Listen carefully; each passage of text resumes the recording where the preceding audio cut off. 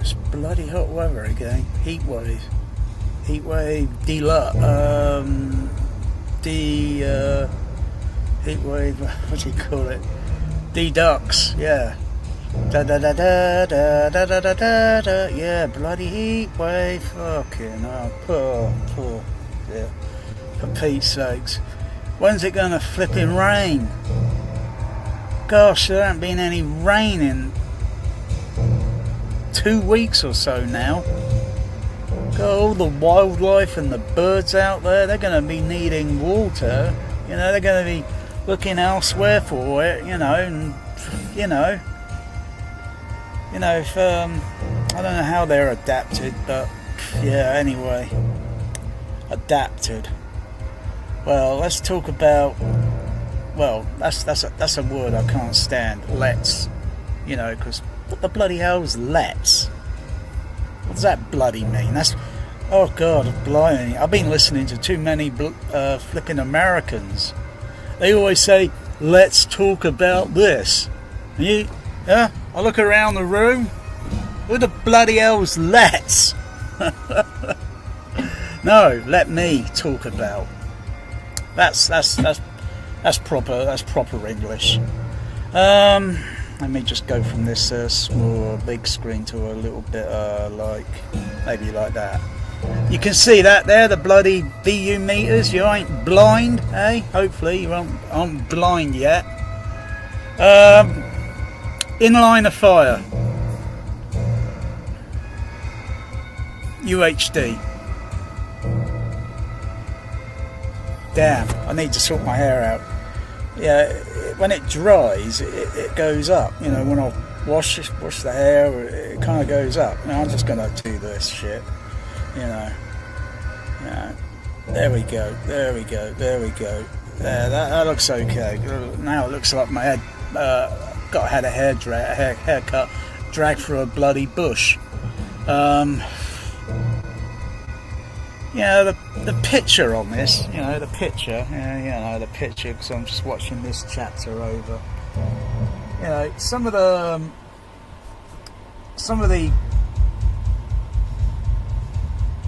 way the music is beating, dum bum bum bum bum bum bum bum bum in the surrounds or such.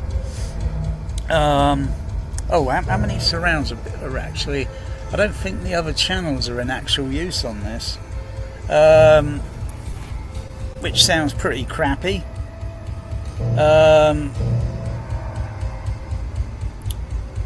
Dolby Atmos, like I said, I've been saying this for years. It is flawed. Let me just put the VU meters up.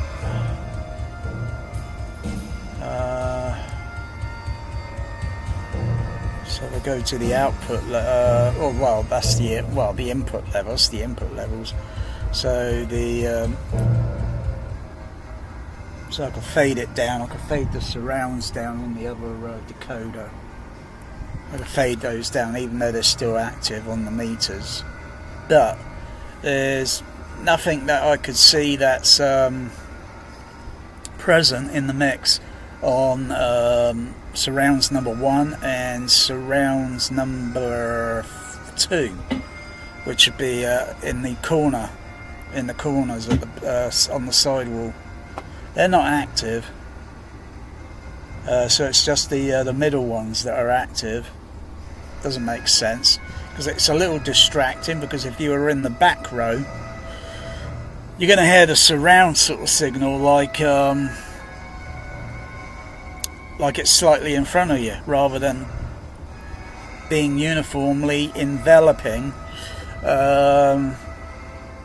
Personally, I think this Atmos is absolute load of garbage. It's an absolute load. Most people are not going to even notice Dolby Atmos properly. What is proper? This ain't proper. This is bloody unprofessional. If this were, I don't know what bloody cheap crappy dub stage they mixed this on, or who mixed it, because it doesn't sound like the work of several people. Sounds like it's done by one person, thinks he knows how to fucking mix. Oh, it shouldn't even be anywhere near a mixing console. Because what I'm listening to is an absolute mess. The LCRC channels are hardly active. And when they are, it's only like the left center is kind of like a little bit weirdly active with something going on in one of the overheads. And that doesn't make sense to me. This, as you know, I've done music technology at college 23 years ago. I didn't care for much for music. I thought sound effects might be my sort of thing. But you know, I know how things are laid down on a mixing console, and then you start to edit the sound into what is in the picture and getting continuity correct, the switching between a scene to scene, and having again the continuity matching the sound continuity, whatever it might be, matching. Otherwise it wouldn't make any sense. But this mix sounds incredibly suspicious and fishy to my ears and my mind. It's like I'm thinking the left center, right center was kind of there, but how was it actually used on this movie when it was presented in SDDS 8 channel back in 1993? Was the inner channels, as they're usually called, the inner channels, were they used for stereo music? Occasional sound effects used as and when in the mix? Because they're not very as and when what I'm listening to here. The left center, right center channels are at the far end of the right hand side on the monitoring input. They're down on this side. But you know, during this action scene in the movie where they, you know, they're all chasing after this character, the Secret Service guys. You know, I would expect to see some artistic use of the inner channels, but they're just like, they're not really there. There's a little bit of something suspicious that doesn't quite make sense. Technically, it doesn't make sense in a sound field. Where is it? It's just played there a bit. Where is it? On the yeah, it's on the top. It's on the top, the LTR, and you got the RTR, but it's on the LTR. And it comes up in a sec where... Oh no, sorry, that's left centre. Sorry, that's left centre. Beg my pardon.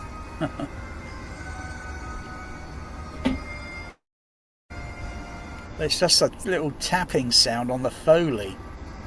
Yeah, it's just a little footstep tapping on the Foley there, but sometimes I see signals going on with the left center and one of the overheads at the front.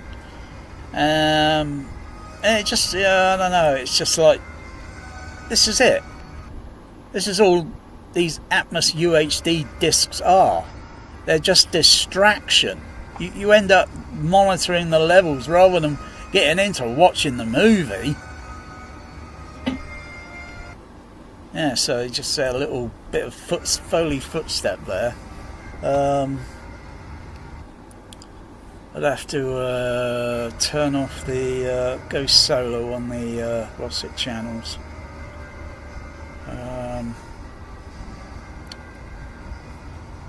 just to turn off the surrounds for the moment. So go solo on there. Oh, come on. Solo on there.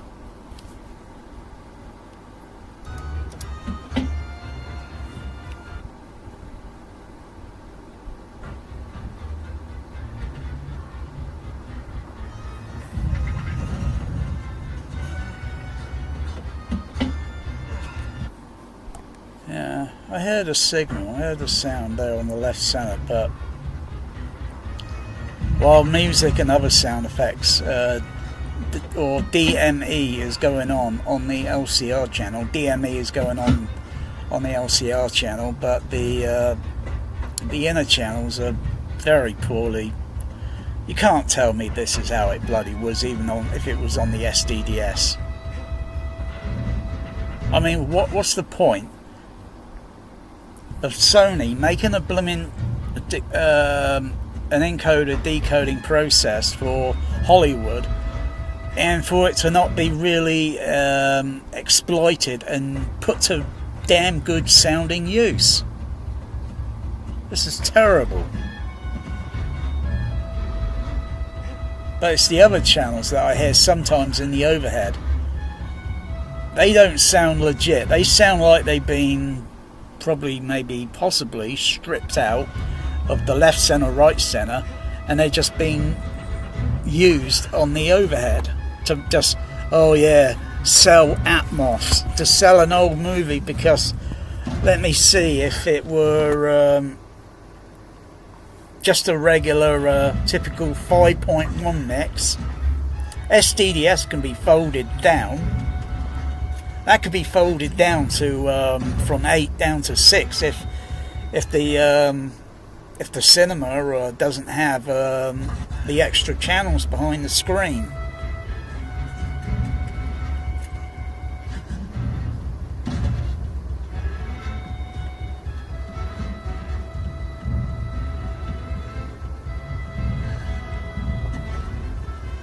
This is just bollocks.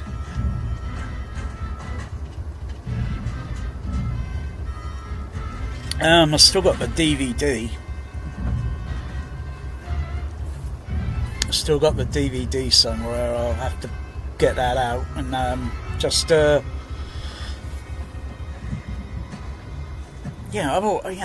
just fade down the other channels on the SDU4s. It's like watching and listening to paint drawing with the inner channels here, but I hardly see anything going on with the right center.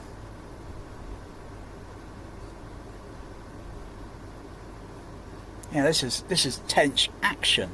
This has got fucking Clint fucking Eastwood in it, and the fucking inner channels are not fucking showcasing the guy, huh? What the fuck's going on here? All you get is a little bit of hyped up pig's lipstick on the bloody picture side, where some people have been saying it looks a little bit over maybe contrast or such, but I haven't noticed quite some scene yet where you see in light photography where if there was a white contrast sort of glaring on a, say, like a windshield of a car, and it looked kind of unphotochemically unnatural. I haven't seen much of that yet. I mean, daylight outdoor scenes, like in this scene in the in the movie where they're chasing this guy around.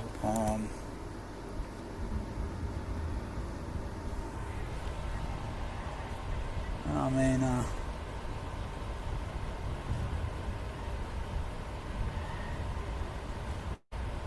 yeah, well, anyway, I might as well put the DVD on. Like, I'll go now.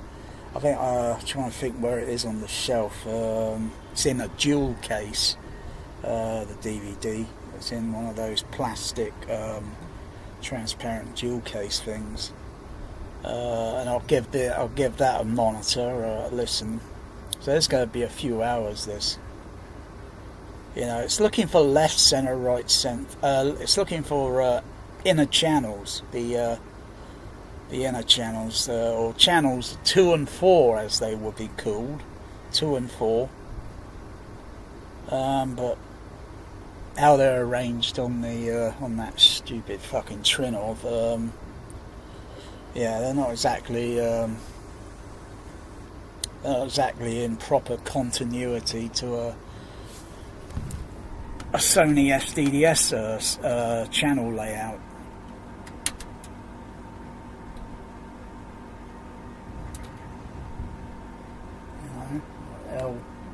LC, C, RC, R, SW, and then the surround channels. That's how it should go. And then you put all the other channels in. Then when you're monitoring in the on these mixes, you can see everything in continuity. Not like the bloody left center, right center, all down here somewhere when it should be up here, or in between the LCR channels. But then, what I'm talking about is most home theatres, USA, some UK home cinemas, you know, got people, you know, just your regular AVR. You can't hear these extra inner channels. You can't hear them. It's not possible. Your decoder costs a bomb, and yet you can't. And yet your decoder can't even do the 5-screen channel. But this trinnov, and whoever bloody did this Atmos mix, fuck you know, they shouldn't be anywhere near a mixing console. If that is how those inner channels sounded by Rick Klein and Kevin O'Connell, who were the sound mixers on this movie, they're usually pretty good. They're usually pretty good mixers, but I don't think they were involved with the Atmos. No. Does that overrated other movie, Hacksaw Ridge, have inner channels? Yeah, I haven't exactly checked that on the Storm processor. Only checked it out once on the Denon, and like I say, the Denon, they say it's a flagship, but it can't do left center, right center channel. You know, so I heard. I can recall hearing some mortars and going over and sounding one mortar when it went over this way or up that way on the overhead. It sounded like the sound or the frequency in the mix sounded like it was just below my shoulder, because it's the way the low frequencies propagate from the speakers. Even if you play a sine wave tone and go through the sine wave tones very carefully, then you'll notice the tone kind of starts to move away from the overhead in some sense, and then shift downward, or maybe shift forward, shift backward, side to side. It depends. It just starts to shift. Overhead speakers, for all this Atmos intense purpose, in my opinion, of decades of listening, I think the Atmos things are mixing the overheads, because they aren't Atmos speakers, they're just a speaker. I think they're just overrated. I think mixers in Burbank, Hollywood and all that are giving overhead speakers a bad name. I actually preferred how it sounded when it was just Dolby Stereo with Tower Park with the experimental. Yeah, it worked, but you know, it's just taking the regular surround on this side and just plucking it up onto the ceiling, where you use less speakers, and then it gives a more uniform sound. Less speakers, yeah. Because when you put speakers in a different, you know, down the sides and all that, and you listen to pink noise very carefully, you can tell then, it's not exactly giving me a uniform, you know. It takes a little doing to set up. It takes a little bit doing. None of this bullshit on that AV bloody channel on YouTube with that bloody Ben Goff and all that bullshit they keep. Why don't they show some practical stuff rather than just talking about it? You know, bloody talking about bloody fucking Dolby Atmos like it only came out a couple of days ago. It's fucking 15 years old technology to me now. 15 fucking years old technology. And it's bloody useless in the way it's been used. Even new mixes sometimes sound a little bit quirky. But I'm onto this. I'm onto what's going onto this, because there's something like, could I divert? Or yes, it's possible, but it's a little fiddly to take the other channels that are sounding maybe like on the overheads. But it's like really listening carefully to make sure they ain't part of the original surround channel. And if so, I could probably take the 6 outputs, blend them into, along with some of those other weird Foley sound effects that I'm hearing in the inner channels, and blend those channels into an audio mixer, and then reroute it so it goes out to the left center, right center channel, because this mix sounds very suspicious and fishy to my ears. And as for other mixes that were done, I think by the same company, Crooked Sony Pictures or Sony or Columbia or whatever the fuck they want to call themselves today. The Dolby Atmos on Glory, well, that sounds like a total fuck up on the on the inner channels, where there's a scene where you got rain, and suddenly the rain is there, and then suddenly it goes away, and then it comes back on again. I've never noticed a rain cloud that moves in such a fucking weird way. Never noticed. And I know that's not how that movie would have been, even if it would have been released, but in its day in 70mm. But SDDS only had about a very small handful of about I think it's 100, or was it 200? I've got a list that I went right through, as well as looking at the list of the official kind of list on the internet. I think it's still there somewhere, where it just lists all the SDDS 8-channel titles from 93 to 2007. Was it Last Action Hero or In Line of Fire were one of the first 2 SDDS 8 movies, and the last SDDS was Surf Up, 2007. SDDS carried on for a few years, but that marked the end of SDDS 8 channel.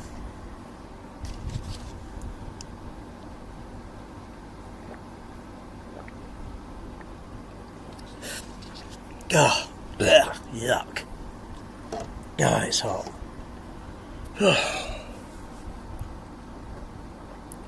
know, bloody night time, it feels like daytime being down on the beach. Bloody ridiculous.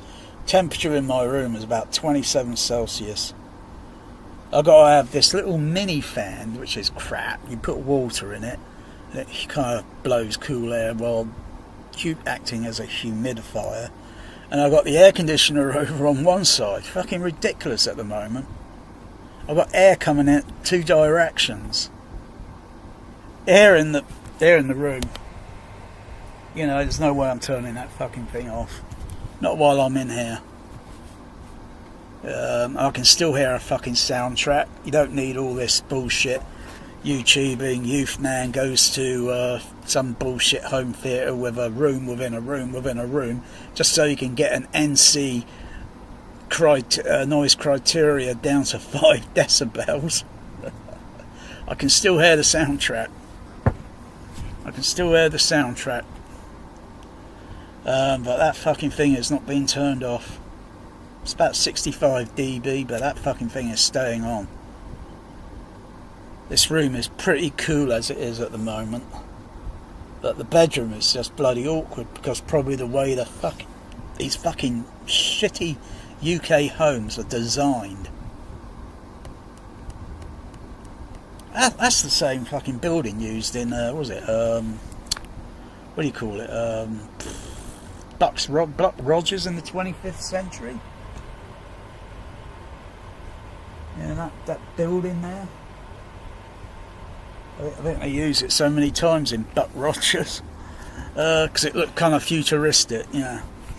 Oh god, fucking hell. What other movies that have got like left center the inner channels? Sometimes a surprise. You don't expect them all the time, but is it a game change? Is it liquid luxury with a trinnov? No, not really. Not really. Not really. I don't need these fucking glasses. They're fucking distraction. Other than my focus is a little bit slightly out because of the fluid in my eyes. It's not my eyes that are actual. It's just fluid behind the eye that just makes it a little fuzzy for us. A little bit closer. Diabetes. Yeah.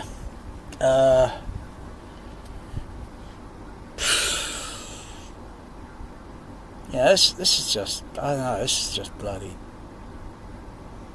this sort of fucking thing with Atmos and UHD discs and that, I think it's gone on too fucking long. It is a fucking waste. But this inner line of fire is, UHD is definitely going into the cat litter. Because to set up what I was talking about by, suddenly there was just a little bit of left centre, right centre there. There was just a little bit of left. Sorry, not left centre, right. Left centre, right centre. Yeah. But why does it only pop up in little parts in the movie? What the fuck? Anyway, I'll wait for it down on the on the right side, down on the screen. It's when a car drives by in a moment, and you get this. Analysts say he's going to close the margin. We'll have to be on that California trip. Now let me back that up and have a listen to the. Let me go. Are they soloed or muted?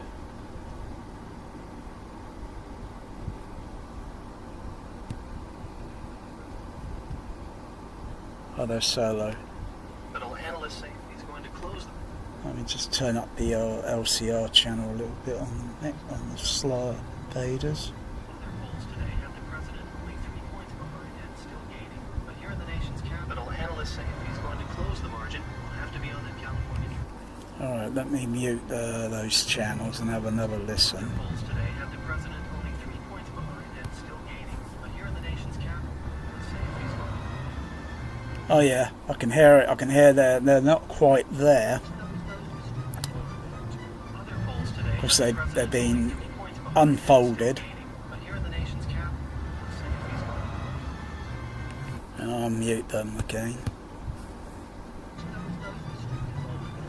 Other polls today have the president only 3 points behind and still gaining. But here in the nation's capital, analysts say if he's going to close the margin, we'll have to be on that California. But I don't know.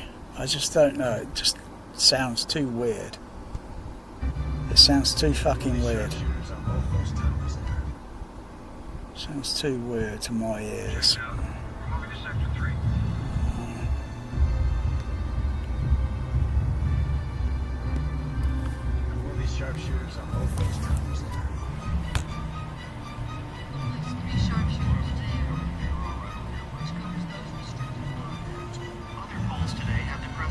It's used when the car drives, but it's only used for a couple of seconds. Well,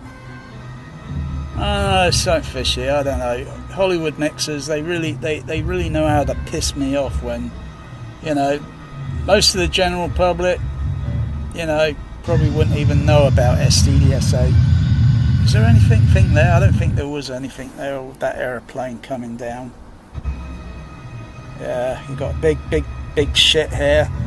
Aeroplanes and shit. Nah, no fucking left center, right center.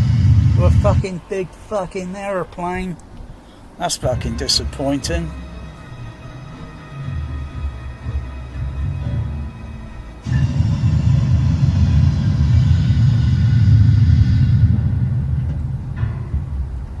I tried to use the Matrix Vive screen, but you can't use it while it's still decoding Dolby True 7.1 or Atmos. You can't use the DTS Neural X and go into it, activate it.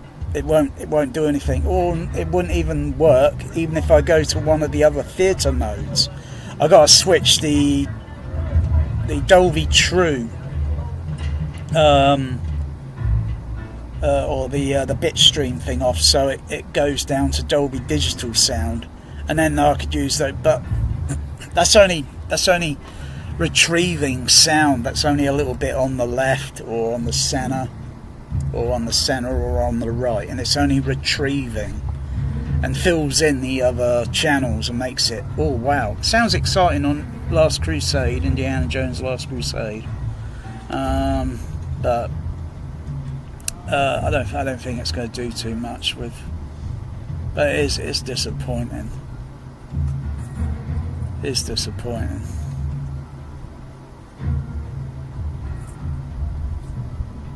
I mean, I'm playing this, winding it back, playing it, winding it back, and playing it. I've had it in the player for just about 2 hours.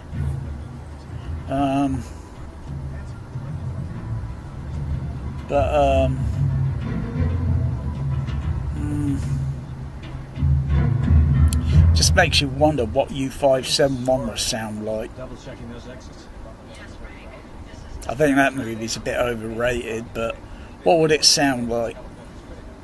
Didn't exactly, you know, was it Sony Pictures or got that release, or was it another studio that released it?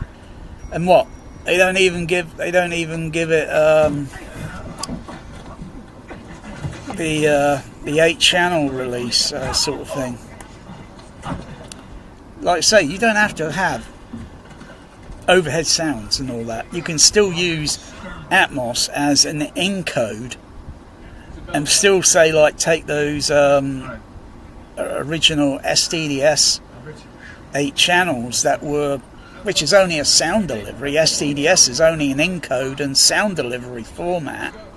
You could still take those channels, encode them onto Dolby Atmos or Dolby True Atmos. Don't do any Atmos mixing on it, because it'll only be a bloody sounding mess. But only a few home cinemas could actually decode those left center, right center channels. You got to have either a trinnov, a Storm Audio, or a JBL synthesis, or a CP850 or a CP950 in the home. Regular other processor AVRs won't decode those channels, which doesn't make sense. Doesn't make sense. Should be mandatory. One thing I don't understand is Yeah. That's what this guy just said in the movie. And to meet the president, Mr. Riggs. I wouldn't presume to bore you on this. I don't blame you. One thing I don't understand. Yeah, one thing I don't understand is high tech. High tech. Yeah. Microspan Corporation, all about it. I just came to meet the president, Mr. Riggs. I wouldn't presume to bore you with my business. I don't blame you. One thing I don't understand is high tech. High tech. Corporation all about it. I just came to meet the president, Mr. Riggs. I wouldn't presume to bore you with my business. I don't blame you. One thing I don't understand is high tech. I can't wait to introduce you to him. Look at this beautiful view, would you? I just can't stand high tech anymore. High tech audio. I mean, it is just a bore to my. It's a bore to when I read it. It's a bore to my ears. It's a bore to my mind. Might as well just listen to the real thing itself, you know. It's unedited. It's not being molested with equalization or any of this crossover shit. It is just how it is.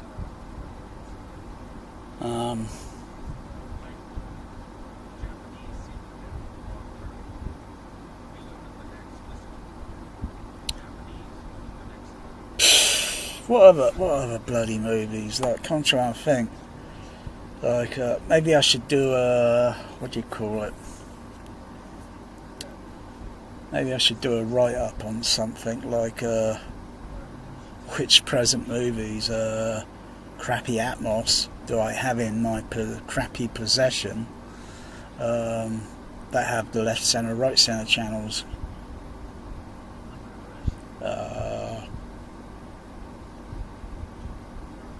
But, God dear.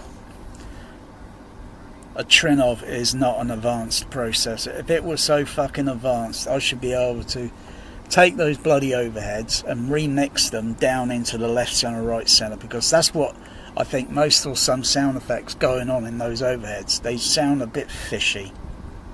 They sound like they come from the left center, right center, and whoever's bloody tampered with this mix has fucked around with it, or maybe they were part of the surround channel.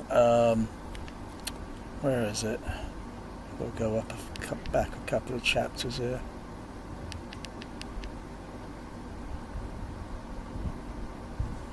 Chapter 12.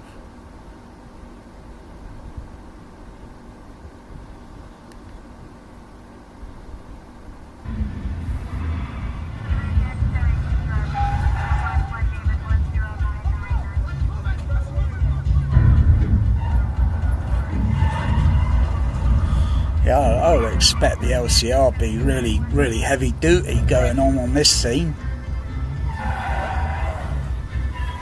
I mean, you know, everybody likes this movie, don't they? It's got Clint fucking Eastwood in it.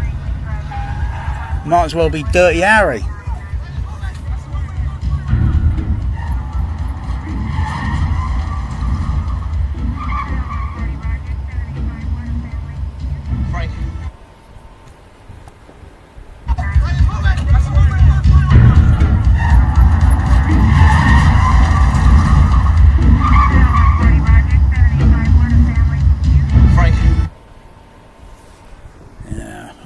I like dialogue like that.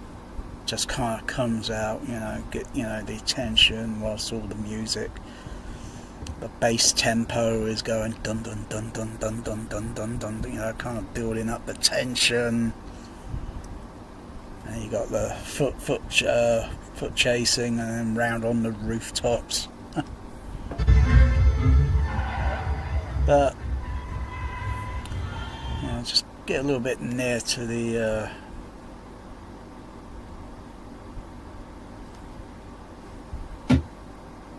weird footstep there on the left center.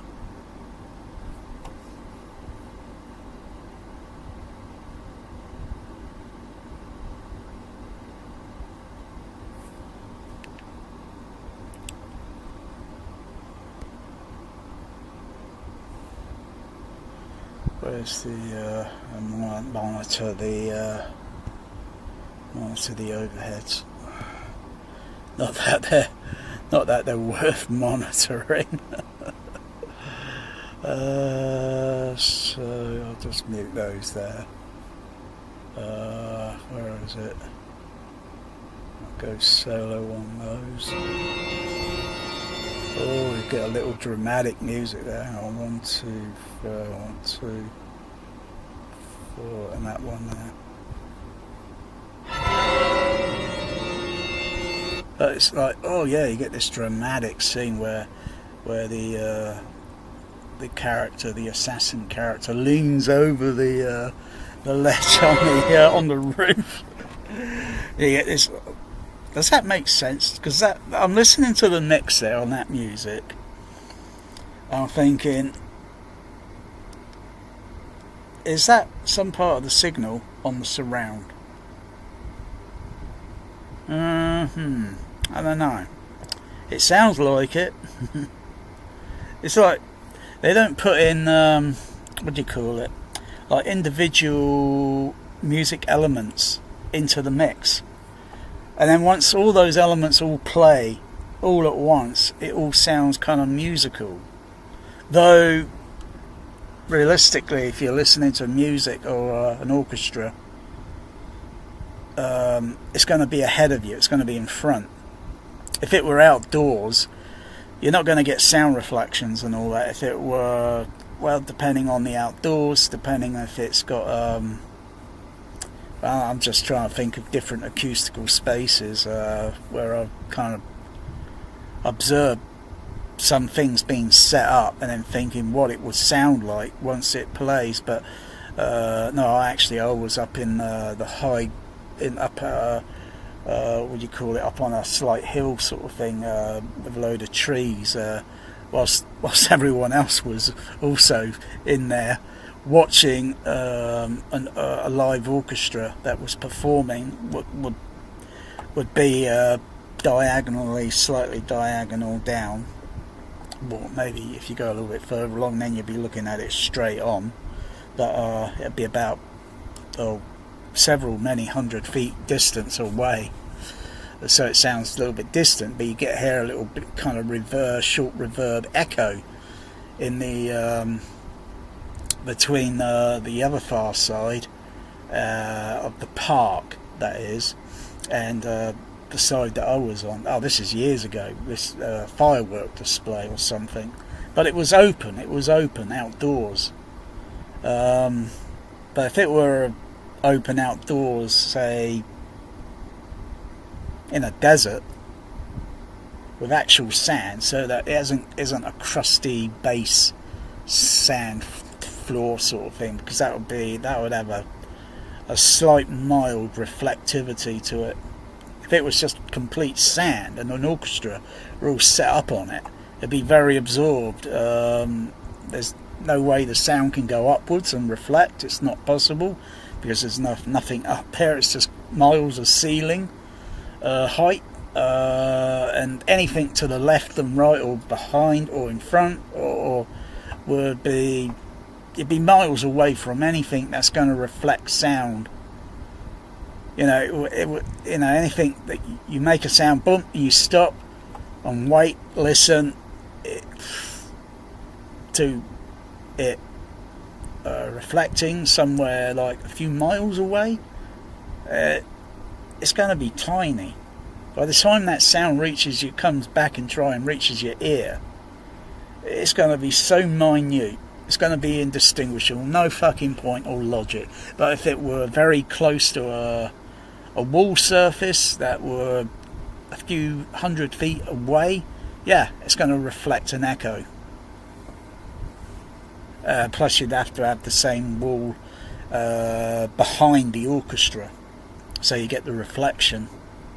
Otherwise it'll reflect and then just boom, it'll just carry on going past the orchestra. But no, in a dry openness, the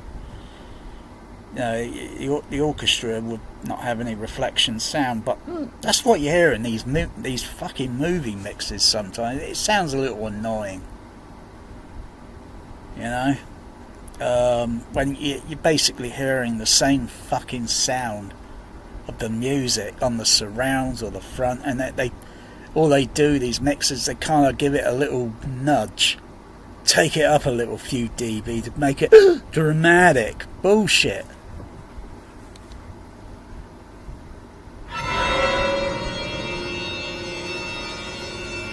What the fuck?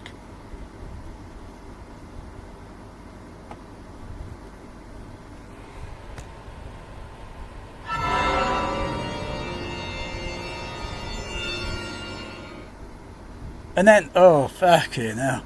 And then it suddenly pulls down quick on the, either on the slider or boom, they hit the mute button.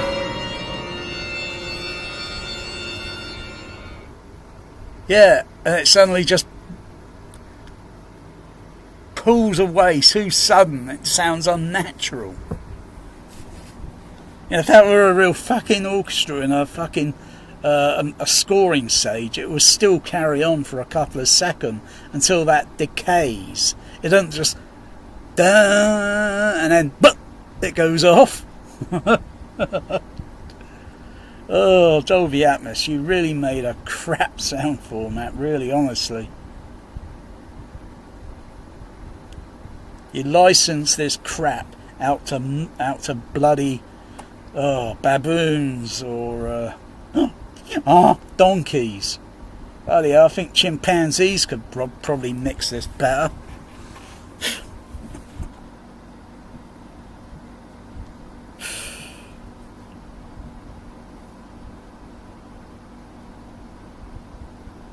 And you know, they're up on the bloody roof. There's no like wind ambient sort of breeze or such. You know, that sounds kind of psychoacoustically realistic.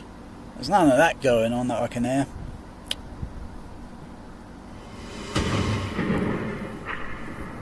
And you get that kind of echoey sound with where the two that have a standoff with a bang, bang, bang, bang, bang.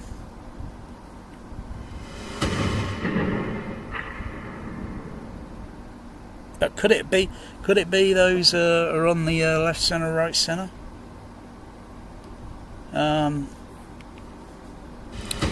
Let's just have another listen to it. The way the sound is on the rear overhead. Pointless. Sound like that in reality wouldn't just appear, like, you know, it just wouldn't.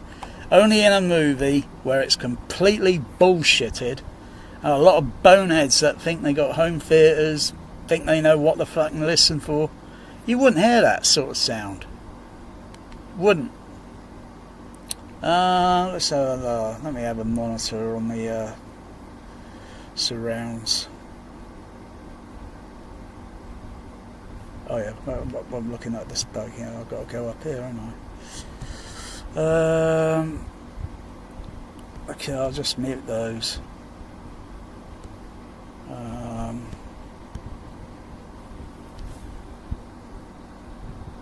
Turn up the middle surrounds. They are, you know, turn them on.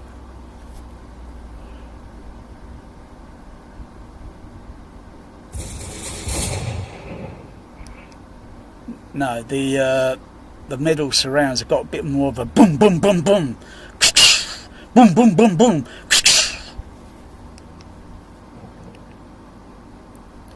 Whether still, let me see the timing. Have another look.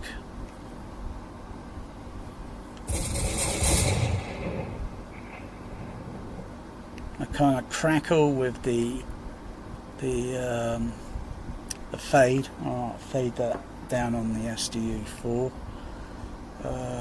Go back over to the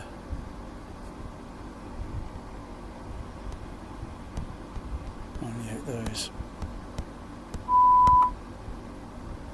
Unmute those.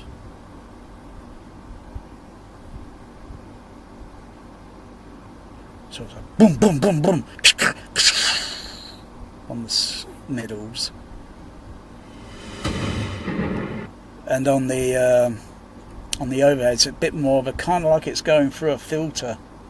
Sounds like it's going through some sort of filter, where it's a matrix, where it's taking or removing some of the bass in the low frequency in the bass of the signal, and it just has this kind of ambient-ish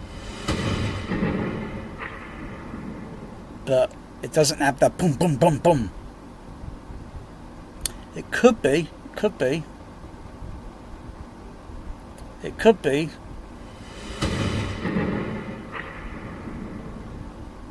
Could be that, you know, it's possible.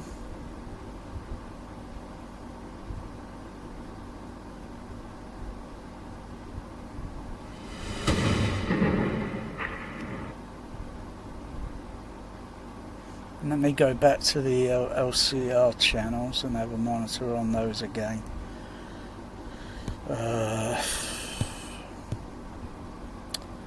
Okay, I don't have to mute all these overheads, but you know, I just mute them for the moment.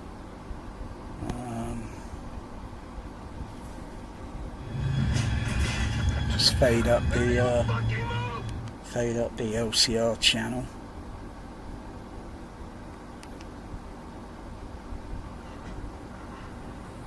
Frank, I got it. Yeah, the boom, boom, boom, boom, boom on the gun. And if I go play that back again and have another monitor listen. Frank, I got it. It's boom, boom, boom, very punchy. If I go back to the one of the overheads, which is only the ones that are behind me. Well, they're not behind me, they're up on the bloody ceiling, aren't they? So I don't know why I'm muting it. It's like sometimes the one of the 6 or what are active, but they sound fishy. They sound very fishy. Okay, just turn down those LCR.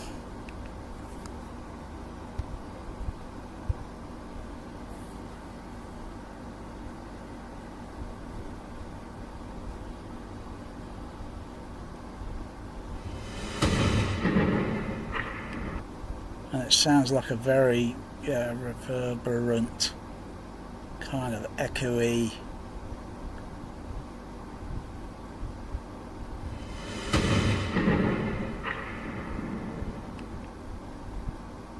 But it's stereo.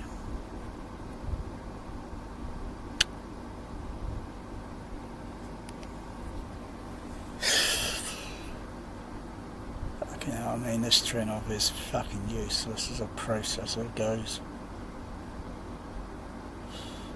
The fucking deal it will take. The deal it would take to fucking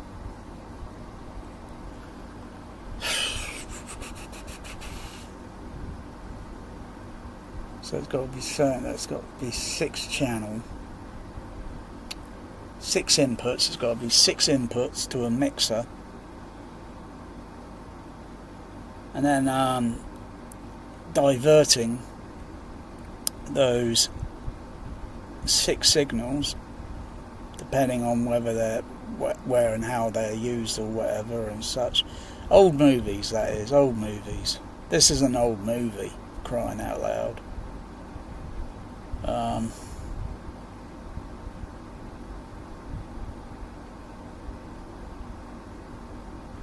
If this sort of thing was presented in cinemas on that crappy DCI crap, yeah, you might as well start fucking yelling at the fucking cinema and saying, I ain't gonna fucking see this shit. Either show the fucking original SDDS 8 channel, or I'm not fucking coming to your cinema, period, ever again. Yeah, I'd have to strip those channels out, feed them into a mixer, the 6 line inputs, and then take the outputs, which will only be 2 channels, and then blend those back into left center, right center. That's if that's where I think they should be. But yeah, it's like yeah, it's like revamping the fucking rack. completely bloody revamping it.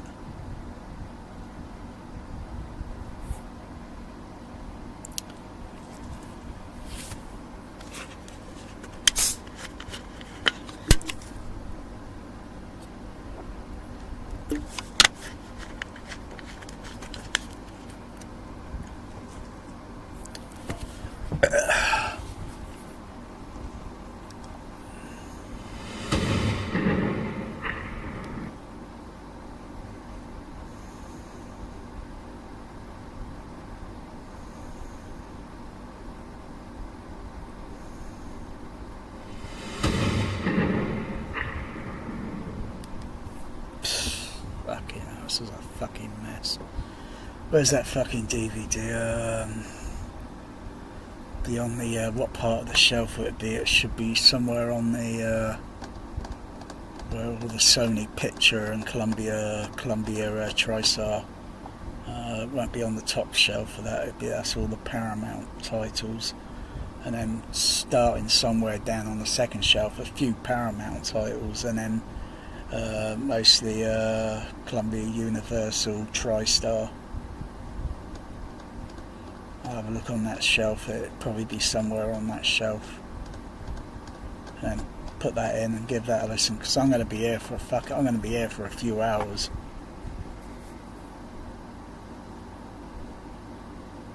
But no thanks to fucking Hollywood Burbank sound mixers or whoever the fuck it is. Yeah, you just caused me a fucking afternoon of fucking distraction, and it's a fucking heat wave, and that makes it even double worse.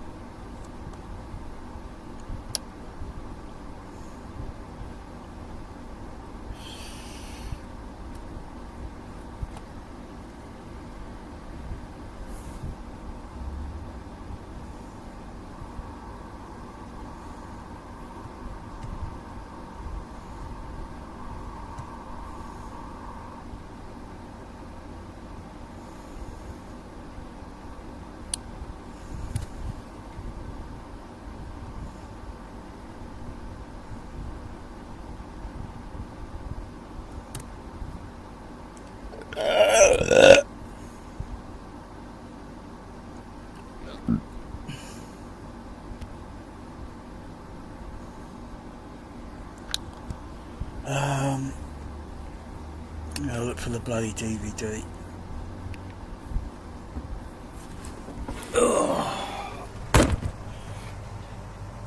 Whew.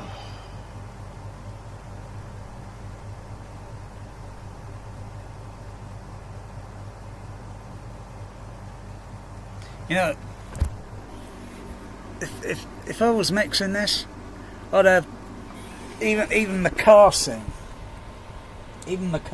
on the interior, where, you know, you got all the other cars pulling up. I'd even have the interior of the car.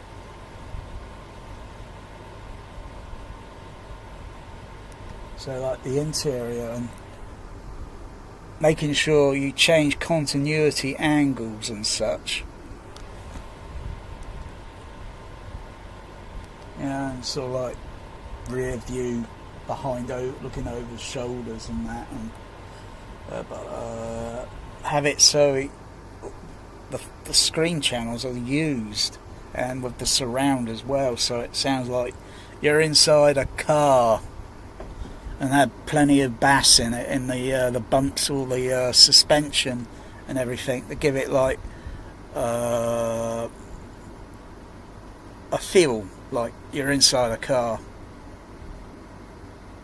rather than just a typical cliche Hollywood, like it sounds like a car but it hasn't got much bass level and so you feel suspension bouncing around and such, with the front left right or rear left right of the wheels as they're going across the road surface.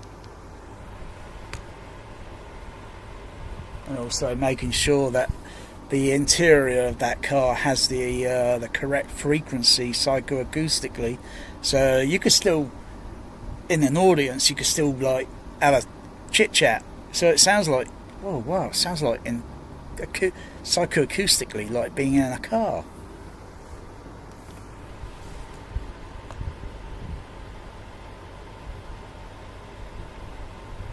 You know, they do some things here, like, you know, you can hear, but it just hasn't got enough detail for the many few seconds. Oh, hang on, there's something else I just noticed.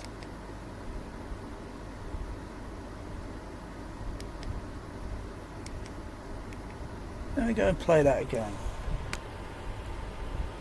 Probably can't see it because the where the camera is positioned, but I should be able to see the light reflecting onto the windshield.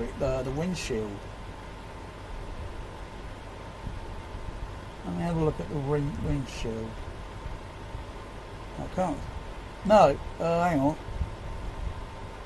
No, they got a what's it, but it only faces one direct. Yes, yeah, so you won't get. Yeah, but is it on? I think they got a little flashlight. You know, like a police flashlight or strobe thing, you know, with the blue and white colour. It's on the dashboard of the vehicle. But I can't see the light reflecting on the windshield. I can't see the light reflecting on the windshield.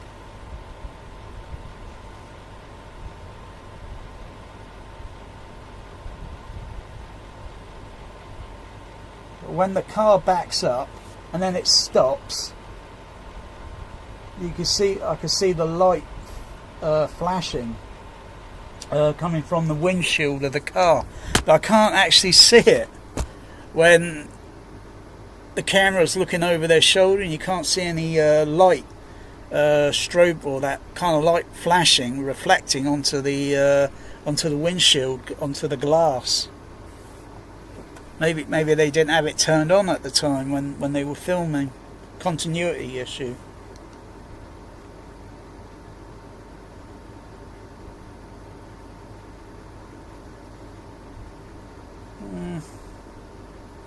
Yeah, the picture image there looks a little bit weird. Where they're running down the alleyway, and all the trees that you see in the background and the sky. Or whatever, it looks a little bit weird. It looks a little bit crap. Let's go to that stupid what do you call it, HDR. Turn down the level.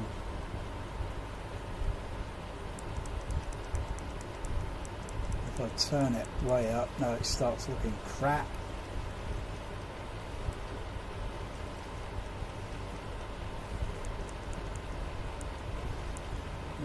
Turn it down a bit.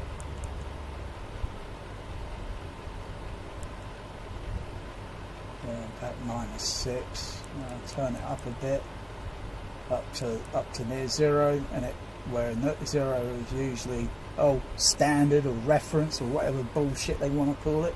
It looks crap. Turn it down -7. Come out of that, go to brightness.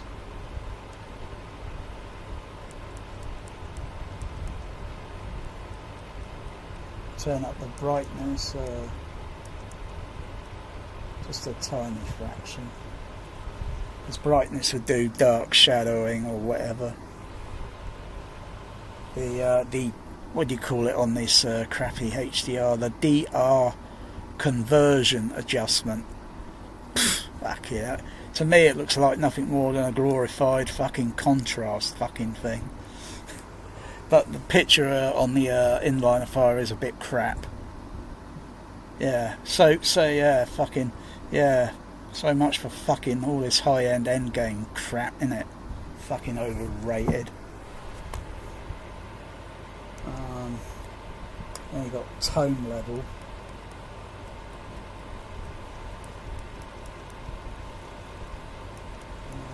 It's a bit tricky that.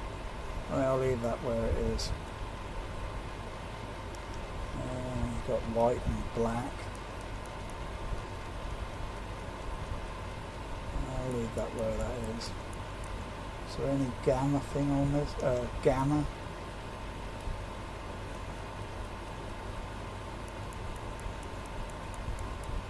No, don't turn that gamma up because it's making the background there with that tree and that sky or whatever look like bloody, oh dear, what the fuck, fucking terrible. God's sakes. Whoever fucking did the picture transfer on this needs to go to Specsavers. Fucking hell, these fucking transfers are awful. I'll have to I'm going to look for the fucking DVD. Probably I won't see much of a train wreck on that, but pretty much some of those sound effects that I heard where they have that little standoff on the roof, bang bang bang bang, kind of sounds on the overhead, but it sounds fishy, and it's boom boom boom boom boom on the stage channel, and a little bit of kind of boom boom boom boom on the surround. But the surrounds, the whole fucking mix on this Dolby Atmos. 2 thumbs down. Don't listen to people like bloody Shane Lee or all these other bullshitters on YouTube. They haven't got a fucking clue what they're fucking listening to. They're just bullshitters. Trying to sell you a crap movie, an old movie that you don't necessarily need. I would personally avoid inline of fire on UHD like the Black Plague. I'll look for that fucking motherfucking DVD.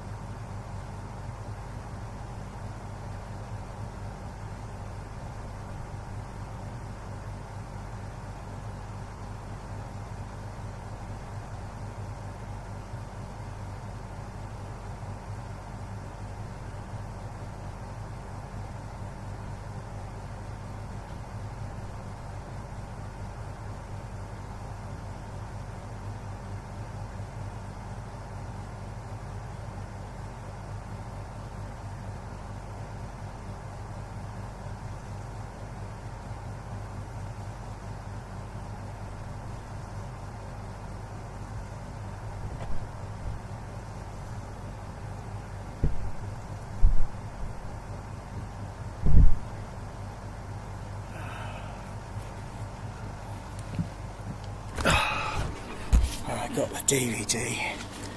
I'll be to it in a few moments.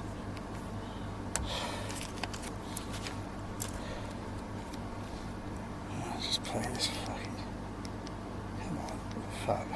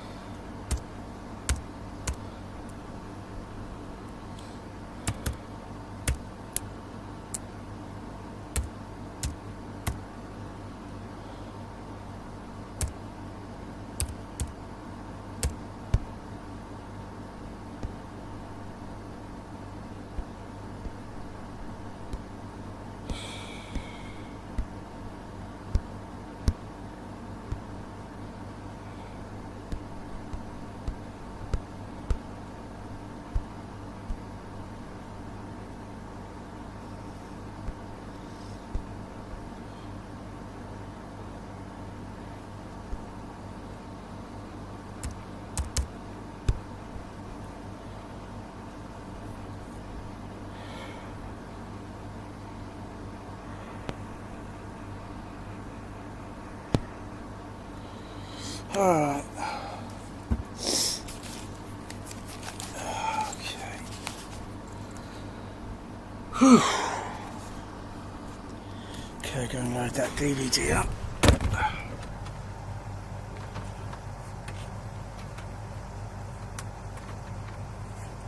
The jewel case. Oh yeah, it must be a jewel of the Nile. And the crappy UHD. Yes, the crap that Shane Lee, he promotes. He even promotes his crappy kaleidoscope. Yeah, got the good old DVD. You can always rely on it. To a point.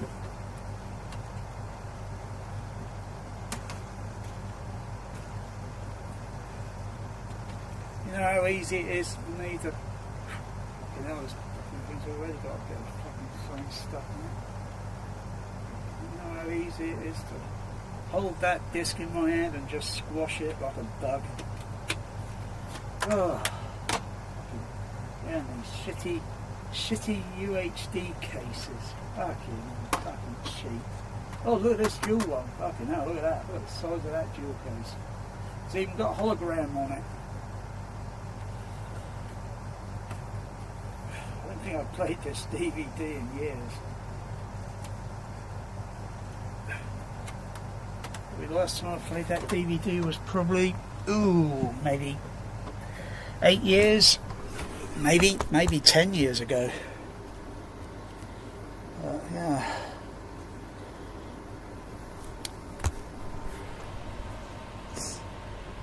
Oh yeah, I've got to switch the sound format. It's got a menu on it. Look at that menu. Oh yeah. It's got DVD trailer. What do you call it? So I've got to change the change the sound format. Let's see.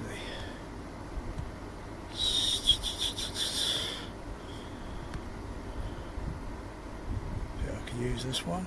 Can I use that one? Or I could use the... No, let me go to this one. Let me go to... Yeah. Alright, I could generate some, what's it on there? Let me have a look at the outputs. Yeah, that's okay.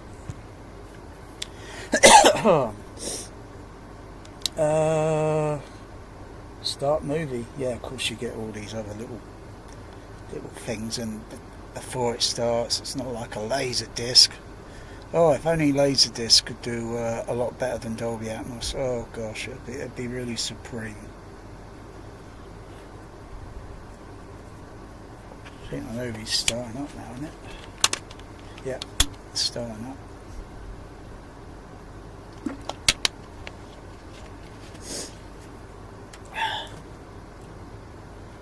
Let me check the outputs or inputs. Everything looks okay there. Let me check the outputs. It looks okay, but I'm not seeing any sound level on the meters.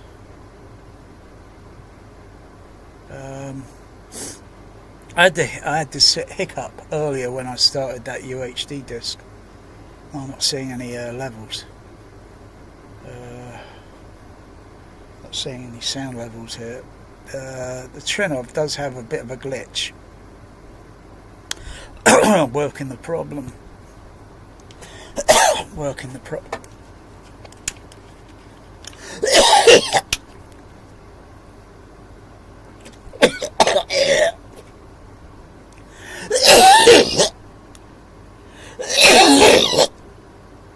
Oh. Look.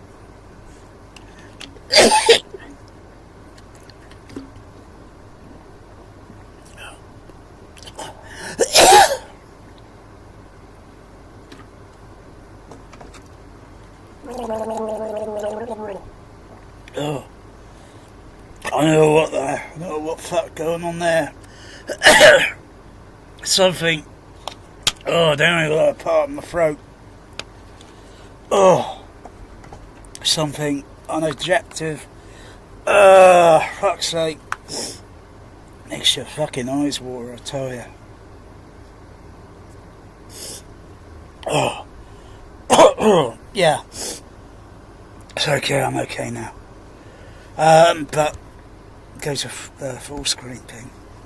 But the trinnov does have shit issues, so I've got to turn it off and start it up again. Because for some reason it can't see the Dolby Digital signal.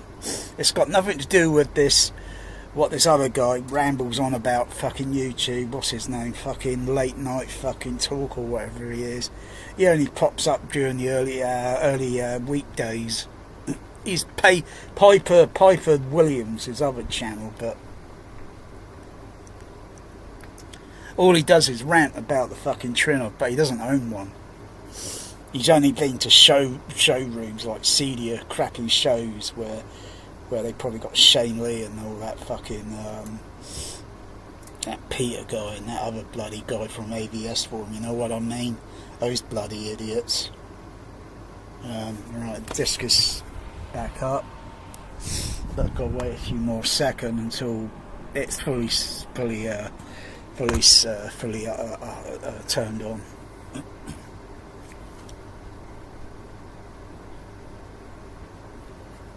Should be on the what's it screen now. It should be the remote on. Let me just refresh it. It takes about 60 seconds to start up.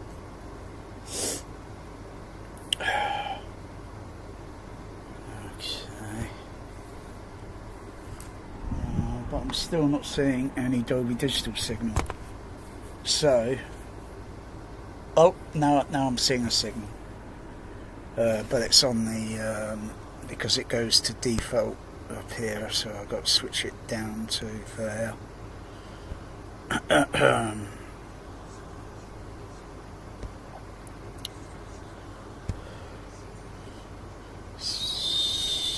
Meters. There we go. Turn the faders up. Yeah, the picture quality looks okay on the. Let me go back to that bit where you see the outdoor scene. I just want to look at that. So, Pop, show me what it is. Oh, it's got the guy from Zigzag Saws. And, yeah, he's yeah.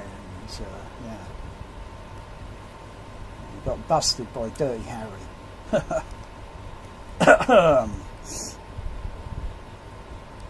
Yeah, I'm gonna look at that bit with the.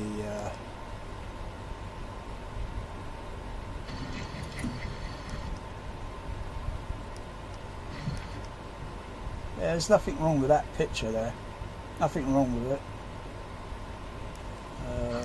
You see the horizon and the colour, the sand on the beach. It looks more like sand, whereas on the UHD it looked like something from another fucking planet. I never known of fucking sand to look that fucking colour before.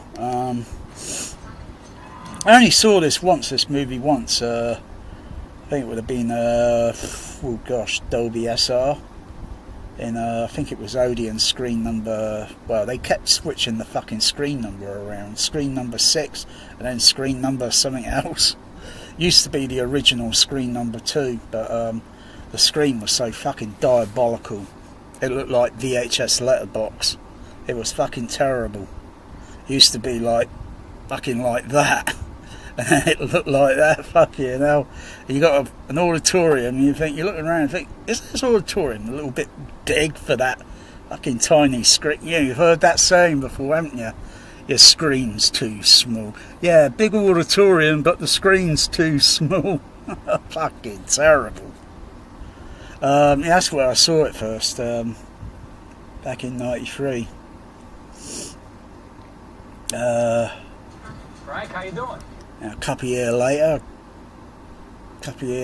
got my first Pioneer Laserdisc, CLD 1750, and started building up a very small NTSC to PAL Laserdisc collection, and one of them was in Line of Fire. But the picture colour transfer on the PAL Laserdisc looked a little queer. See you again? I'm sure it would probably look a little bit better on NTSC. Could you go downstairs and help out Jimmy and Raoul? Right, let me go and find that scene where they're on the rooftops. Oh, how many Came and he left odd hours. What's really weird is that the other tenants noticed him, they passed him on the stairs, but never really saw him. I mean, depending on who you talk to, he was between 5'8" and 6'2", between 160... Let me try chapter 12. This leader is one of our most effective contractors. Times of political clemency. It's a different chapter. It's chapter 12 on the UHD, but it's chapter 13 on the DVD. And of course, it's got PAL speed up 4%. So I'd have to put up with the tempo speed on the music here. It's going a little faster, but it's going a bit slower on the.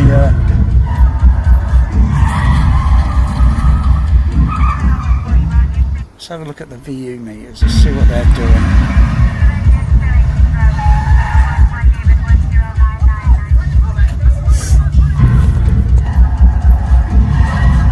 Yeah, they look pretty respectable in the dB range. Frank. And actually, that little bit there where he says Frank sounded a little bit clearer than the Dolby Atmos.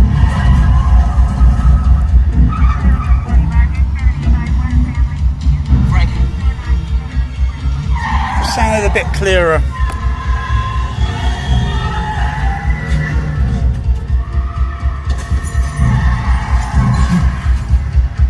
Of course, all my surrounds are used, just as it would be back in the theatrical day.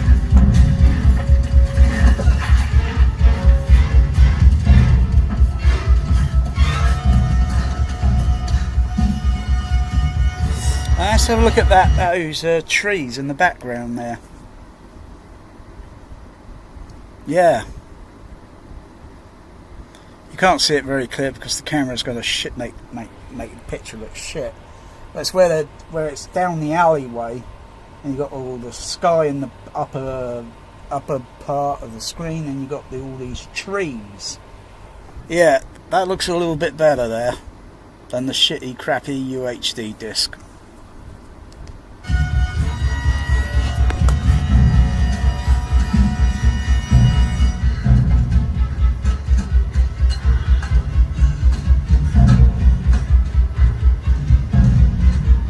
I'm always watching. I'm always watching, you know. Oh yeah, you got the those footstep sounds. So they'll be, they're going to be on the left channel. Maybe a bit of centre. Might be a half centre signal.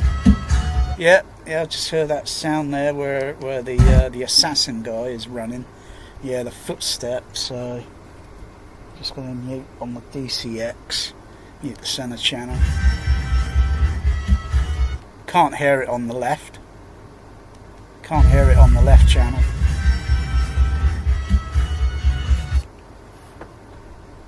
Like a big doof, doof. It is.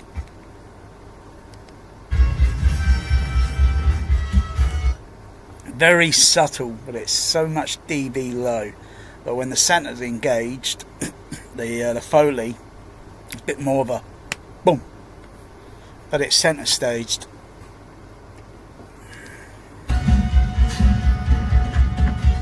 Same again with Clint Eastwood or the Foley artist.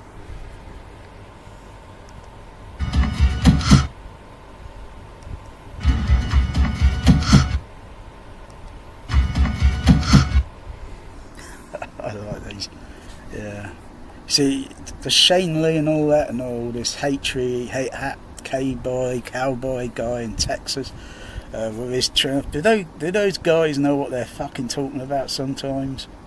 They just keep saying nuances and detail and nuances. I don't think they have a clue what they're talking about. Do they ever read or watch the end credits on movies? Sound editor, Foley, grip, electric, Wrangler. Bloody hell, do they ever read?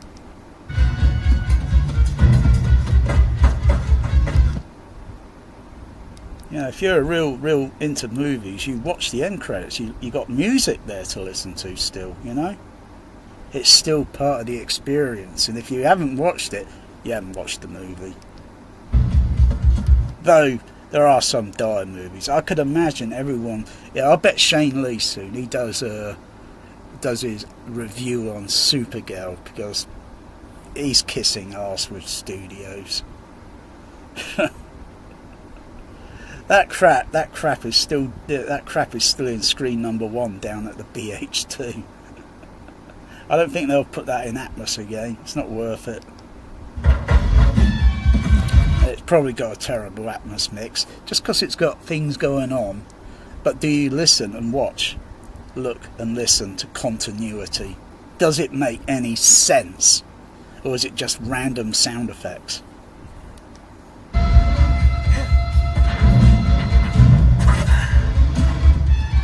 I could engage the Matrix 5 screen if I want to on this.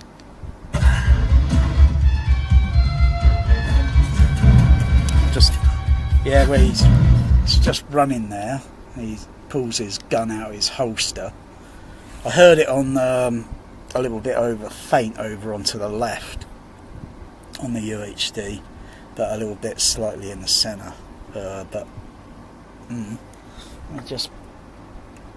So I'll mute the centre on the DCX. I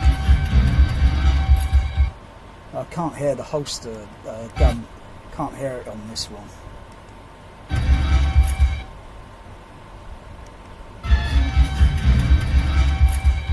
Now I'll have another listen. Another angle. I'm just going to make double sure that I'm not getting any music frequency masking, so I'll just mute the stage right.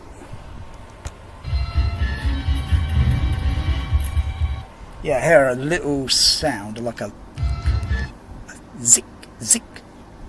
So I'll mute that side, yeah, mute the right. Just have another listen just to make sure it's not a phantom sound.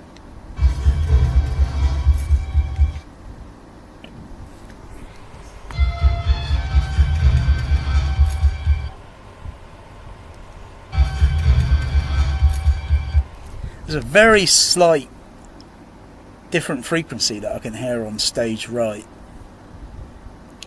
So, you know, even though stage right is way over there, the character that's starting to run on the rooftop is way over this side. Well, if it on the projection screen, it'd be way over this side. You know, usually when you're mixing and that, you mix to where the characters are positioned and you put the sound effects in.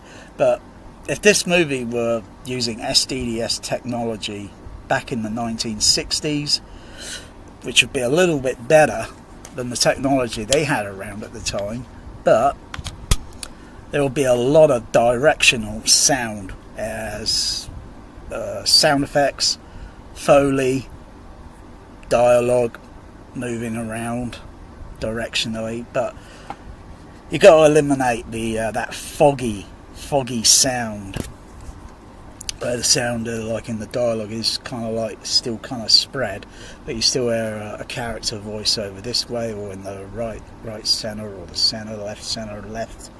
You know, you still get that, but you still got this other foggy like sound.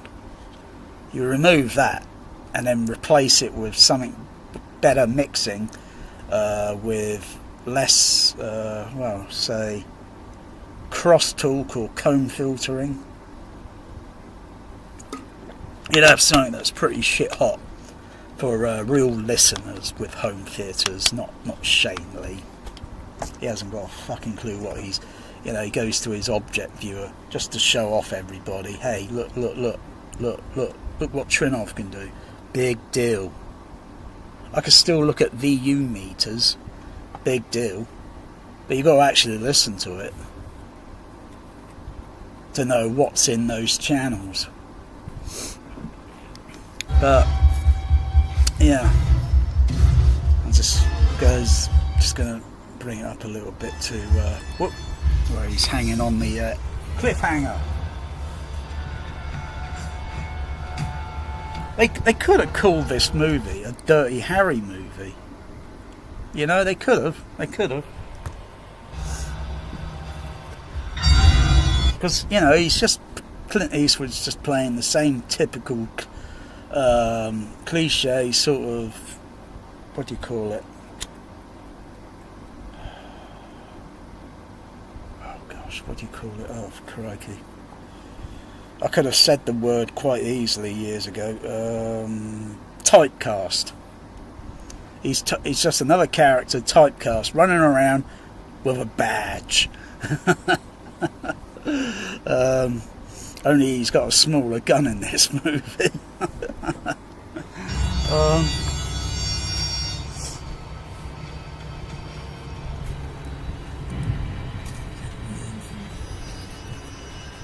Oh, let me just check. I've got the what's it turned on now, I think. Let me just go check the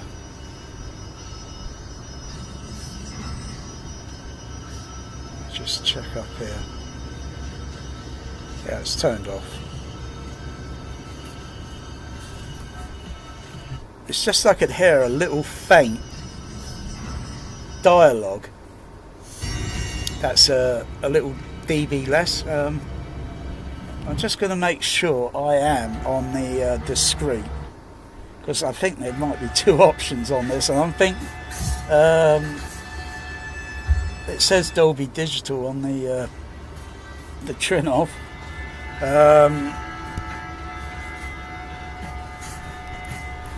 Oh yeah, I'm on the 2.0. Oh, now I'm on the discrete channel. Yeah, that's a bummer with, what do you call it? I've got to go and listen to this scene again. Fuck's sakes. I've got to listen to this again now. Because the trouble with some of the DVDs or something, they usually put the 2.0 at default, which is track number 1, the Dolby Digital on track number 2, rather than putting it like the 5.1 mandatory in the first position and then the other channel in the second position. That's better now. It's a little bit better. Because I thought something sounded fishy. Why am I hearing a bit of dialogue slightly on the left and right channel? Only it was very muffled. Very filtered, very muffled.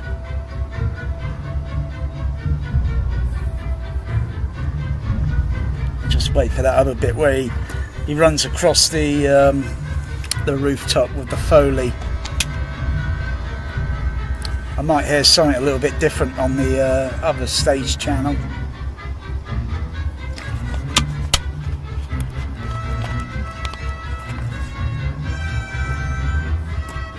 No, still centre stage. It's still centre stage with that Foley. As they're running across the rooftop. So I've got the centre channel muted, but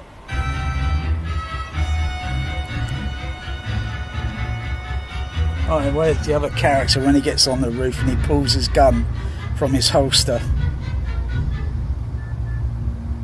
I might hear a different frequency in the mix. Might be a little bit highlighted.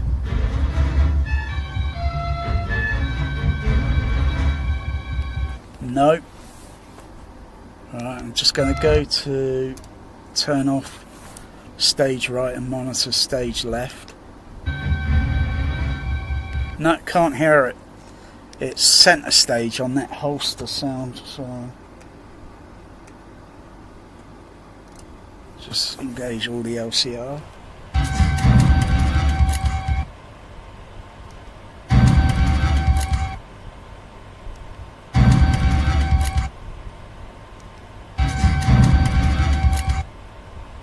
So yeah, centre stage, but on the on the Atmos remix, a little fainter, very faint over on stage left, and a tiny little bit in the centre,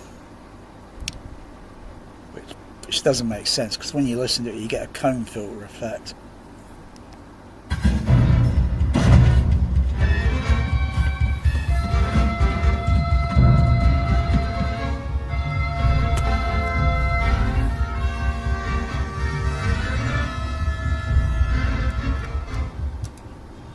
Let's listen to what those surrounds are doing. Have I got them up? Have I got those up?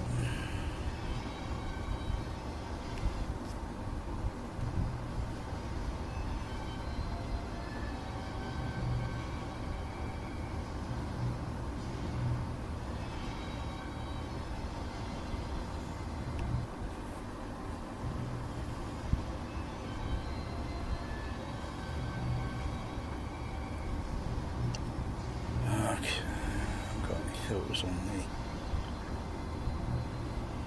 the little bit.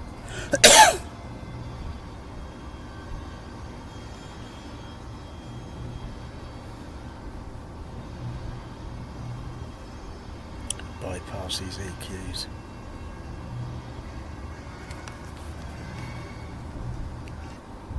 I'll bypass those.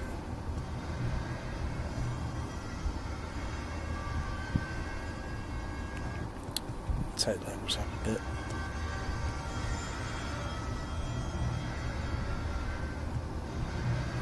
They're a little bit faint level down on the surrounds. They're a bit the LCR are a little bit up. Some of the sound effects, I think, when they come in a moment, if they are sounding different to what I heard on the that crappy UHD format.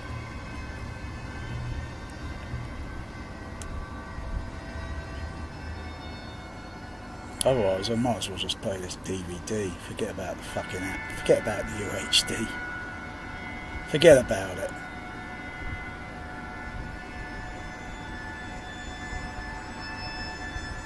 Yeah, that bit there, that looks kind of naturalish. The sky level where the camera's looking upward, where he's hanging on the roof, and the camera's looking upward towards the sky. Yeah, the blue colour, that blue turquoise atmosphere, and some of the cloud level there, the ceiling cloud, low level cloud level there as such, or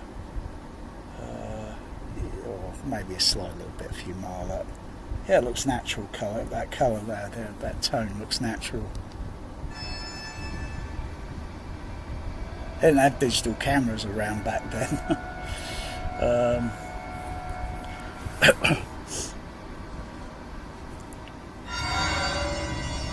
Yeah, that music where he looks over, it's kind of a ding on the surrounds rather than on the UHD. It's on the bloody top overhead, on the top rear overhead. It sounds a little bit weird, bit fake.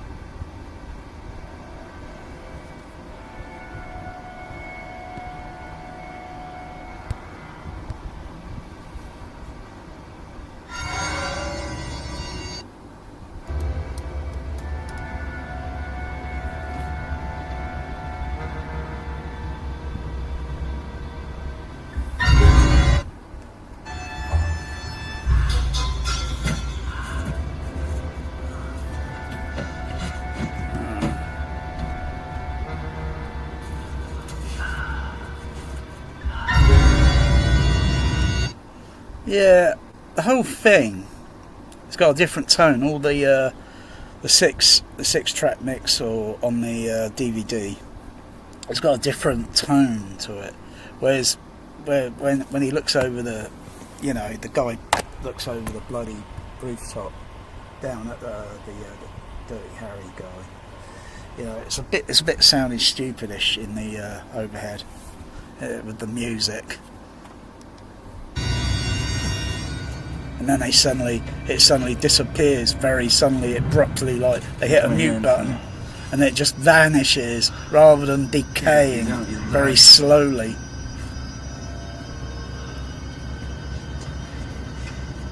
Take it.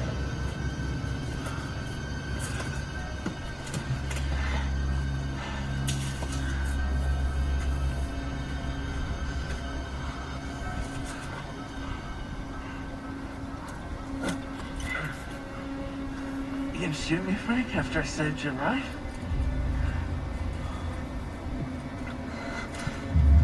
Shit. The only way to save the president is to shoot me. Are you willing to do that, to trade your life for his? Or is life too precious?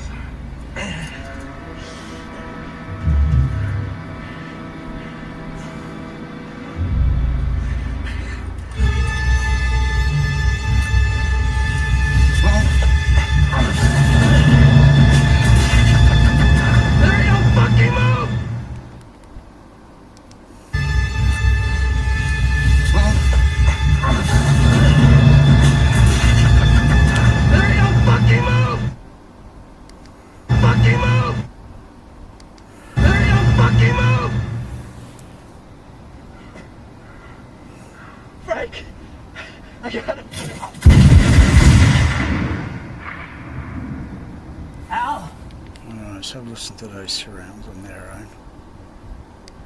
I got him.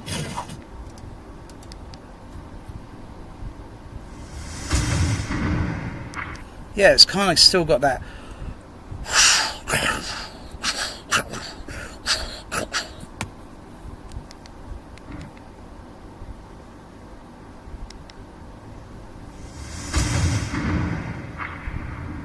So it's kind of a very kind of filtered in the mix, like with the gunfire and kind of.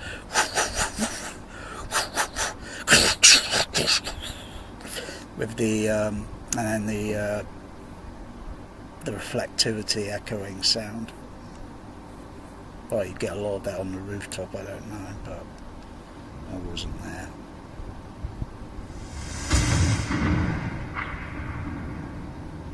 Yeah, it sounds like some of that. They take some of that, stuffed it on the overhead, and the other sound that was on the surround channel on the middle was a bit more bum bum bum bum bum. Which, I don't know, it doesn't make sense, does it?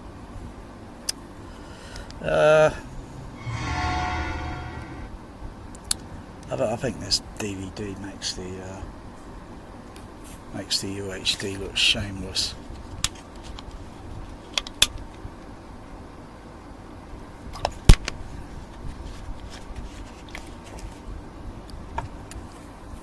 But yeah, I think the left center, right center on the oh yeah, there's that other scene where the car's driving and you get that dialogue sound where it's pretty fucking pointless. I mean, fucking hell, you got to have fucking golden ears to fucking hear that.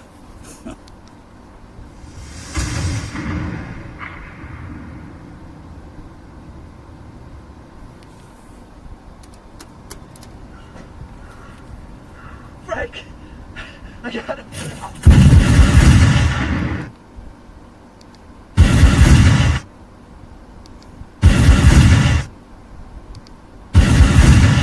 You can do quick replay on a Panasonic, but you got to have the reflexes. It's all in the wrist. Larry, don't fucking move! Frank, I got him. Al! Al!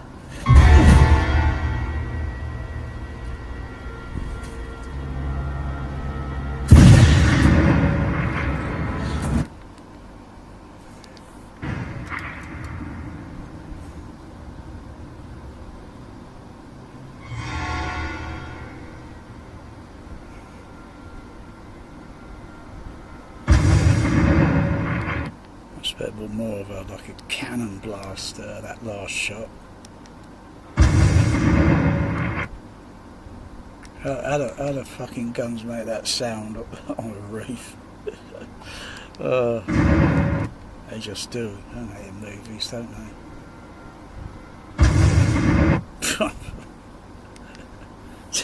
He's got what? He's got something attached to that gun, makes a cannon blast.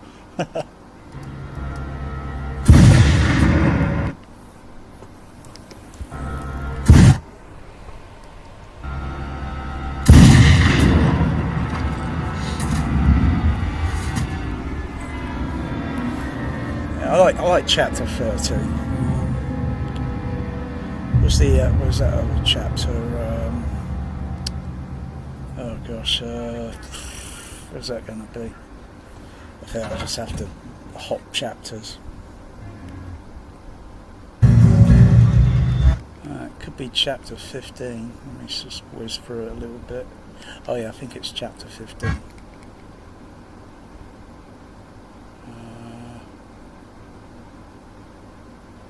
for that. Oh yeah, so I'll never listen to this. But here in the nation's capital, analysts say he's going to close the margin. Let me mute the center channel.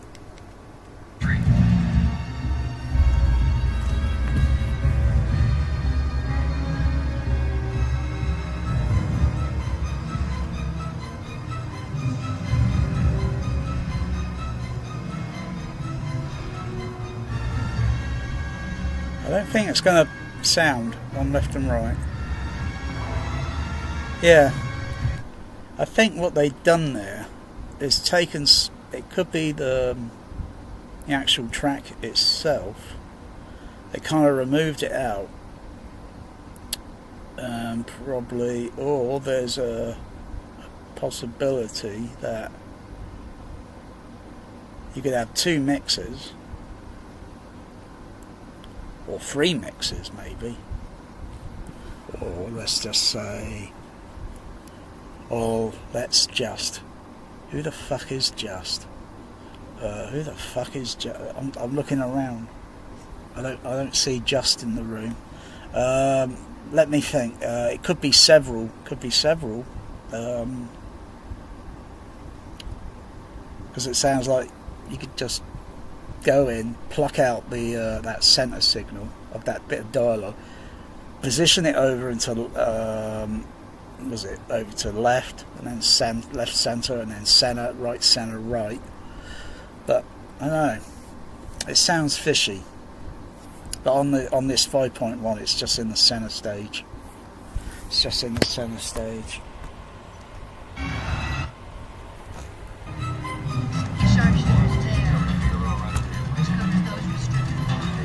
Other polls today have the president only 3 points behind and still gaining. But here in the nation's capital, analysts say if he's going to close the margin, he'll have to be on that California.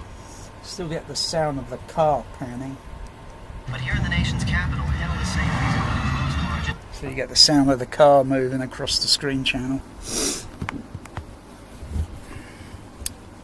Yeah.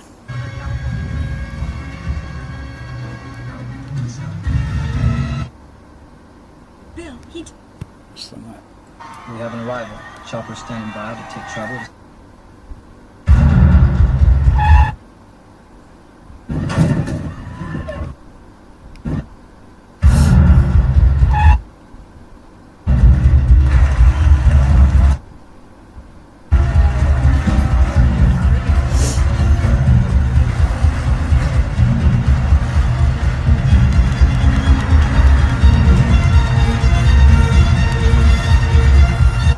Wow.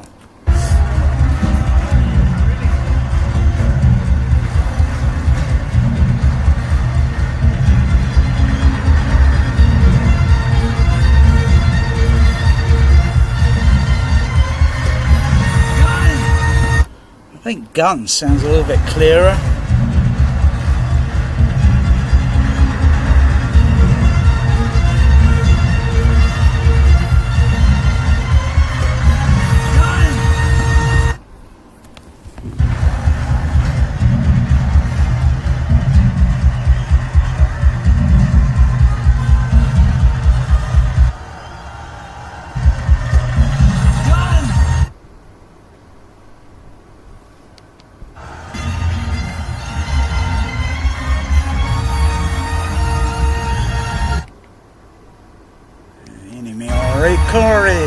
Ennio Morricone.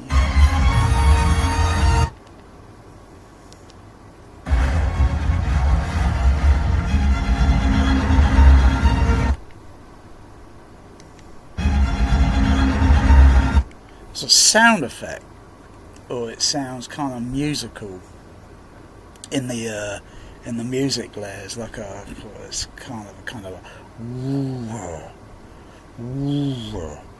sort of because you've got all the other musical instruments up here and they sound very bright, and you've got something that's a little bit lower down. It sounds like you know, Dirty Harry's looking, and then he zooms in. You can see the assassin down there. You know.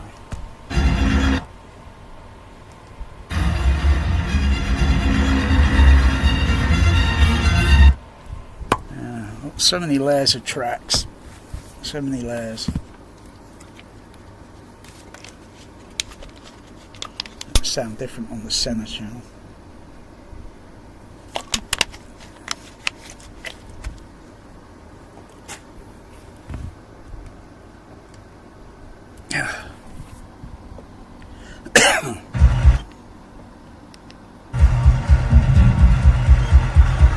Where it's all the string instrument or such is over on stage left, right, and on the center stage it's boom, boom, boom, boom, boom, boom, boom, boom, boom, boom, and other sound effects, background sound effects, foreground sound effect or such. So you've got a bass beat, boom, boom, boom, boom, boom, boom, boom, boom.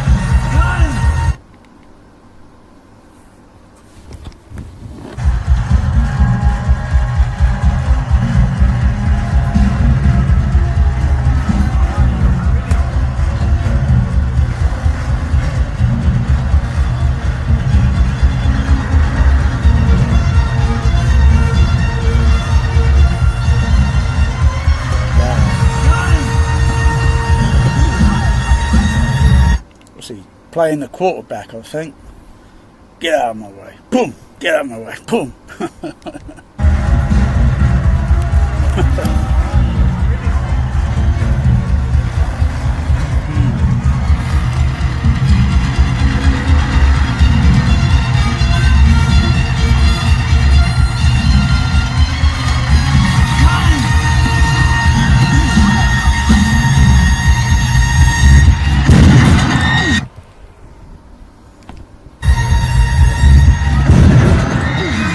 Wow! All that crazy bass sound there. Wow!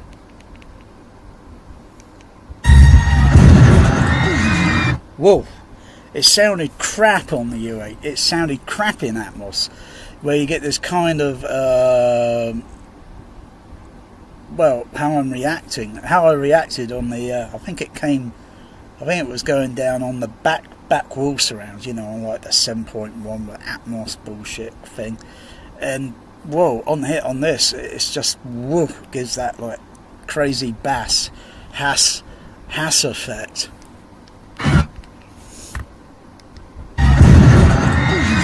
Whoa! Now I'll turn the stage on.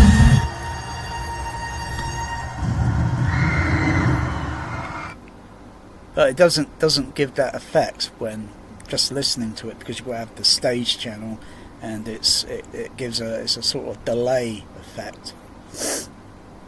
It has that crazy bass sound. It's kind of a reverb sound, a sort of muffled reverb sound. You wouldn't actually hear it in real life. You wouldn't really care much to be listening around for things like that, other than pandemonium, panic, people running around, screaming.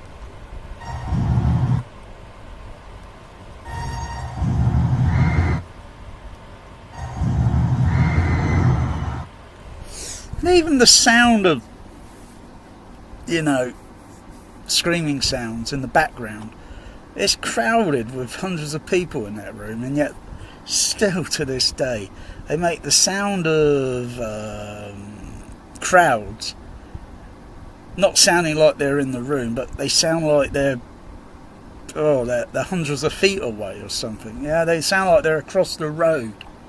It doesn't Atmos just fails. Atmos is epic fail.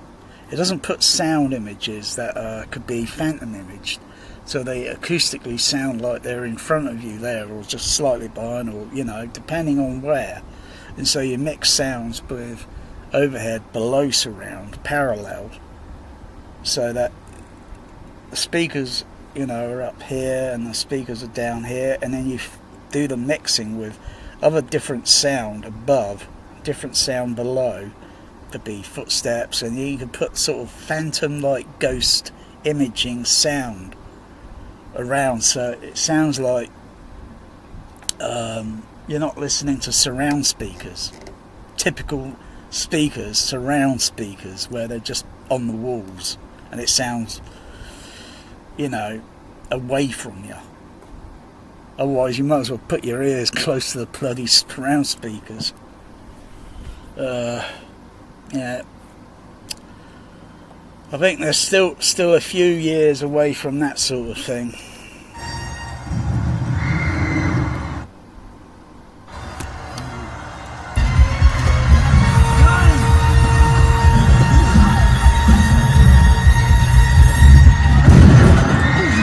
Whoa.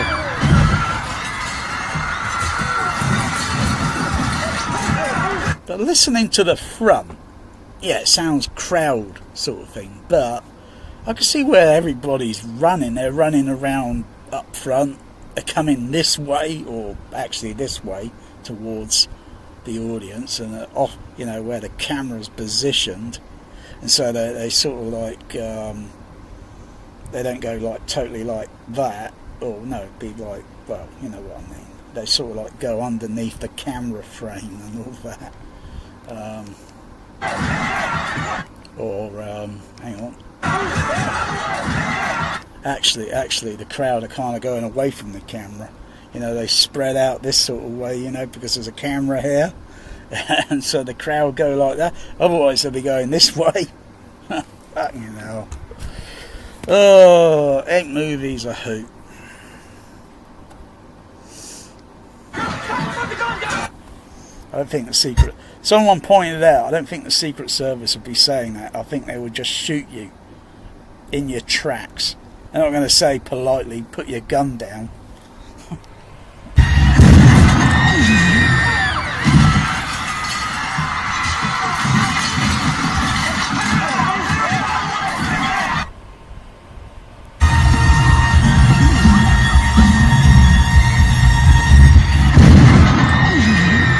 Oh, that effect. Wow, wicked. Way better than Dolby Atmos.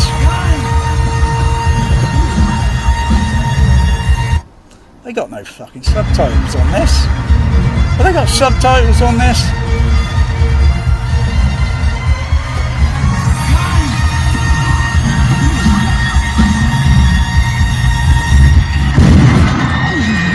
Oh, that effect. Wow.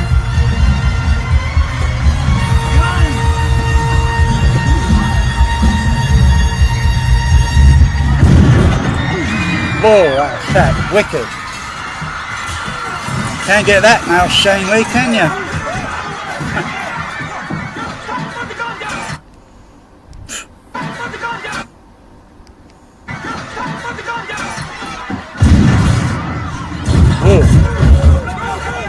Move, go.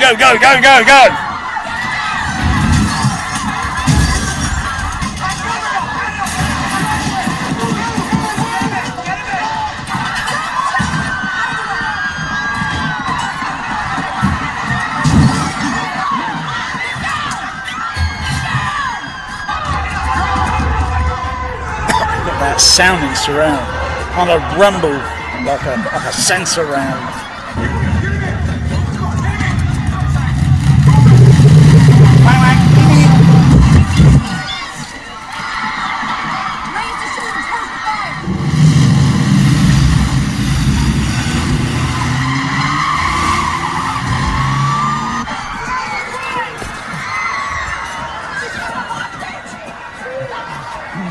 Wow. I think the DVD is a bit more engaging than the Dolby Atmos remix. Well, I'm going to activate the left center, right center. At least it'll be more active throughout the whole movie. But the actual SDDS 8 mix, well, who can remember what that sounded like? I never saw this in SDDS 8. Very, very few people heard about it. Probably never heard it or listened to SDDS And the best seat in the house for SDDS 8 is you've got to be a little bit more near to the screen. If you're a bit too far back, it could be a little bit confusing, because it's just the way reality sound sometimes works, depending on what event is taking place. If it's big and wide and open, maybe something in the sky and your camera's up there looking around, yeah, it might be a little bit more different. The perspective of the sound might be a little, but also things are moving around, like airplanes are moving around very fast.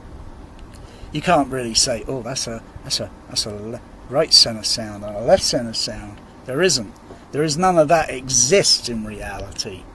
It is, sound could be in any tiny position, and there are a lot of them. A lot of them. Spatial sound audio, it's a gimmick. It's artificial, it's manufactured, it's fabricated.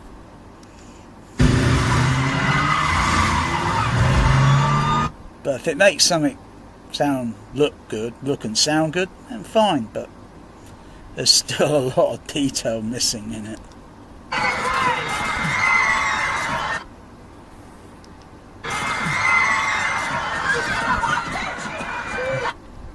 Was that lady saying over on the stage left, son of a bitch or something?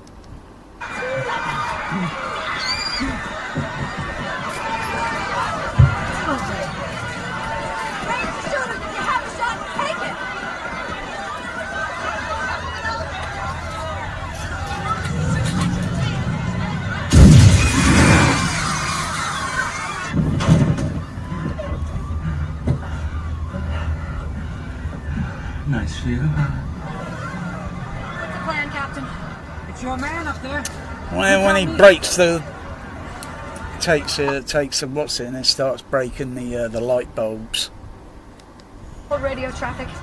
Get me sharpshooters on the north and west towers. Take the subject out.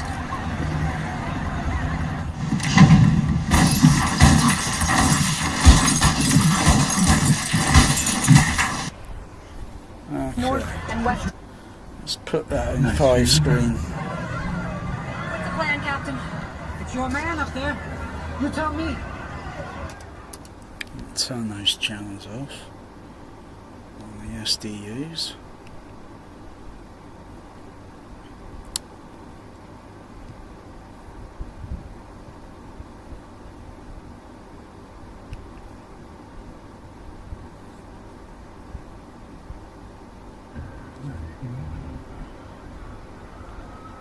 Just check the levels on there. Where is it? Yeah, look okay there. Got nothing else turned on there. They look okay. Alright, put the LCR back on.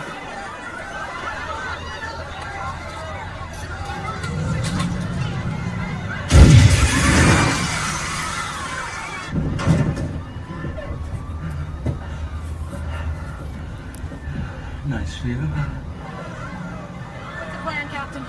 It's your man up there. You tell me. All posts, hold radio traffic. Get me sharpshooters on the north and west towers. Take the subject out.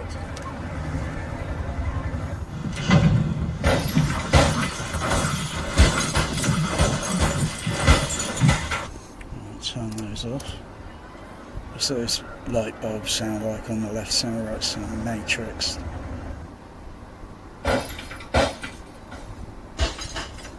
Oh yeah, I can hear the pop sounds moving around on the left center, right centers. But they're matrixed, like through the THX. Put the LCR back on. Mute it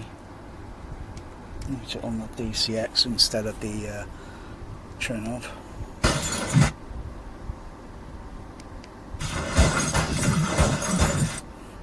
Mute the sound stage. Yeah, they're a little bit faint because I know how the DTS Neural X works. Well, yeah, that sounds a lot better than the bloody crappy Atmos remix that mixed at crappy Burbank somewhere, fuck knows where. Oh, I wouldn't be surprised if it's those guys at what they call it, Formosa or Fumosa Sound. God, I don't think those donkeys should be anywhere near a bloody mixing console today.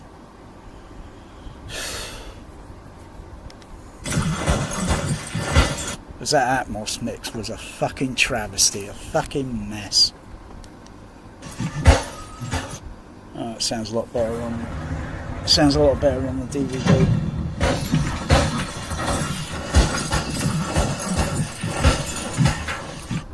Wow. North and West Towers. Take the subject out.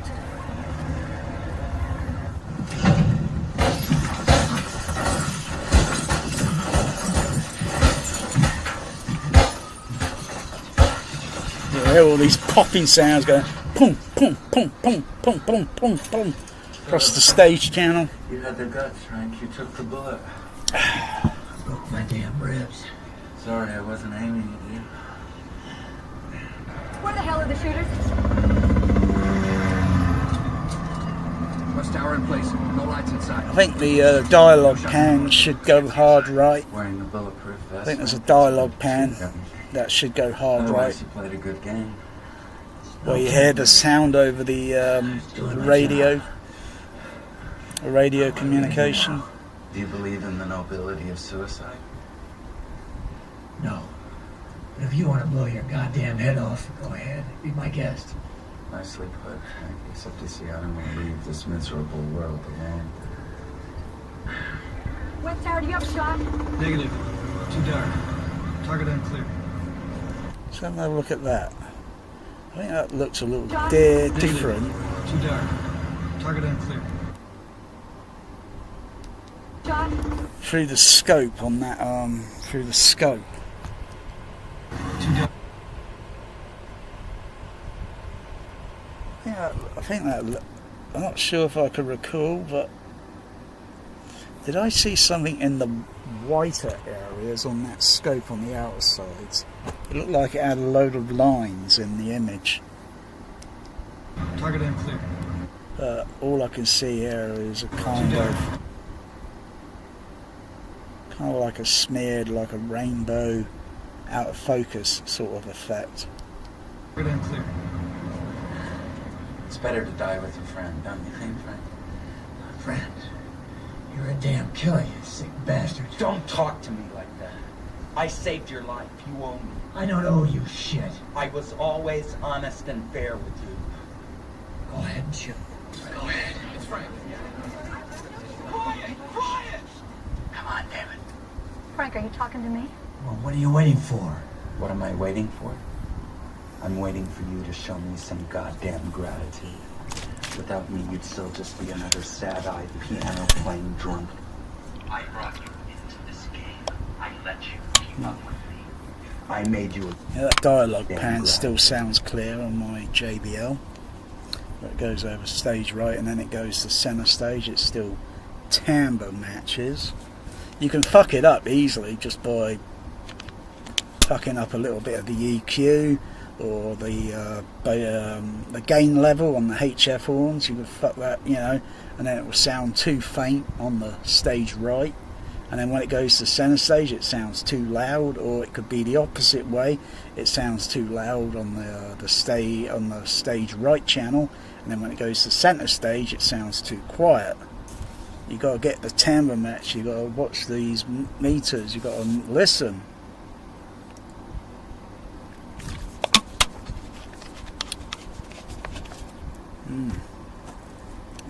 You know, from this position, I get a good detail, but the perspective of sound, oh yeah.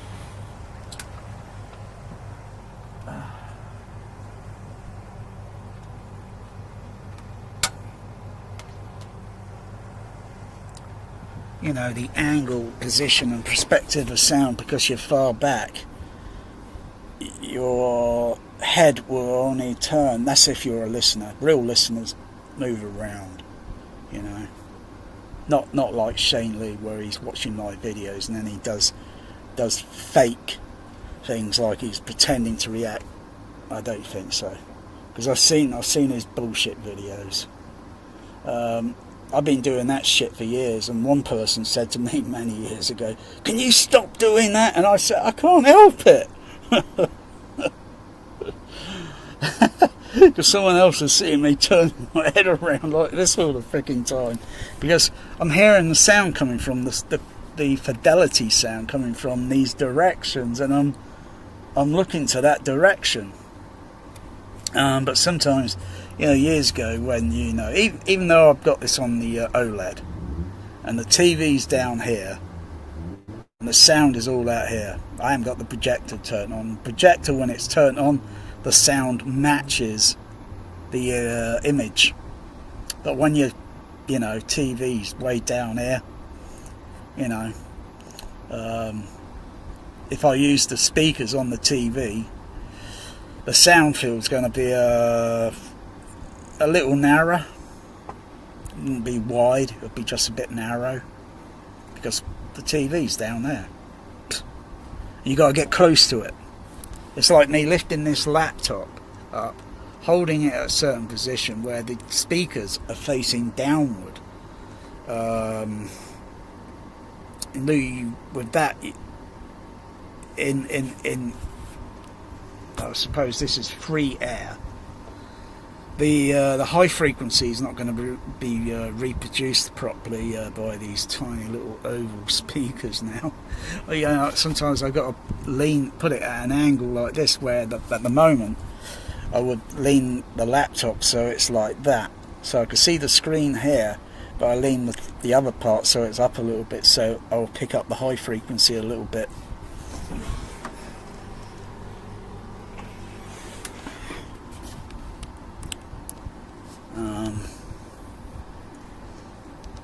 Without me, you'd still just be another sad up. And of course, if I get a bit closer to the screen and where I hear a dialogue pan that's going over hard stage right, my head angle would be looking a little bit further, different angle, whereas back here it would only turn only a few degrees. But when music is all randomly moving, ding, ding, ding, ding, ding, ding, like that, I'm going like this because I can hear it. And I'm acknowledging the mix. Playing drunk. I brought you into this game. I let you keep up with me. I made you a goddamn hero today. You didn't make me anything. I redeemed your pathetic, shitty life. I just did my job. You're the one with the fucking pathetic life. He sounds like Dirty Harry in this movie. I want you to thank me first, Frank. Shut up and shoot. All right. All right, Frank. Shooters, stand by to fire. Wait for my command. Sleep well, my friend. Just one thing. Aim high. What? Aim high. Now. Fire. Bastard! Wow! Whoa! Wicked. Well, my friend. Just one thing. Aim high. What? Aim high. Now. Fire. Wow, that sound mix there, that was, it's almost putting Atmos to a shame. Just one thing. Aim high. What? Aim high. Now. Fire. Bastard! Whoa, since when did that sound like a fucking Star Wars movie? Fucking hell. It sounded like Stormtrooper with blasters. Fucking hell. Well, my friend. Just one thing. Aim high. What? Aim high. Now. Fire. Bastard! Wow! Pew pew! Boom boom boom! Pew pew pew! Aim high. What? Aim high. Now. Fire. Bastard! Wow!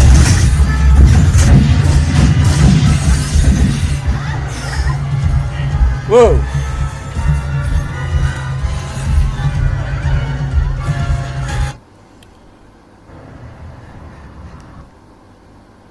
Yeah, Frank exemplifies courage and... Not sure how many chapters are on this. 21 chapters on the DVD.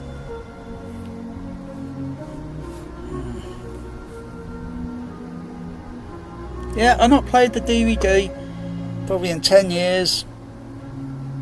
I only listened to that Blu-ray, that fucking UHD crap, Atmos crap, for, not too long really. I didn't watch the whole thing all the way through. I was just going to different chapters where it might be sort of like typical, where it might have an actual left center, right center, but I don't know, they sounded fishy on that mix. They sounded fishy. And then some of the sound effect in the overhead sounded fishy because it sounded like it was taken from the side surround. And of course you got to have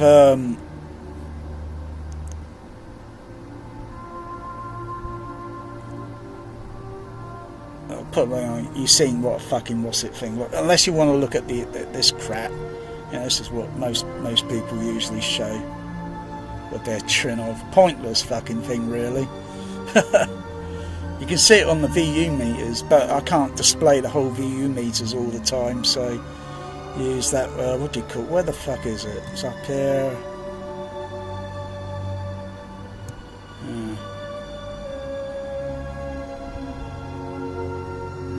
Tilt it down, move it over a little bit. The way they position the left center, right center on here is a little bit too near to the center channel, though it should be, but there's a bit of a gap on the left or right, on the far, you know, where you got the left channel, the right channel, because right in the near to the center channel would be where they place the what do you call it, the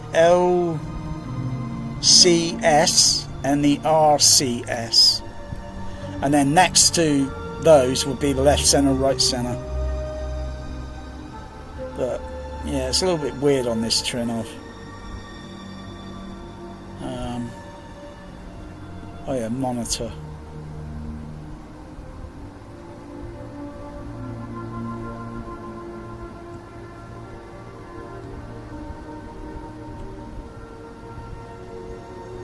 I think using the other thing on the output on this trinnov, I think you got to use the either the USB connected to the a monitor or one of the other outputs, because you know it's like a computer thing sort of thing.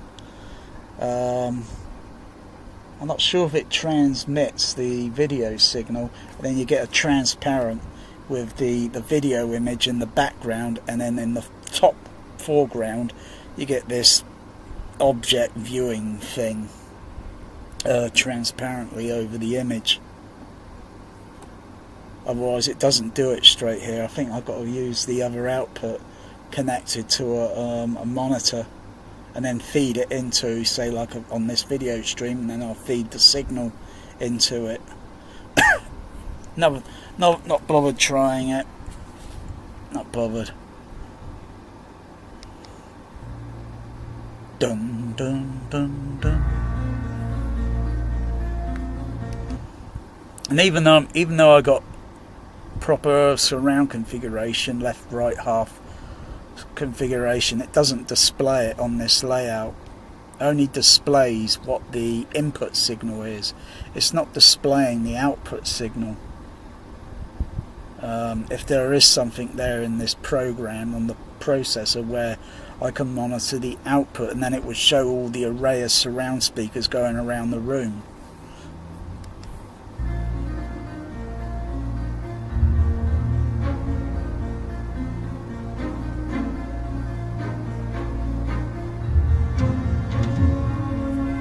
Of course, go into the monitor. Turn up the levels. Well, that looks a little bit hot. So if the levels look a little bit too idle in display, just turn it up a little bit. So you can't. Can you turn it up decimal points? I think you can. No, I can't click on it. It only goes up in 10 dB steps.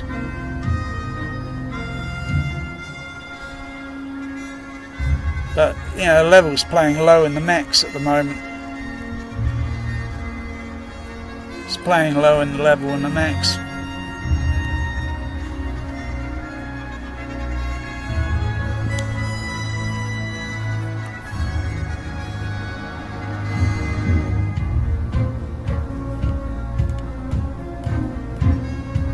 What was the fucking point buying this fucking UHD? I honestly do not know. Well, I'll put it in the cat litter later.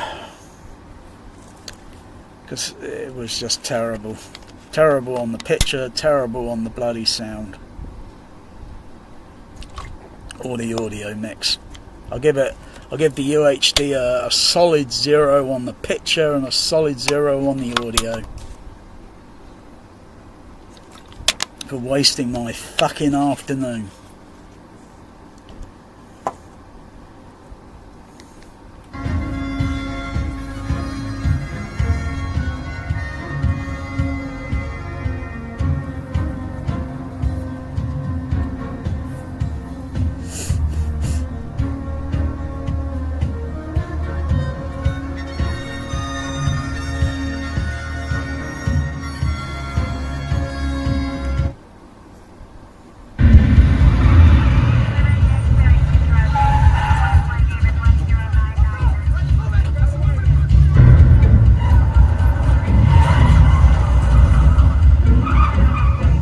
Sounds more engaging with the 5 screen.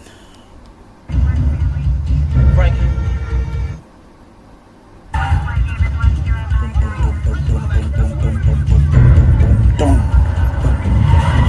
Dong. Hit a low note on the piano. Dong. Could be Jaws. Could be Jaws. Dun dun dun dun dun dun dun dun dun dun dun dun dun dun dun dun dun.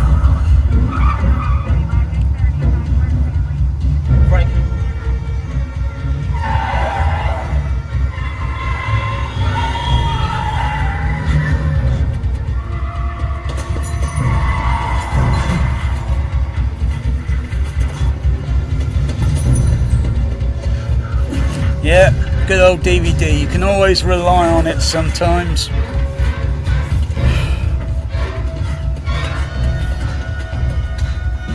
You know, when you got all these crappy UHDs that have been poured out by the studios, and then you'll get all the shills on YouTube bullshitting, lying how great it is when it's crap. At least the fucking image didn't look fucking over so fucking dark. Like fucking hell, I can't see the fucking what's going on in the dark shadows. At least it wasn't one of those crappy ones. What I think Warner Brothers does that crap sometimes, or I don't know. I don't know what the fuck Warner Brothers are doing today, but terrible.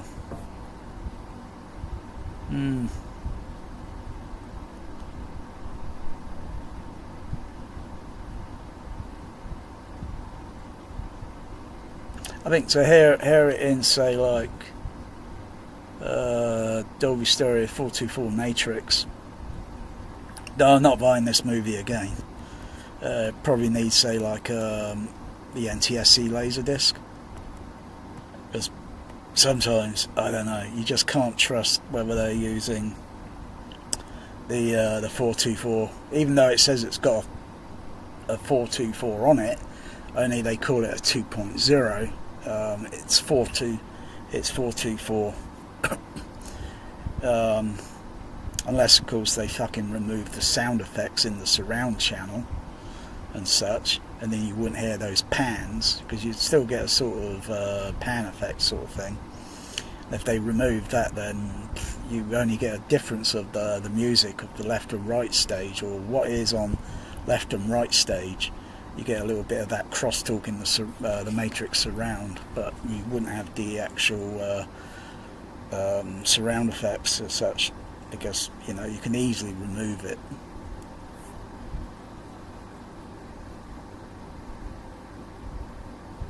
Yeah. And plus the upscaling on the Panasonic does the DVD okay. Does it okay.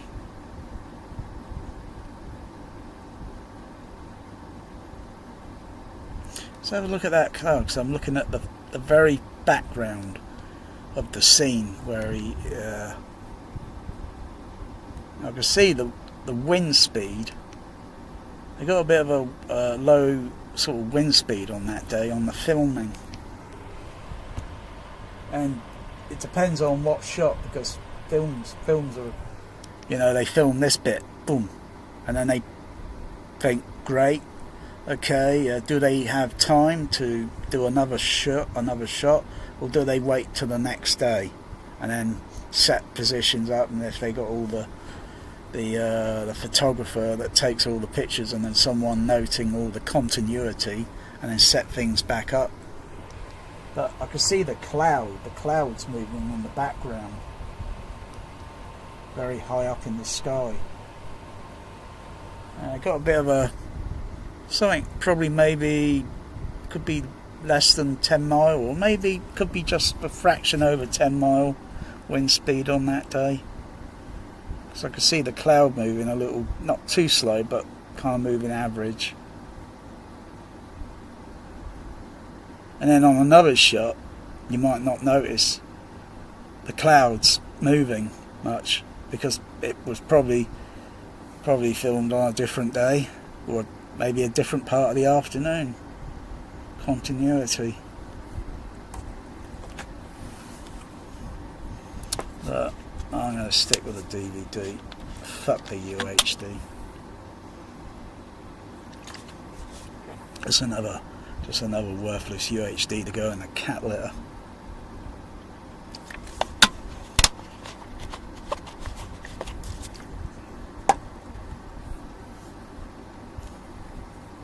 So let's have a look at that shot, because that'd be a stunt man,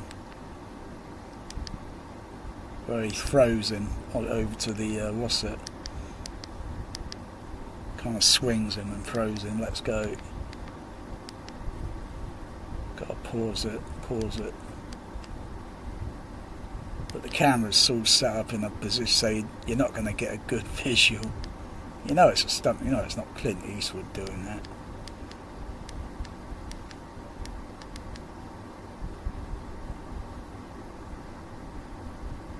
It's done in such a way where his coat jacket kind of obscures his face a little bit. And it comes down a little bit, but back up, reverse a little bit. See if I can. Oh yeah, I can see the hair on the stuntman. It looks a little bit different than Clint Eastwood. Looks a little bit different. Sort of a darkish colour, but a little different. Whereas I think Clint is a little bit slightly greyer.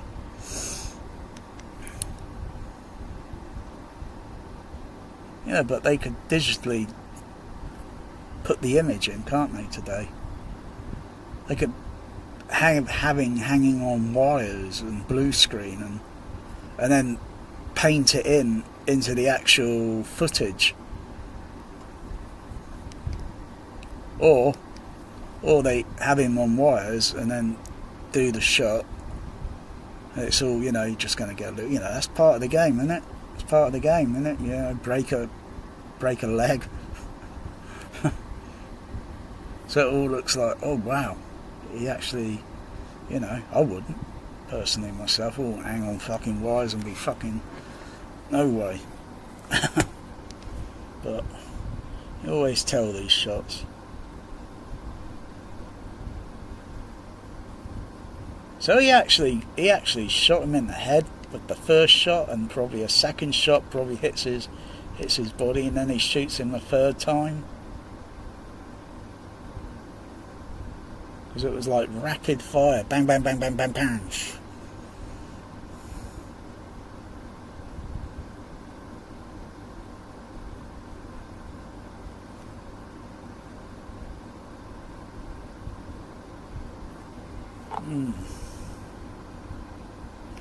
So I'm going to listen to this bit here.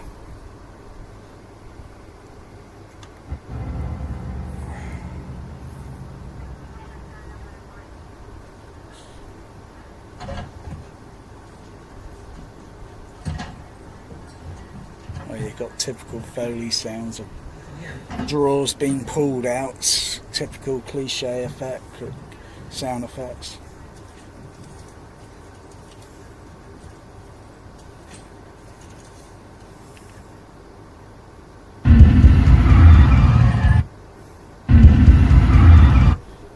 The way that it sounds like that car just sort of like went down the side of my ear. Even though it's up at the front, the sound imaging just sounds like, get this sound going past my ear.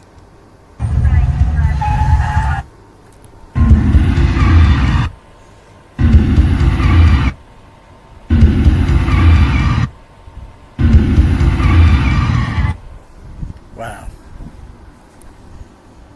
Sounds great in 5 screen, but fuck the UHD. Fuck Atmos. I really am sick and tired of Atmos. Atmos is pants.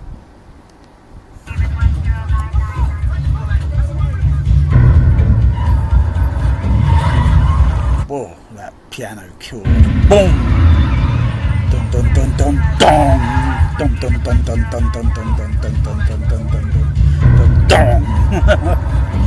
So that low note on the piano.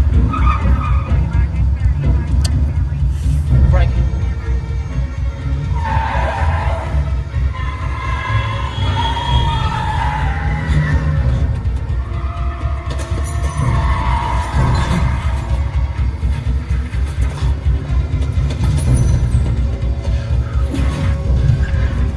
You could really get out of your seat and start running on the spot.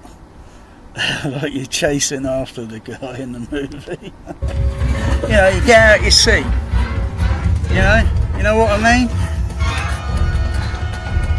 You know, you get out your seat and you start like you're chasing after the guy in the movie.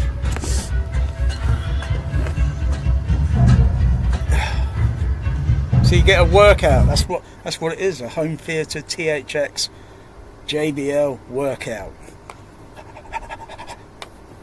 No, I really shouldn't. I really shouldn't, really, because I'll start getting faint and dizzy shit, and I can't stand that. Yeah.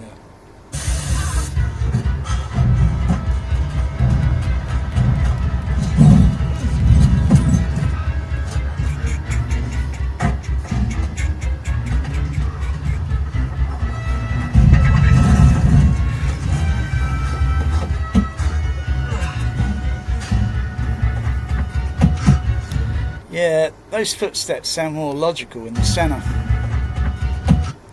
Because you hear the first footstep and it doesn't make sense on that Atmos. Like, it sounds like a fuck up.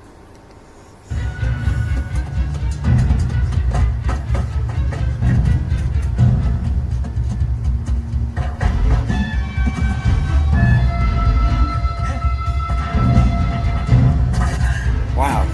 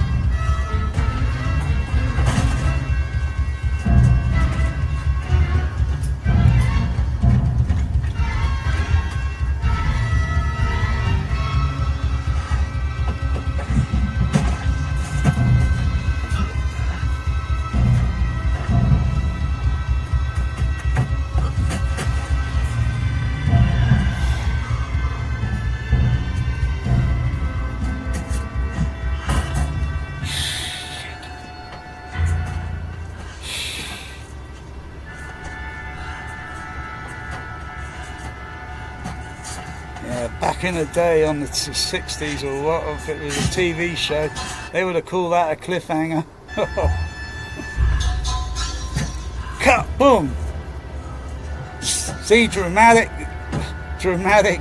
final next week. Fucking hell.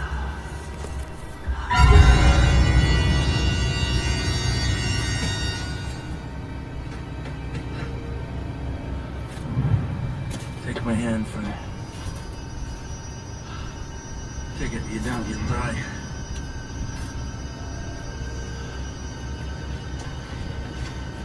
Take it.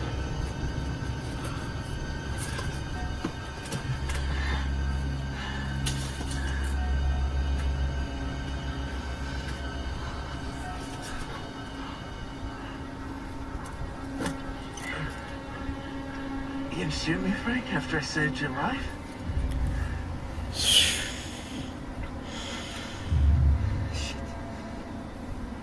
The only way to save the president is to shoot me. Are you willing to do that, to trade your life for his? Or is life too precious? I like the way they got some of that The president music. is to shoot me. Are you willing to do Like there's a horn blowing somewhere low level in the mix in this scene, and it almost sounds similar-ish to maybe the John Williams score in JFK, which was 1992, and this was 1993.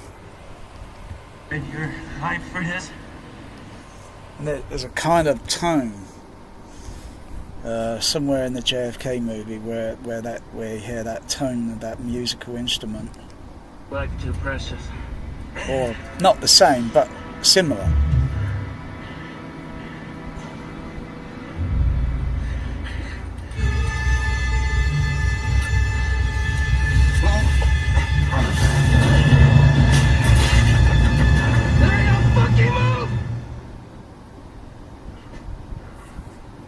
Frank!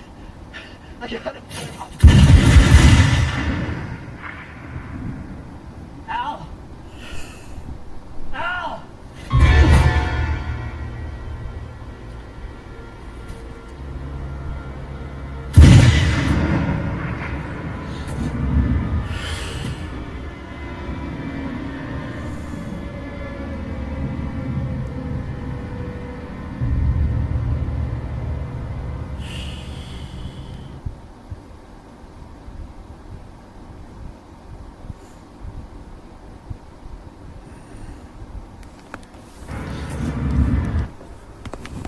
What's the other chapter? Is it chapter... I can't remember the chapter. 20, it was 21, 22, 2019. Maybe chapter 18, chapter 18. Oh yeah, 18.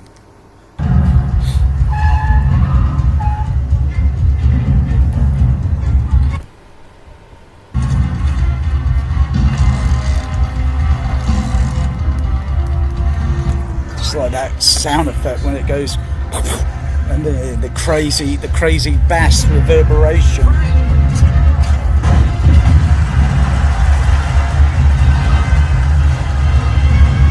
So how can I make this sound a little bit more, way more better than UHD 4K?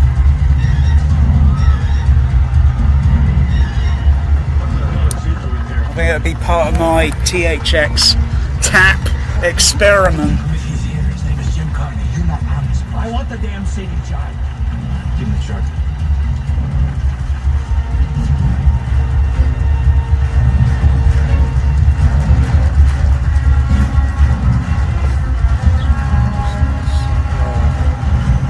Either I turn the SAS on, but I need to improve the SAS. I need to improve that a little bit more.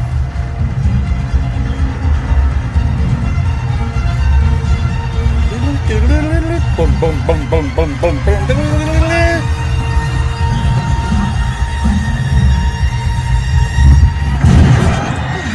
Wow.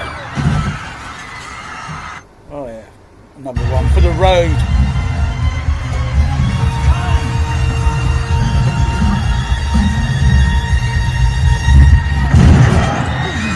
Whoa, that crazy bass. Now, how many home theatres can get crazy bass? Well, I can deconstruct that. Fold down most of my surround speakers.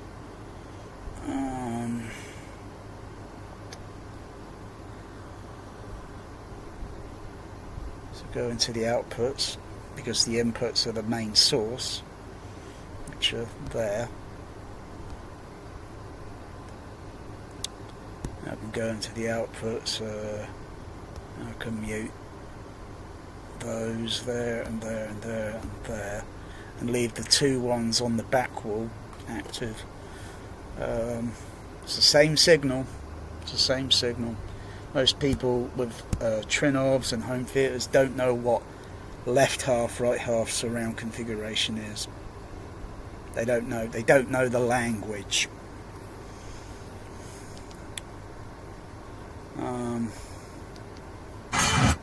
So what does that sound like?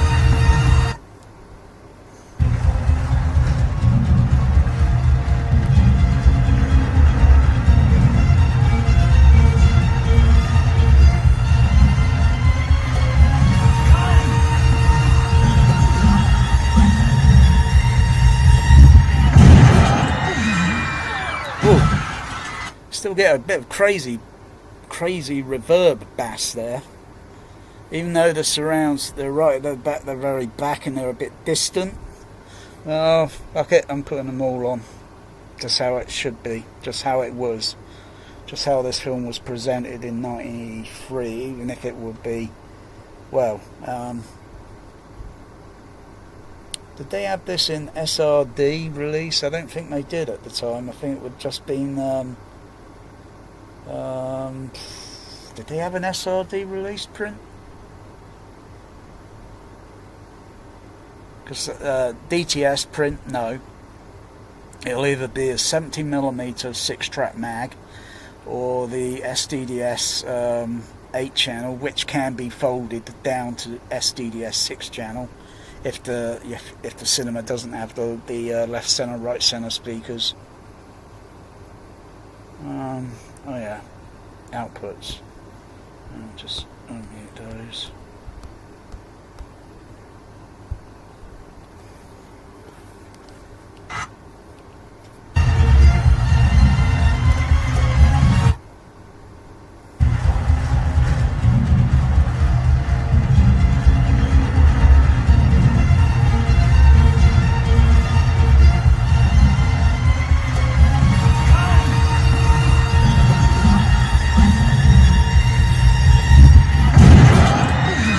Wow.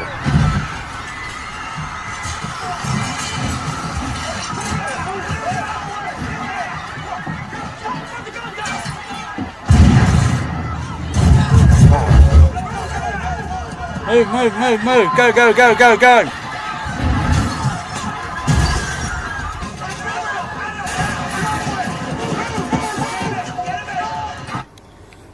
Yeah. Let's have another look here. Let's have another look, because that crappy UHD release was done what year? Let's have a look. Just gonna surmise. Yeah, I'm gonna surmise. Sorry.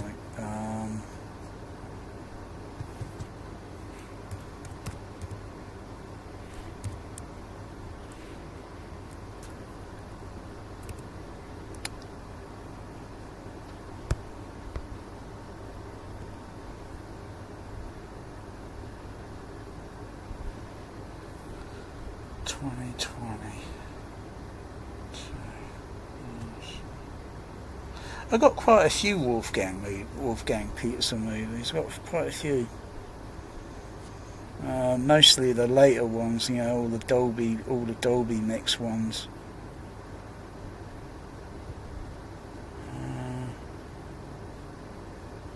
Gotta go to that what's it site.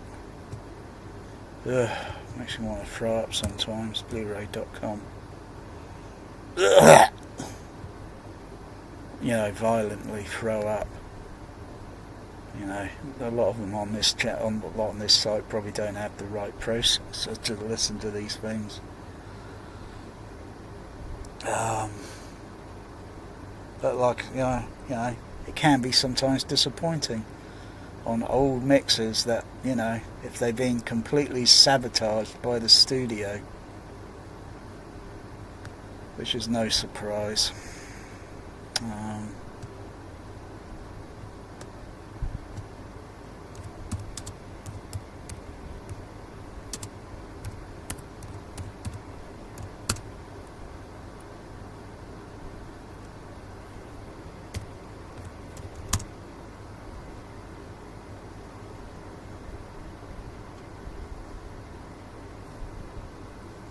Yeah.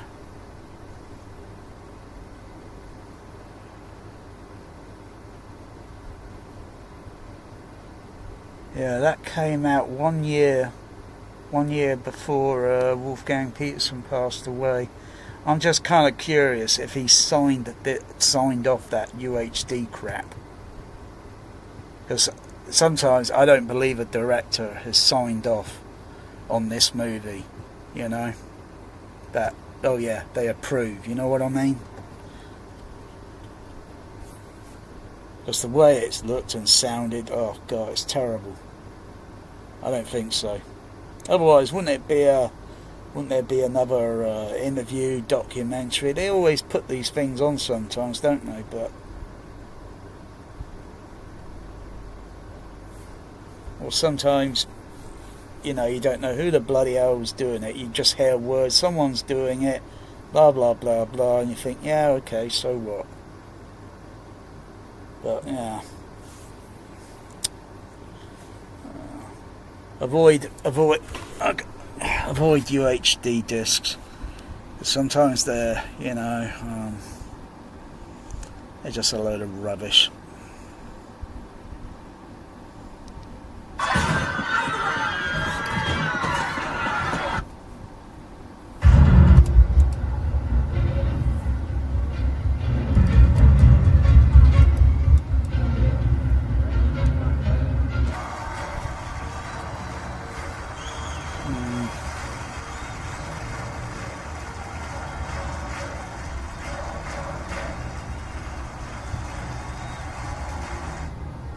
I mean, what movie Wolfgang Peterson to watch next week? Troy, 2004. Avoid Christopher Nolan's Limax feast. No, I don't think you want to see aspect ratio switching on and off, or whatever bullshit that director's using. Stay at home and watch Troy. You know, just let it go kaboom in the box office. What's that bass note I'm hearing there?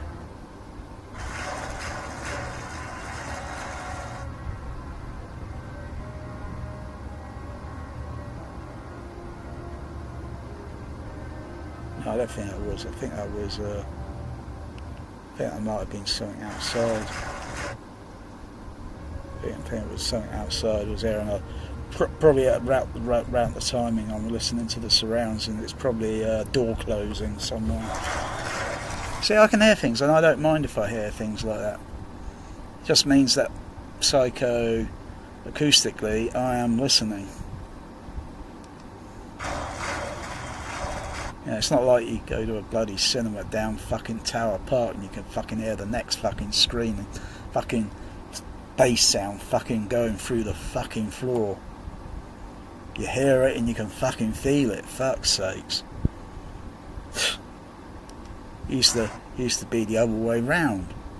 You could hear it, tiny percentage every now and then throughout a 2-hour duration time, but when you start hearing it a little bit more like that and you can fucking feel it go through the fucking floor, that's when I say I don't go to fucking Tower Park anymore, because they fucking ruined that cinema.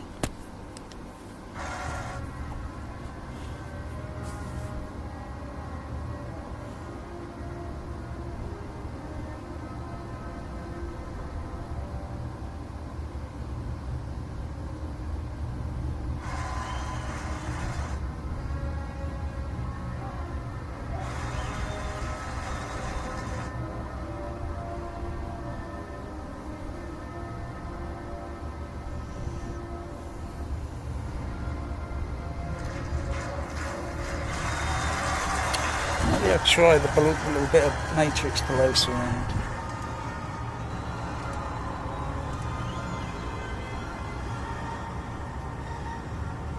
So I'll just put a little bit of sound field there and a little bit of sound field below.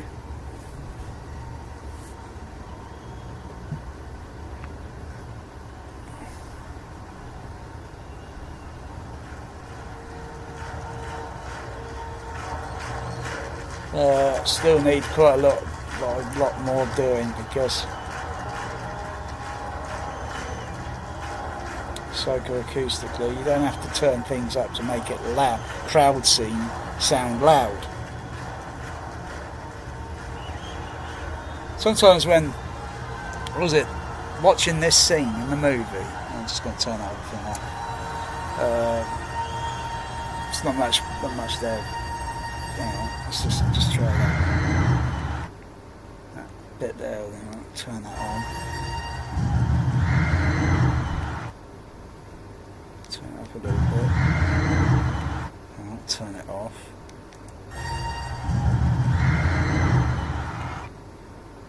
Again.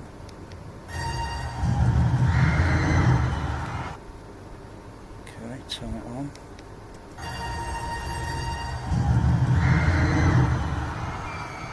Yeah, I can hear a shift, slight shift moving. Yeah.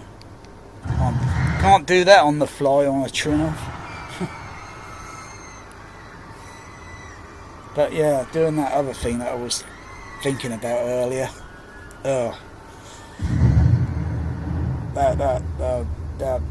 That's pretty complicated.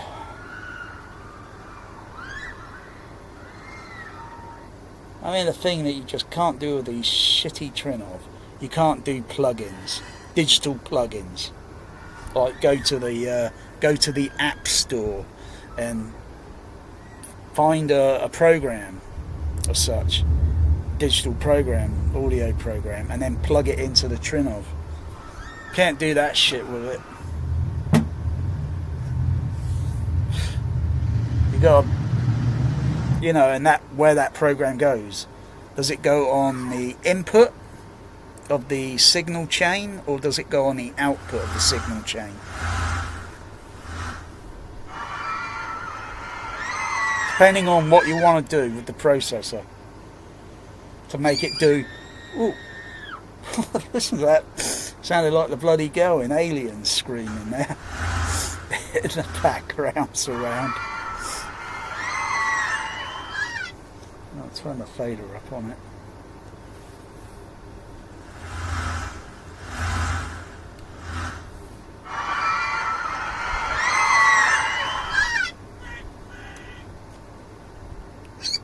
What the fuck is that sound effect there on the surrounds?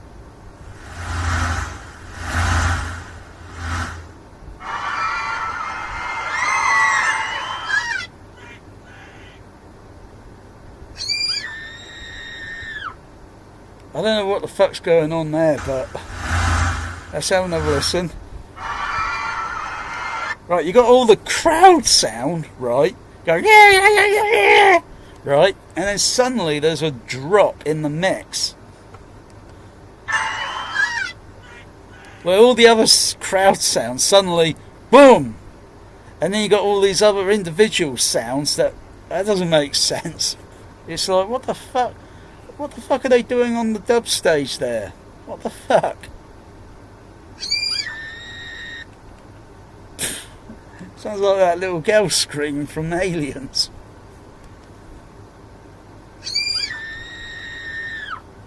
Get away from her, you bitch.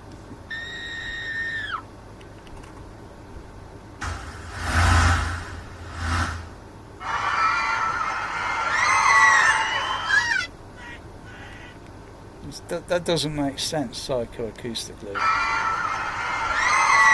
I think the mixers or whatever, and I think they kind of a bit fucked up there on the dub stage there.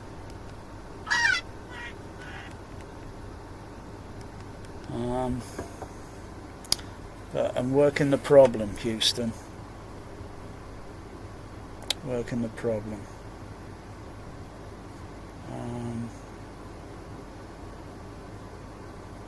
Don't know what scene, you know, it's after the shooting. You should be following my channel. You should be fucking know what I'm fucking watching. You know?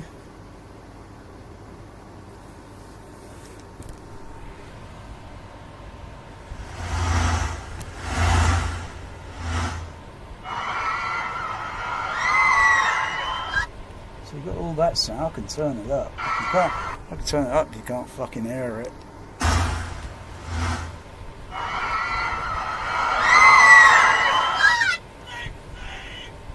And then all the other crowd sound in the multi-layer track, it just suddenly boom, it goes out.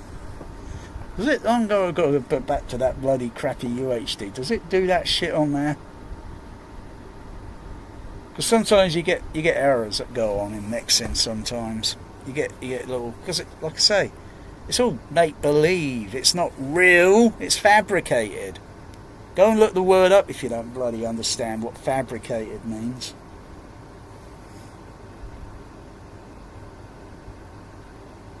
You know, you're looking at all the continuity and you think, that's a little bit too sudden, but to fade that, all those other crowd sounds as the characters moving through all those corridors, and then suddenly it just boom! And then you got all these other little, you know, they don't even sound like they are, you know, screaming. Like a real scream would be ah! Wouldn't be like eh. Wouldn't be like that. What the fuck? It sound like they're across the fucking road, fucking with a fucking dildo up their pussy, and they go eh. Fuck's sakes. Put some effort into that fucking scream. What the fuck? Fucking hell. Listen to that fucking... It sounds like it's 100 feet down a fucking corridor.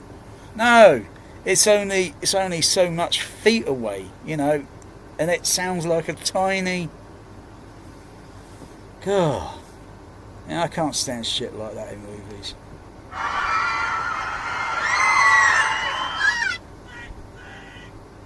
And what's that other fucking sound? That you get in there, and then it goes like wide, stereo, and then it goes.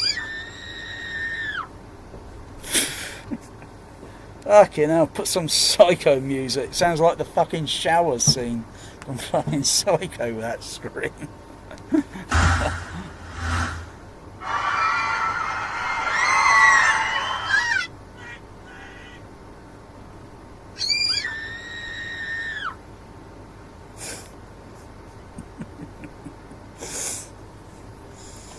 Oh.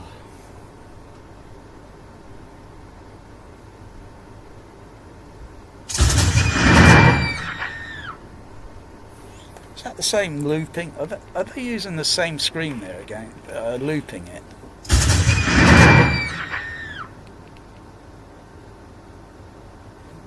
Yeah, yeah. Sounds like a bloody donkey.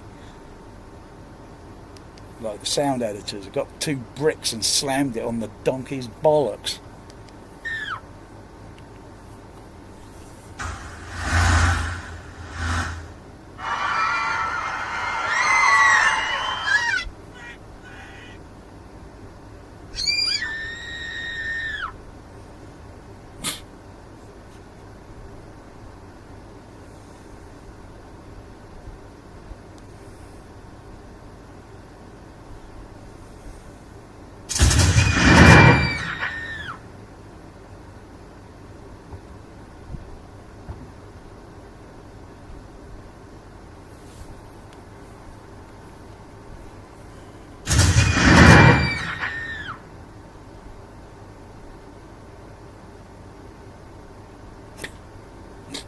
Damn.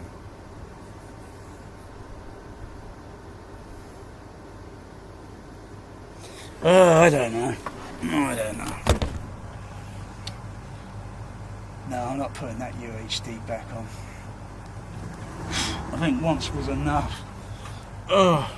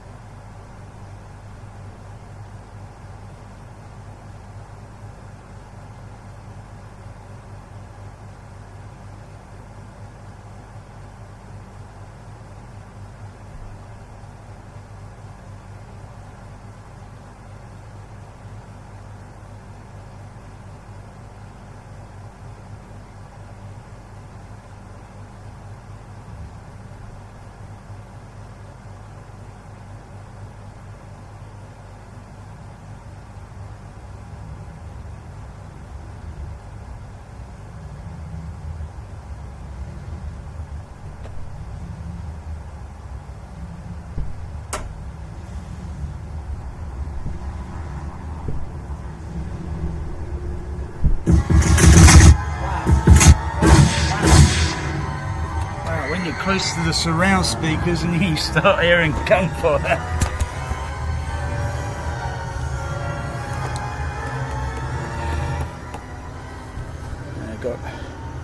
They got that reduced price. Wow. Yeah, they got that reduced price. Yeah, that's more like it.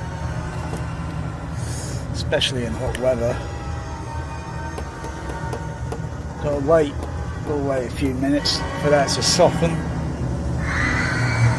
Whoa, listen to those screams now. They got they got more screams in this than fucking Psycho.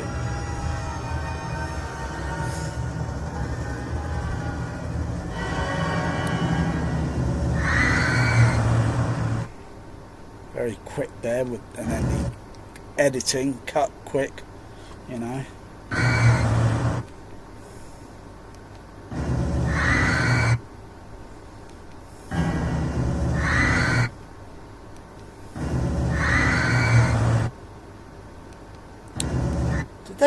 What year was this building made? Did they use it in Logan's Run? Or what year was that building made?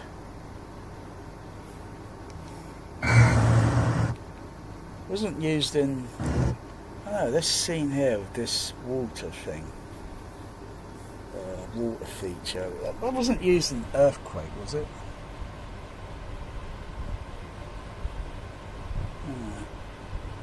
Yeah, I know that building or such. I think it was used in Escape from LA, where they have an earthquake and it all comes crashing down.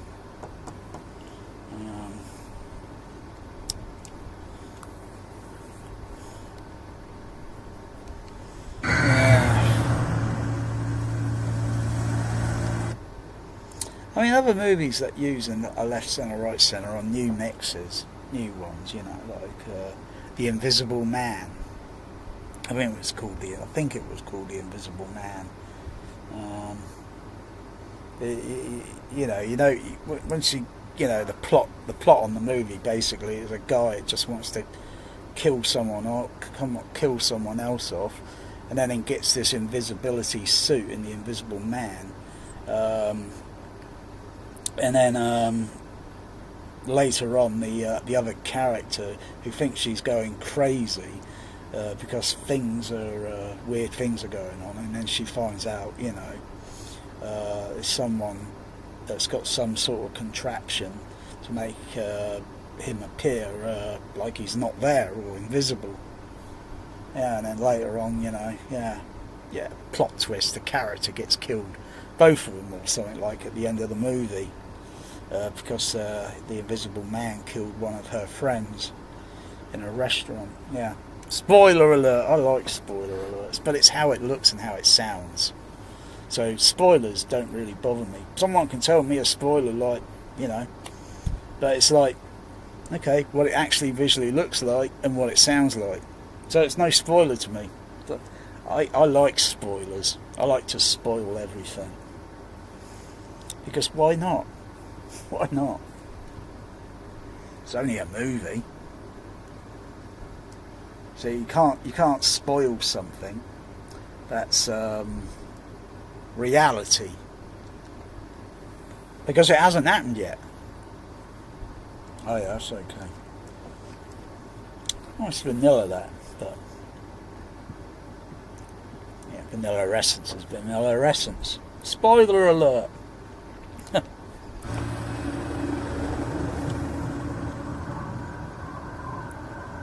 You got wind blowing here.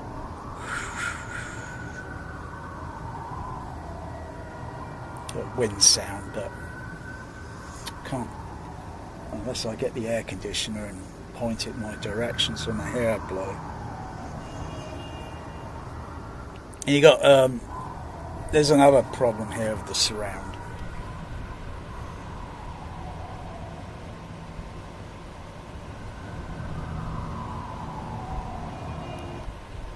Is the sound of traffic.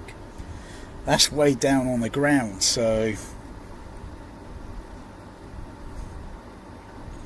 you got to remove that part, because the traffic, even though it's in the mix, it sounds distant, the traffic sound, but by the actual direction of the traffic sound, even though it's going to be reflecting on buildings, you know how still sound is when you go outdoors, 12 o'clock, 1 o'clock, it sounds very still. You can't hear that sound that's usually in the way background, which is street traffic moving. That's probably about, depending on how far away it is. Around here, the nearest dual carriageway would be about a quarter of a mile away or so. But by 12 o'clock and that, that sound that you usually hear during the daytime, and then by 12 it's like you don't notice it, because there's lots of traffic moving around on the road, and it makes that sound effect. But yeah, you got all the sound. That sound should sound below. I mean, what could I do it with the let me see if I use the other decoder. It's a bit tricky, because it's still picking up a sound of the wind, but it doesn't matter, because even the wind, it's not going to be there, it's going to be in different levels. The wind is just moving around in different, but the street traffic, it is mechanically and all that, that's way down on the ground surface. And then sound's going to reflect onto the buildings randomly. It's going to randomly reflect.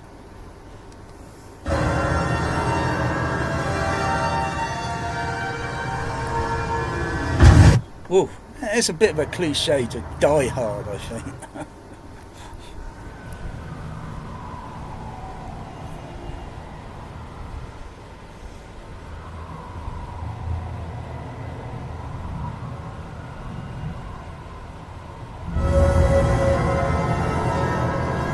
Oh, I hope that's not a terrorist.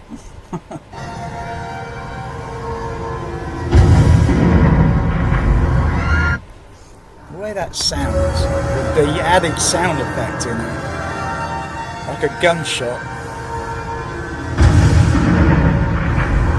or a thunder effect. Oh please, come on, let it rain, let's have some thunder. I expect there will be some thunder coming soon. With all this hot weather that's been going on, I expect some thunder.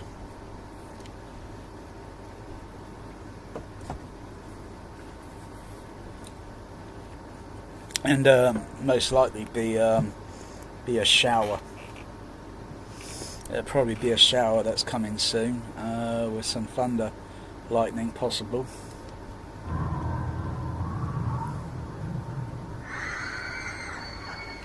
Why are people still screaming?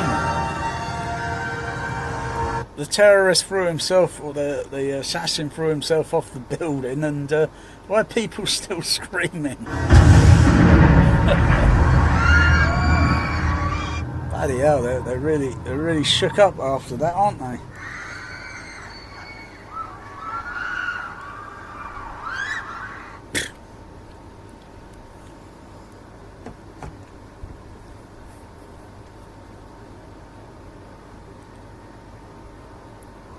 This film hasn't really, say, dated. You know, it's still okay today.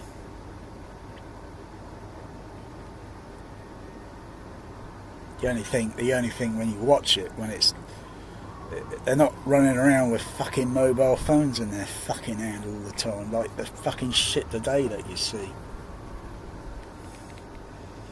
God, can't you just? It's like every time they show movies, it's like they're fucking product placement of androids and fucking iPhone or whatever the fuck they are. Fucking product placement, innit?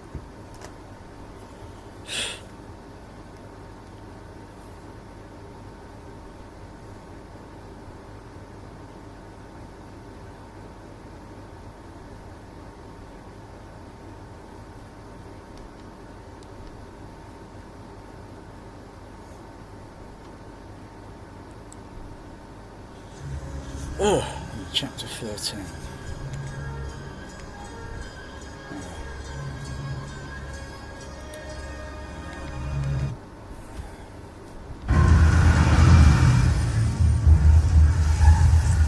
Let's see, let's see which one decoding.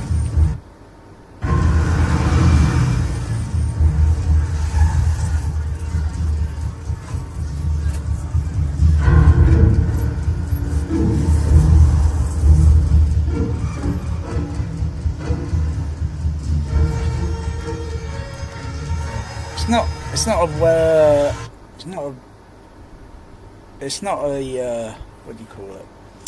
A superior stereo surroundly engineered surround channel mix on this movie. I would say it's like an average. It's okay, but it could have had a lot more put into it.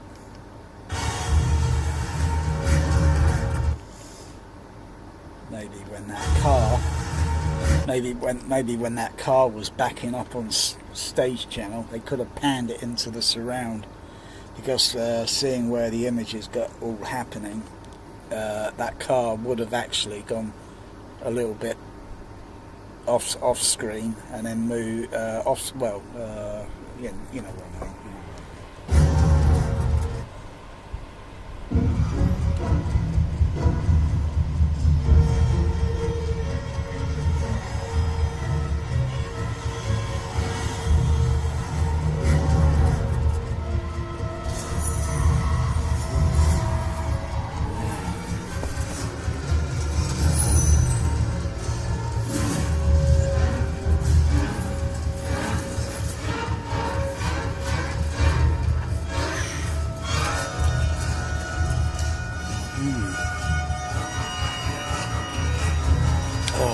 Put an ice cream on your head.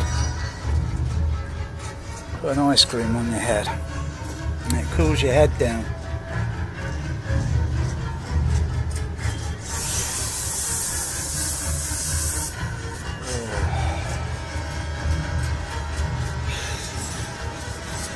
Oh, I'm getting ice cream all over the fucking remote.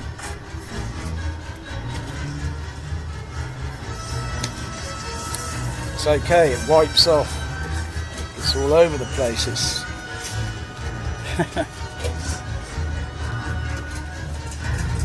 yeah, a little bit of ice cream helps the remote control. A little bit of protein.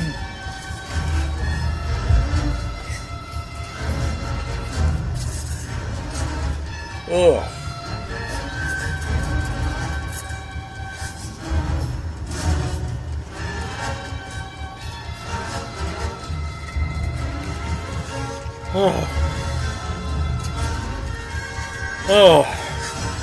And even holding it. Oh.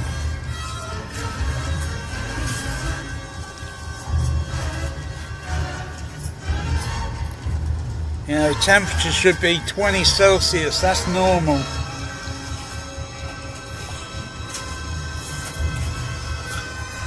Not sure what the temperature is in here. Should be in the low 20.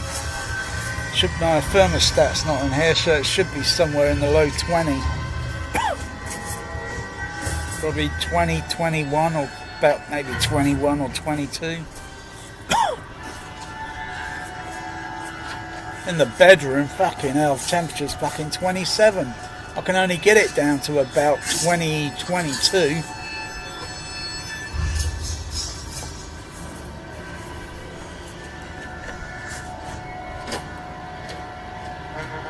Yeah, hot temperature can make you throw up, you know, sick, vomit. That's what I've noticed. So, different for some people depending on their health. But when it starts when heat, it's going to start making you start throwing up. It's getting serious.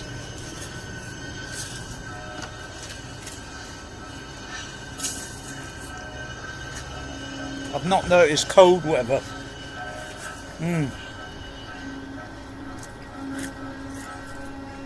I've never noticed cold weather to make me close to throwing up.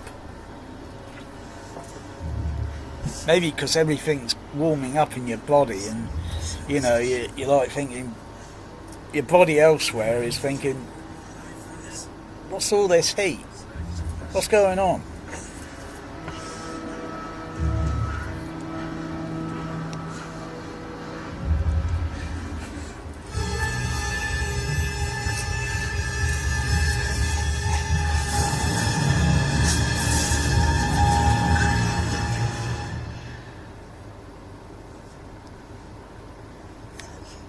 Yeah.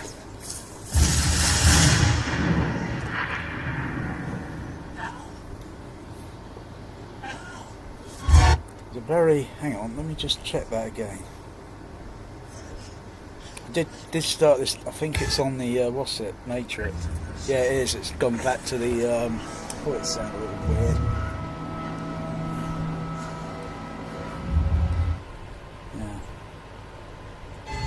So every time you stop the bloody DVD and you start it back up, it goes back to 2.0 or 424 Matrix. That's it, that's it.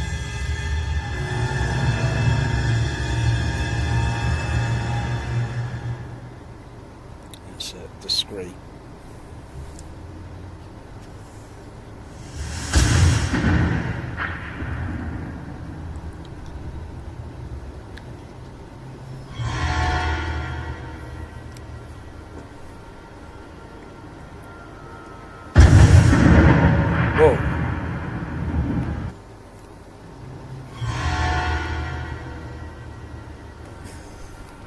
Let's have a look.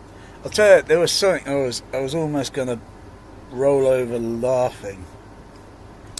I might leave that for another video. I'm going to cut this short in a moment because I've been thrilled with fucking 3 hours.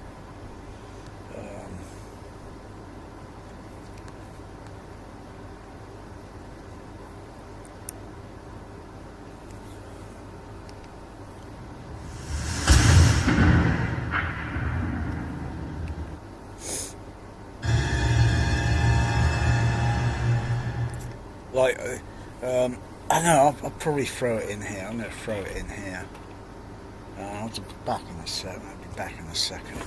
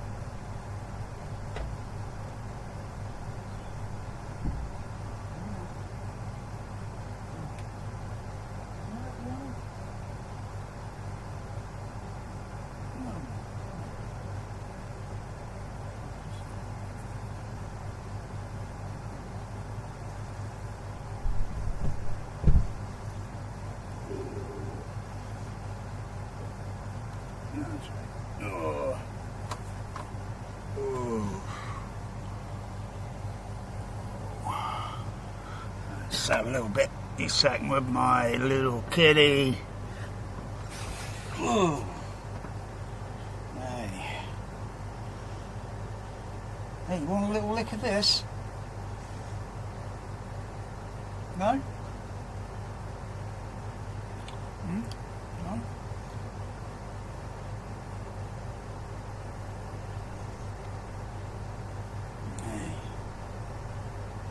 Your tail's getting a little bit longer. Yeah, your tail's getting a little longer. You just, let's see. I think not weighing you exactly, mate, but oh, I think he wants to go. Hang on, he wants to go play with my cat, Melanie. Come on, little fella.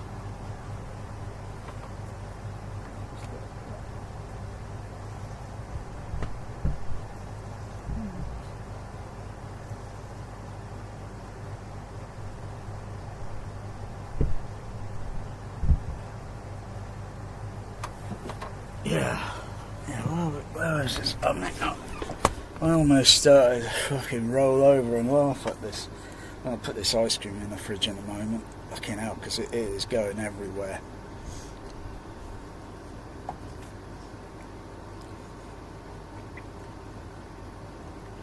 It is going everywhere. It's all over me.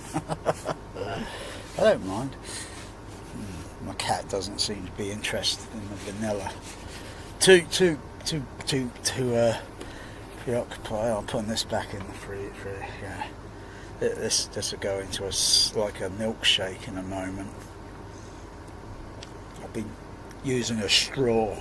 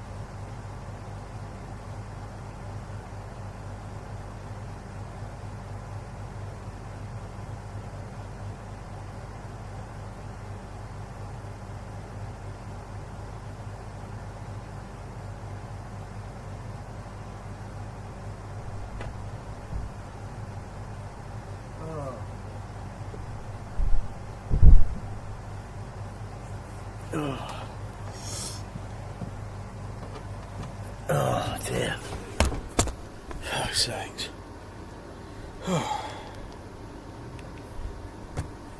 Where's that?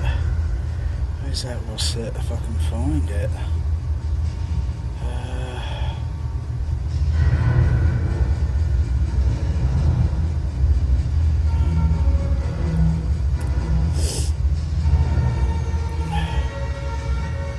Oh dear. Where is it? Stop the hiss. Stop the hiss.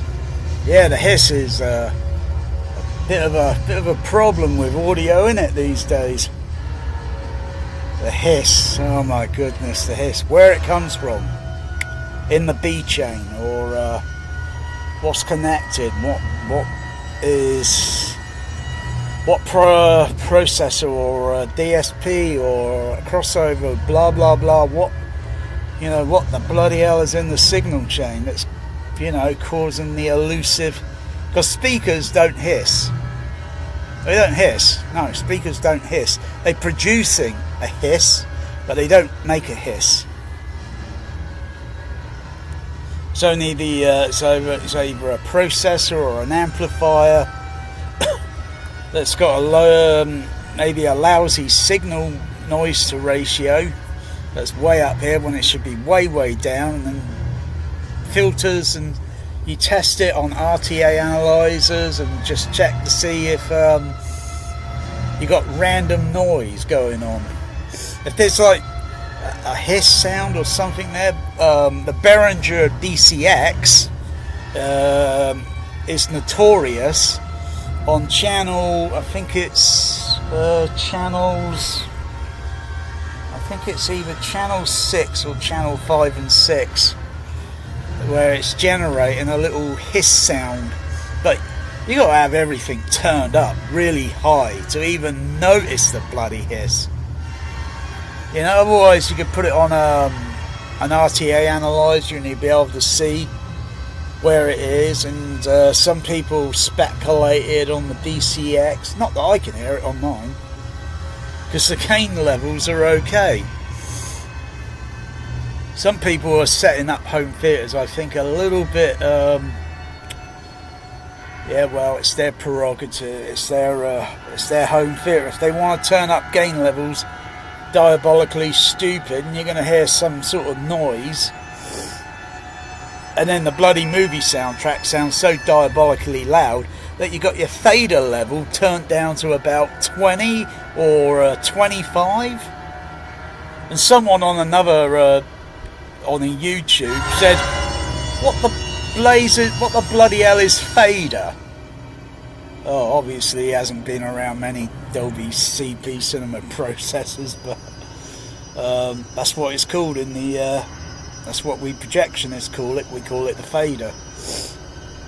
Oh, and then some start to say, oh, like it's fader sliders on it. Yeah, fader sliders. That it's a dial, or it could be a slider, depending on what cinema processor. Whether it's the oh gosh, something like, I think it's called the Kintec. The Kintec cinema processor. I don't think they make them anymore, but that had like a typical like a slider fader. But you know, I look on my Dolby processor, yeah, that says fader there. Although it says master level on the Sony, on the CP200, it's fader. They just call it volume on a trinnov. Yeah, but you know, if you don't know the term fader, then you shouldn't have a home theater. Anyway, where's this bloody video? Whoa, bloody hell! Sounds like a cannon blast. That sounds like a bloody cannon blast. Boom.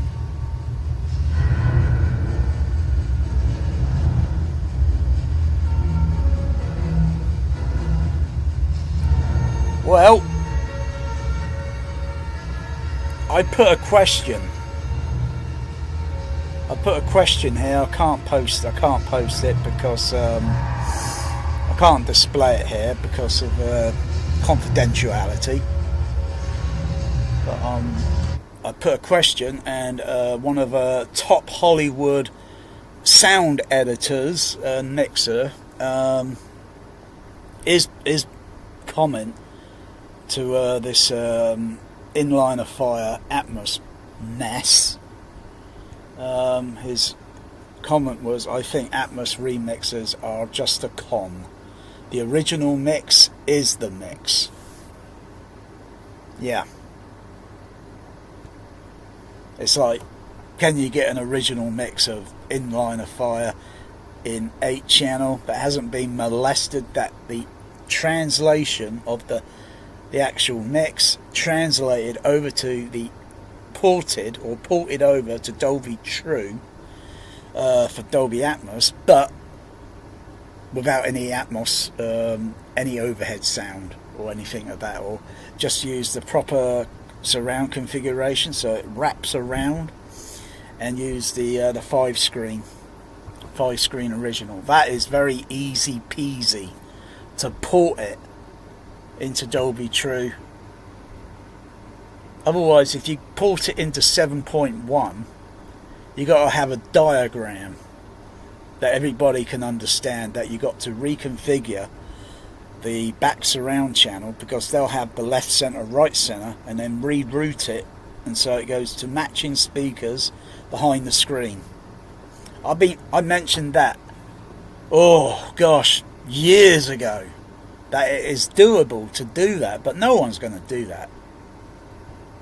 But it's very easy, so you just, it's like the Atmos encode, that's all it is an encode, and then a decode delivery format. That's all it is. But what they're actually doing to some of these mixes is a mess. It really does cheese me off. And I don't enjoy the movie then. Oh, I want to see this miraculous high definition, but even now, they fuck it up.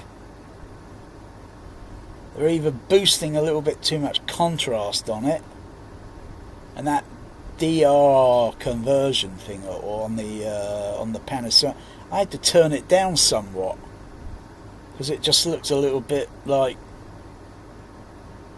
it's ruining the image. Yeah, it's like if I take a picture with my DSLR camera and I got the one of the settings totally wrong. You got the balance, white level balance, that you turn the dial and then you see the needle moving up, and then you got the ISO levels. And if I got all that set wrong and I'm taking a picture of my cat and in an artificially lit room, then some of the flash on his fur, on his white part of fur, is going to look over contrast, and it's going to look terrible. And I'm going to look at the review picture and I think, take it again, set the ISO a little bit lower, and then take it again so I capture all the fur detail. Otherwise, if you over boost it too much, you wash out all the detail. And that's been an ongoing process now that's been going on for bloody years. You know, they release a title of a movie, you know, you got other pressings, of it, and then you look at the other pressings and you can see more detail in the background than you can with a Blu-ray.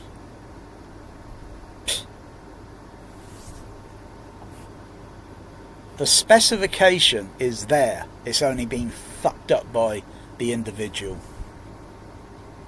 That shouldn't even be anywhere near a video console.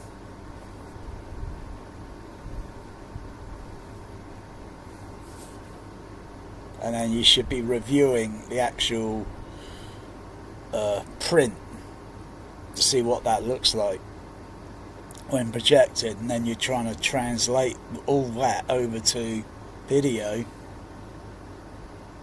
But video always offers something that film doesn't.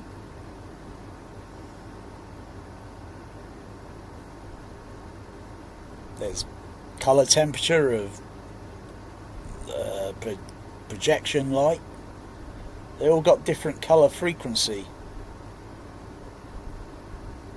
but yeah.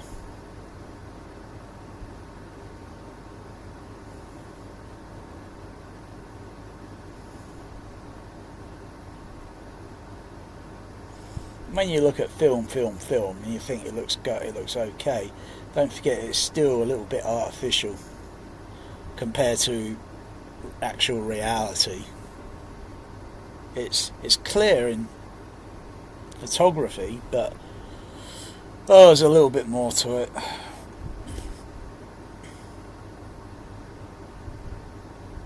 You know, where you look at a scene and all that, it's all set up. Lighting, everything. Otherwise, if that camera were randomly moving around, they would be constantly fucking around with the ISO levels and their focus and all that. We don't do that when we move around and all that. It just is what it is. But on film, it's got to be crafted, focused.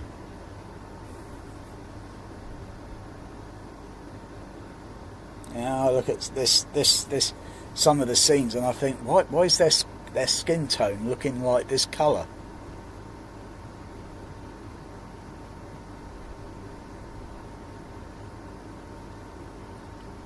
Are there any actual photography pictures, you know, on the set where they take actual still photographs, colour photographs, and then you look at those and you think, bloody hell, why can't the whole film look like that?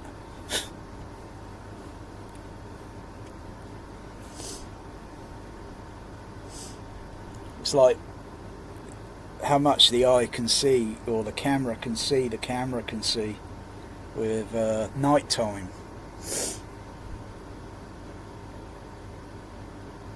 Our eye, in reality, doesn't see many stars until you set a camera up on a tripod, set the shutter speed, the ISO, correct the ISO, the shutter speed, the f-stop, press, and then it clicks, and then it waits so many seconds until it goes, and then you got your picture, and then you look at it and you think, wow, look at all those stars, whoa, and you look, I can't even see all that many with my naked eye. And also you make the picture look a little, change it and make it look a little like the sky is still blue at night time. It's still blue. The camera can see it. If you've got a slight bit of moonlight night, and if you look very carefully, you can still see a very tiny hint of blue atmosphere. Because it's always there, it doesn't fucking go on and off. It's always there. Just need some light to give it a little bit of illumination.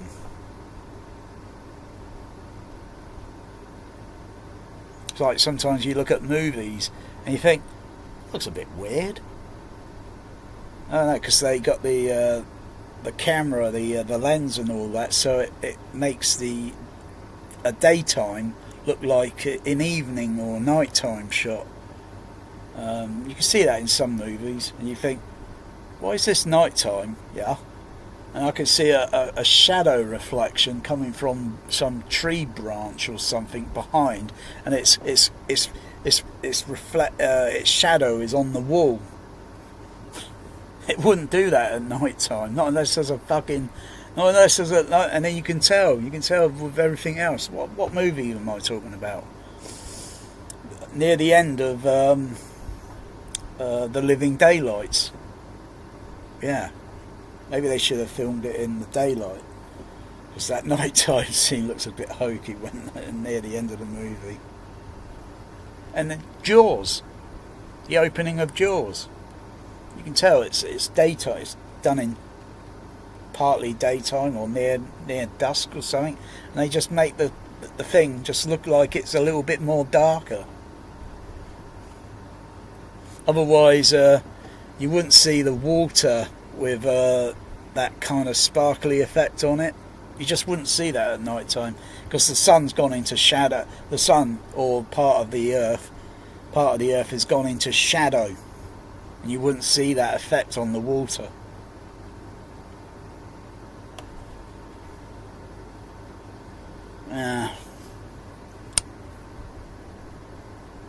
Where's this like?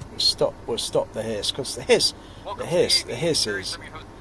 is really one of these. Where is it? Oh god, I'm not showing the whole video. I think I'll go through a little bits of it.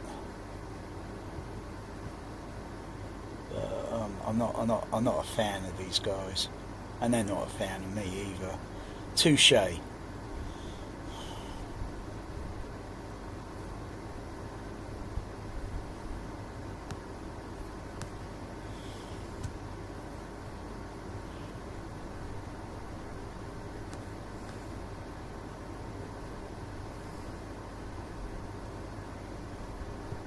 Host Ryan Sharpens here of Ascend Audio Video, joined as always by Ben Goff of Cinema Bureau. He will introduce our guest here in a moment. Bloody audio.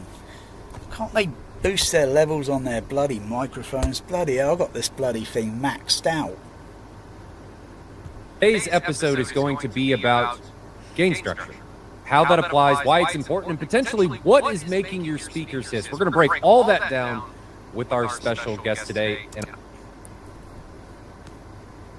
And that really bugs me sometimes when I got, if my audio level, if I was going through a proper microphone, I could use a calibration microphone. I don't know why they got all these what's it microphones. I think they're a little bit overrated. You just use an ordinary calibration microphone, put a filter over it. That's if you're going to speak directly into it, but not really necessary, because I only have to put it near my mouth and put it so it's off axis, or put it slightly above, so you don't blow into the microphone. Or as they would call it, a popper stopper, which is just a circular piece of fabric, a stocking. That's all it is. So you don't. So if you blow your hand, you can feel the air, and if you put a popper stopper in front of it, the air won't much go through that, and you won't feel it on your hand.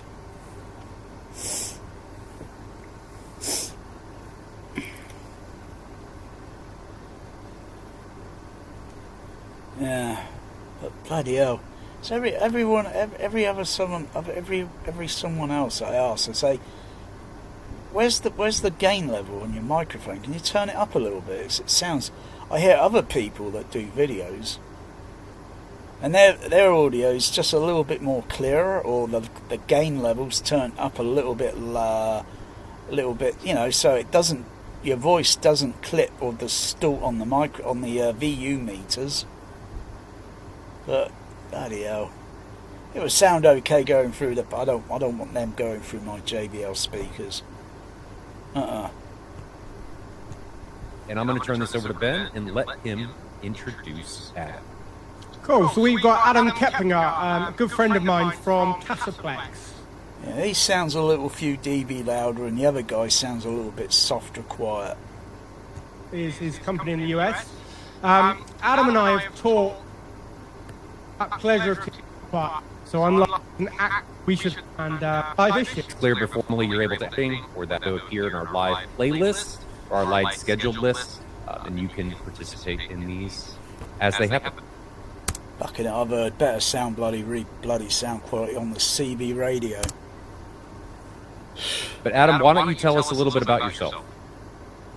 Absolutely. So I have been an audiophile since I was... Oh, good gosh, he sounds awful. And with all that echo in the background, audiophile, bloody hell, put some, oh dear, it's a simple thing that you can set up. It's like a curtain, and it's like a shower curtain or something. You set it up, and then you just pull it round so it acts as acts like absorb any echo bouncing around in the bloody room.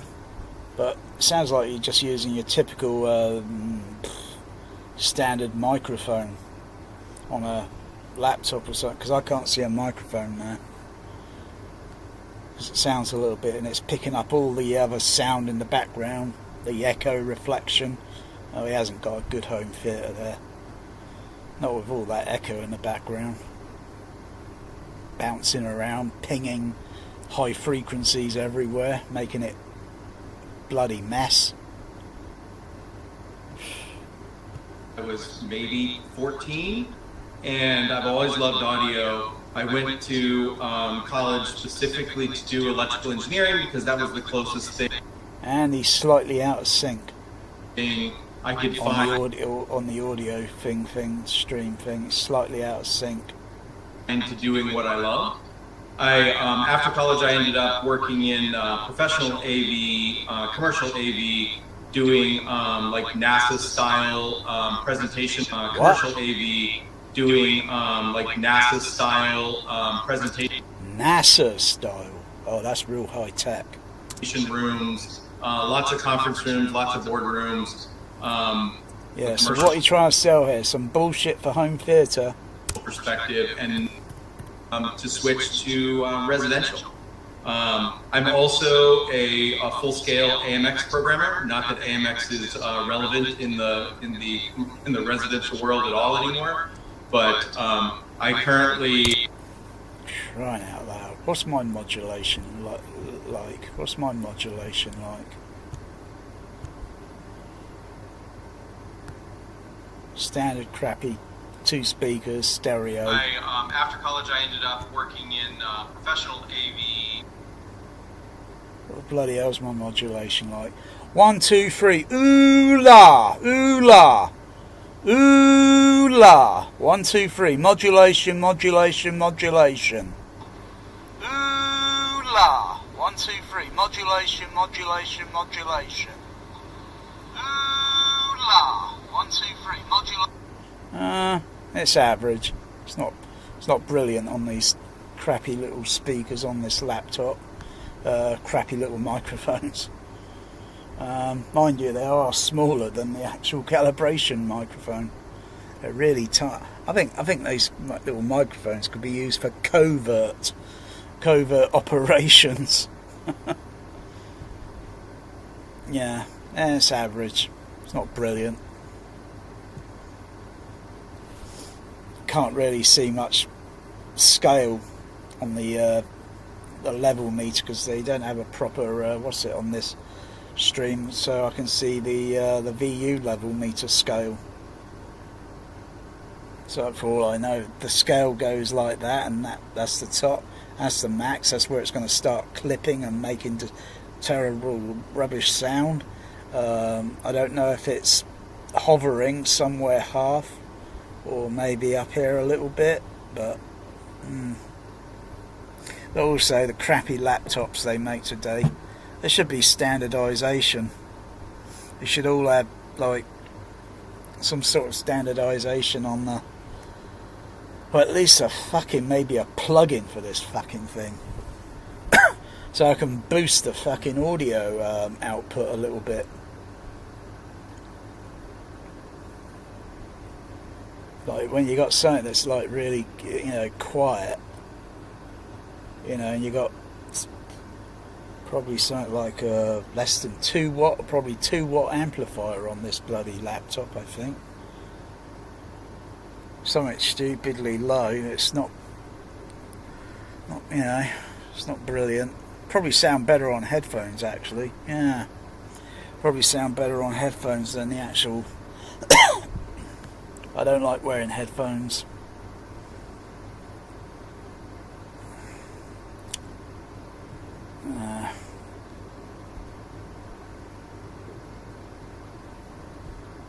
We live in a very works potentiometers or an active gain circuit could also, however, resistor ladder networks, potentiometers, or an active gain circuit could also control the output voltage.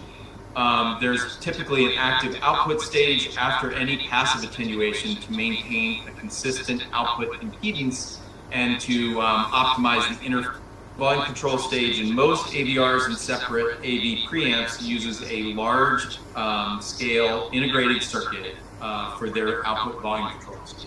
This is done kind of by manufacturing necessity to reduce costs. The consideration is critical to maintain the signal noise ratio of an entire system. Shot of a trinnov playing Ready 1, of a trinnov playing Ready 1. Oh, God's sake. I'm sick of fucking tired of fucking hearing about that fucking movie. That's fucking Spielberg fucking Ready fucking over player fucking 1 rated. Fucking sick and tired of fucking hearing about it. And so the digital volume control has Ready Player 1, that is one movie I would not even bother fucking buying.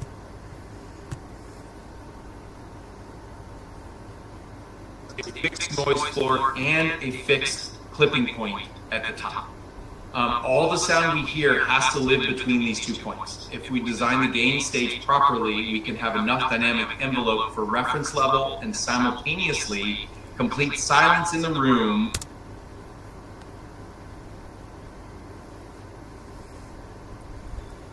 I wouldn't rely on these in the next meters. scene.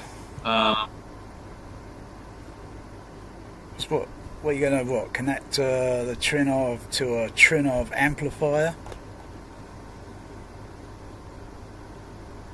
Has that trinnov amplifier got a display so you can see the again see the input level to the output level, just as I would be able to see it on a Behringer and be able to see the input signal level and then see the output level,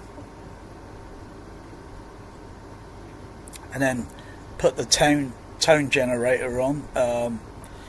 Pretty crap tone generator on the trinnov because it only uses a 1 kilohertz tone.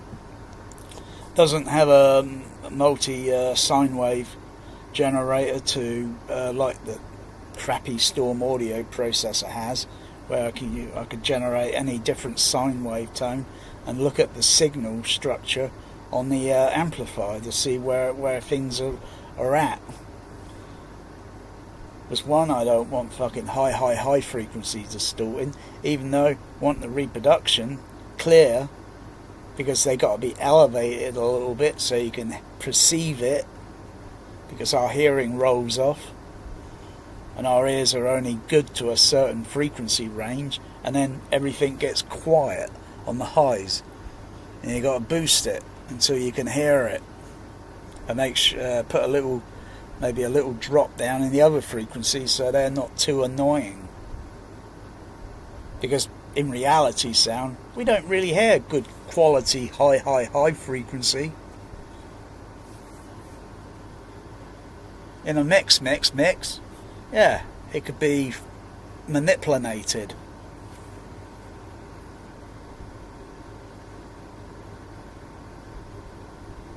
Yeah, anyway, I think this Bosset video thing is just trying to sell a fucking trinnov since fucking and fucking Ready Player One. So enough of that. It's just trying to sell a fucking movie. Because they're all dealers. That's all they are. Vendors and dealers.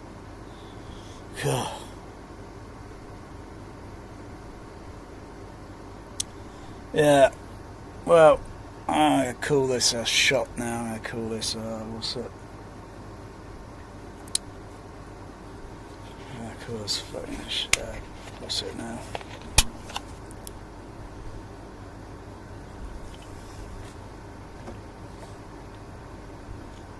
What tastes better? Water? Spring water? Sparkly spring water? Coca-Cola? Pepsi? Sprite? Lemon 7-Up?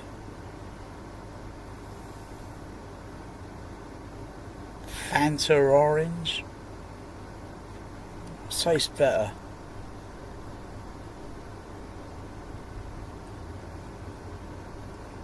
If I wanted a little sugar or such, all I have to do is just put a teeny little fraction, maybe very fine grounded. Yeah, so take the sugar and then grind it. So grind it up just a little bit finer into a kind of powder almost, and then put a teeny little bit, shake the bottle. But then you might as well just have a spoon or a bag of sugar.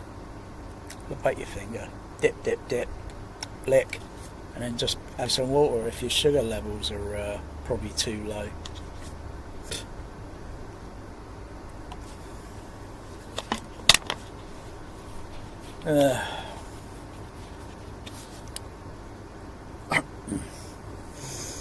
Otherwise, water's the original. Caveman wasn't sprinkling sugar onto his Ready Breck or his Weetabix tens of thousands of, 100,000s of years ago. Yeah, the sugar existed, I think, just not being discovered at the time.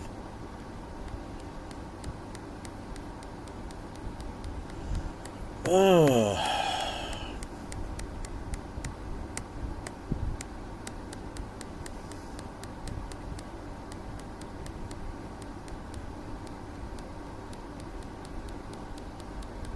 Yeah, all these cup cars and all that, they all look they're totally different to what you know, over so many years, and then they change the vehicle type, don't they? This was 93, and some parts takes place in Los Angeles, and you look at a few years later, and then they change the type vehicle, they change it. You go a few decades later, and then the vehicles today are a little bit more different vehicles to what they were decades ago. Otherwise, looking at this, it's like watching the Terminator. because the vehicles are not changed much since when they introduced them and then phased them out with another vehicle. Yeah.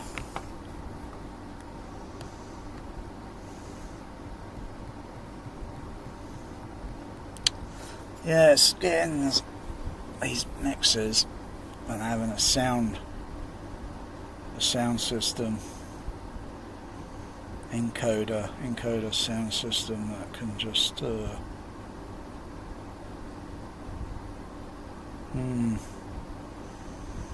gotta look at how it looks.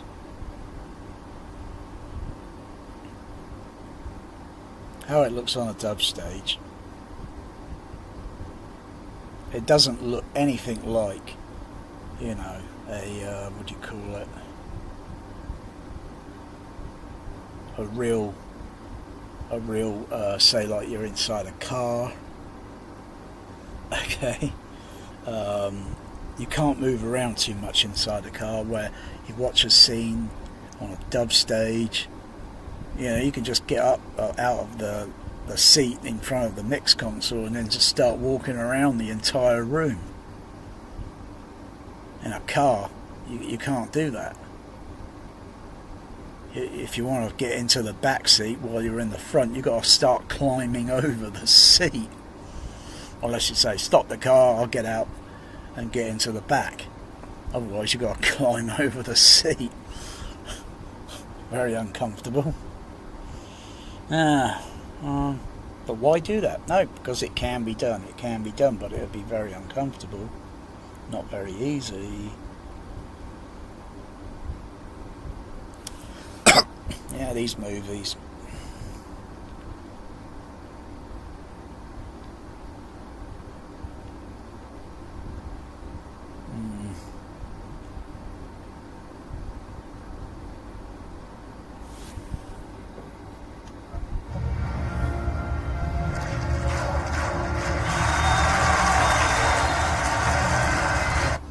Where they bring that sound up in the surround with the crowd when he goes through the doors, and it just goes up a little bit.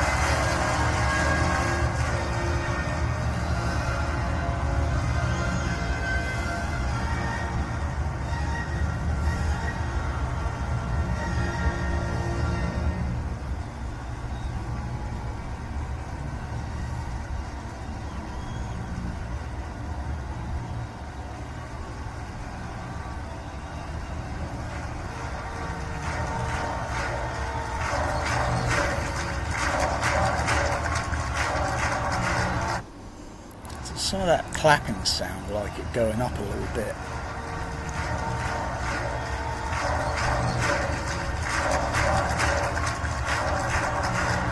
Yeah. And you got the crowd voice chanting.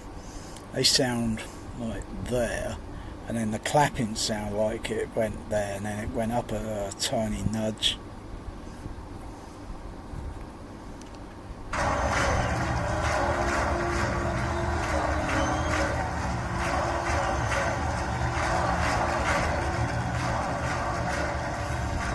You'll create something with the front and create a kind of like whoa, kind of like you shake your head, sort of like something that sounds like natural, because there's probably a comb filter issue going on.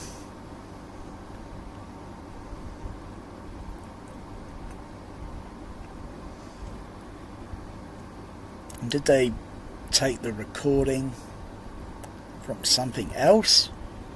Or did they create it from scratch? Create the sound effects and all that from scratch? So it's specific for the movie.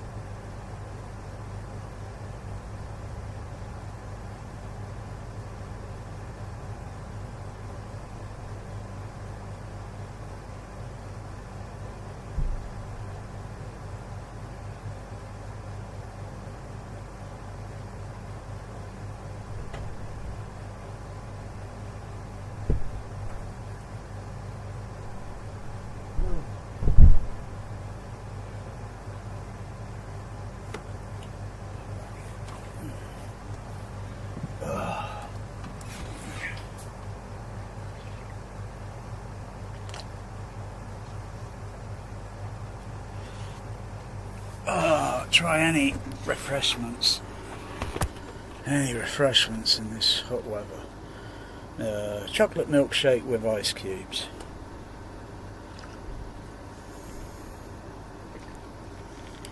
Yeah, chocolate milkshake with ice cube. Oh. Oh. It's going to be hot, lousy weather for another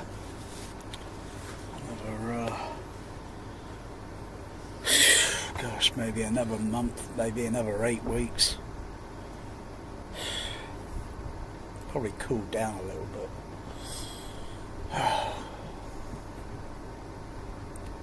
Where's the rain? Where's the rain? Bah.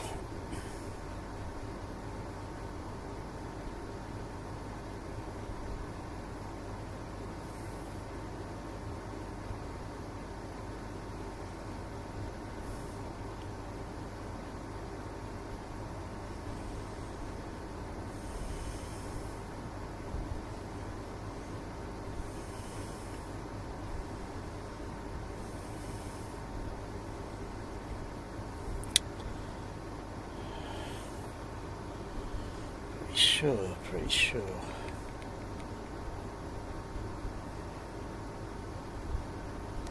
Hold it.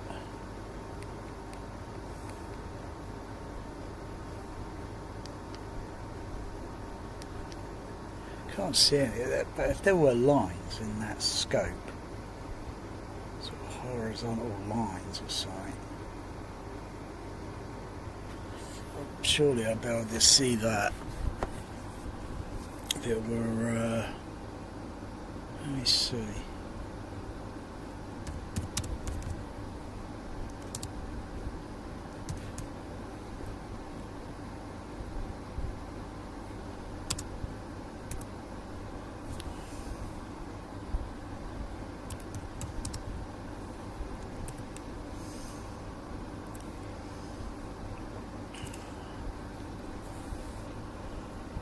I saved your life. You talking to me?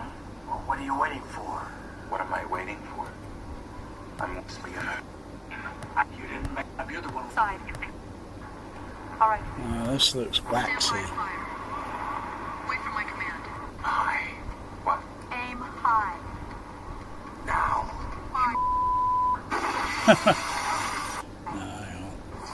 Thank God. Life. You wrote. It's me another for you to Well, what are you doing? Go ahead. You. I saved your life. You owe me. I don't owe you.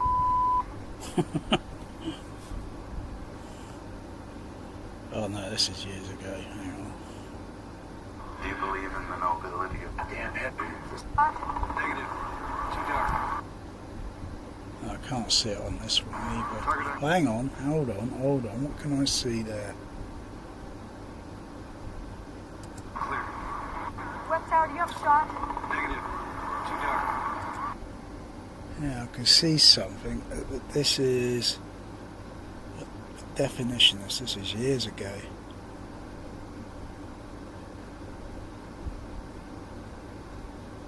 Uh, 720. Yeah, I can see something in that scope. I see something there in that scope that I can't see on the DVD.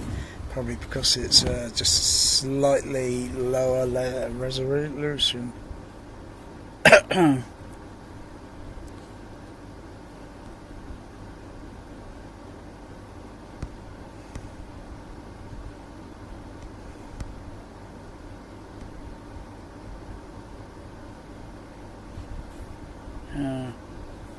I don't need to put that bloody UHD back on.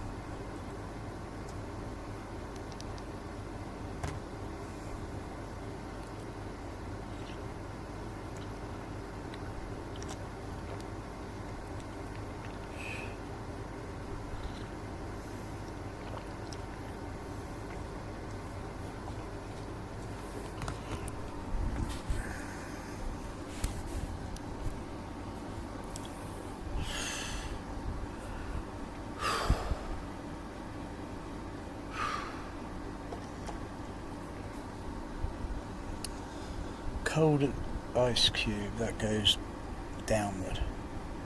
So shouldn't the base of this drink be getting a little bit colder?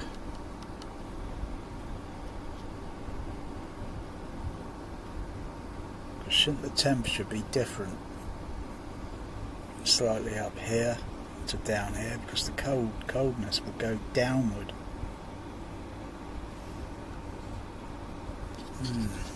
Maybe it's better with a straw, and I put a straw in and it'll feel more chilled at the base, whereas at the top it's okay, but I think it'll be a bit more chilled at the base.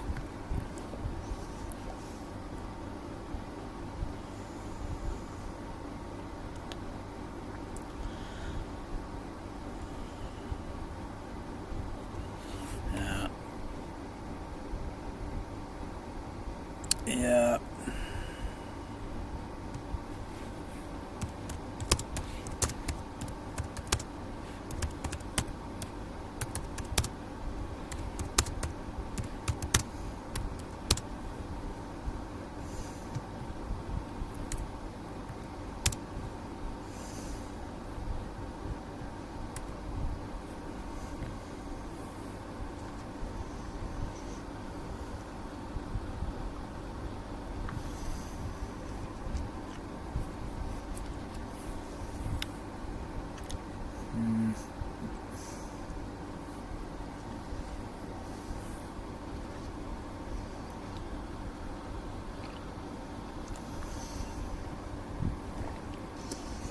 But was the left center, right center on inline of fire purposely created, or did they create the 5.1 mix and then go to the 8 channel and then recreate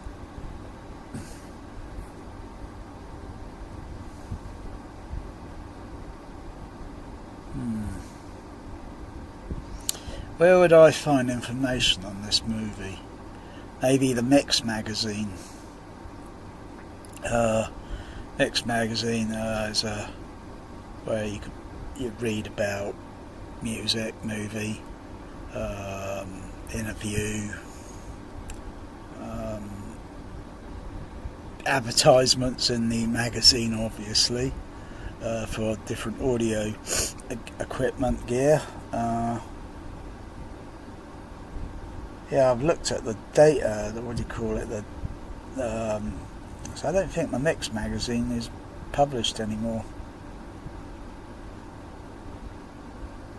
Oh, it might be something else I was looking at, but it'd be on the archives, and I could go and, because I was looking at Mix magazine of, what do you call it, a couple of weeks ago on online. I got a few Mix magazines that I bought many years ago because I just came across it in a shop. I thought, oh, what's this? I thought, browse through it. This is very informative. Oh, okay, I'll buy it. I've only bought a few of those Mix magazines. That was years ago.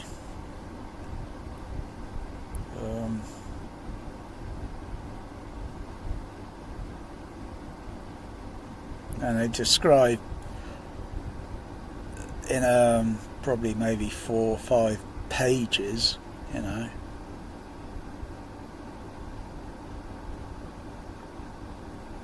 what approaches.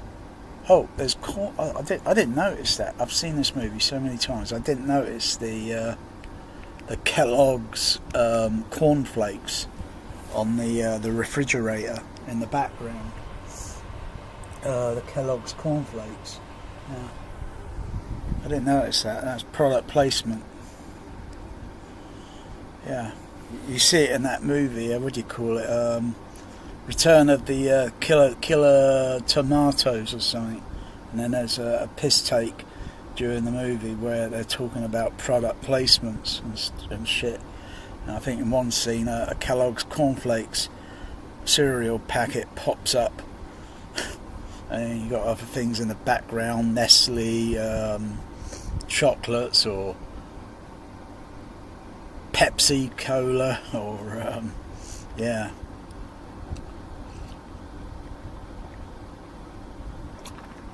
Yeah.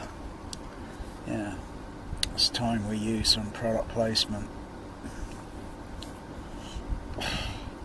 But it's like all these modern day movies now, fucking hell.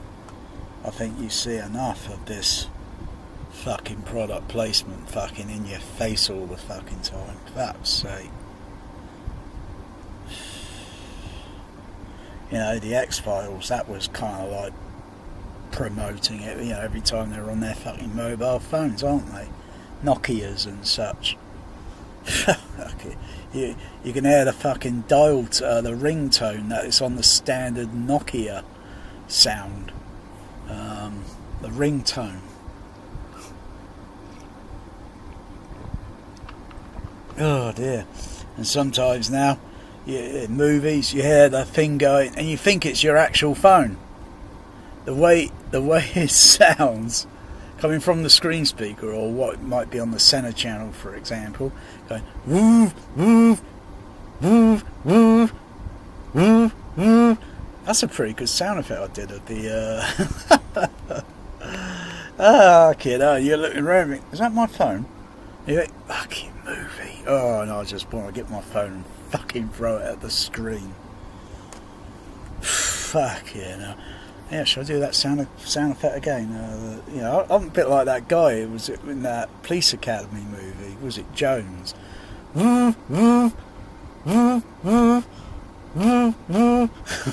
What? Is that my phone ringing?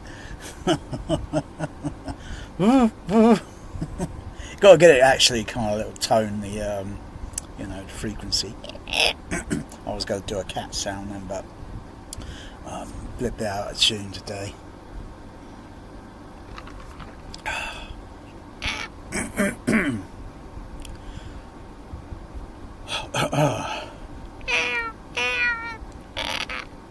I could get different pitches. I can get different pitches sometimes. Actually fooled a few people sometimes. I fooled a few people on a bus, and they're looking around thinking, is there a cat on this bus? Done that, did that at the hospital, and some patients will say, nurse, there's a cat in here. Nurse comes walking in, turns her back to me, and then I make the sound. Yeah. She caught on.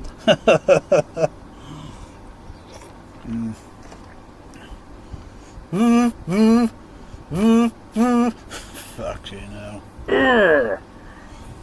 Can't stand these fucking mobile phones when they make that sound.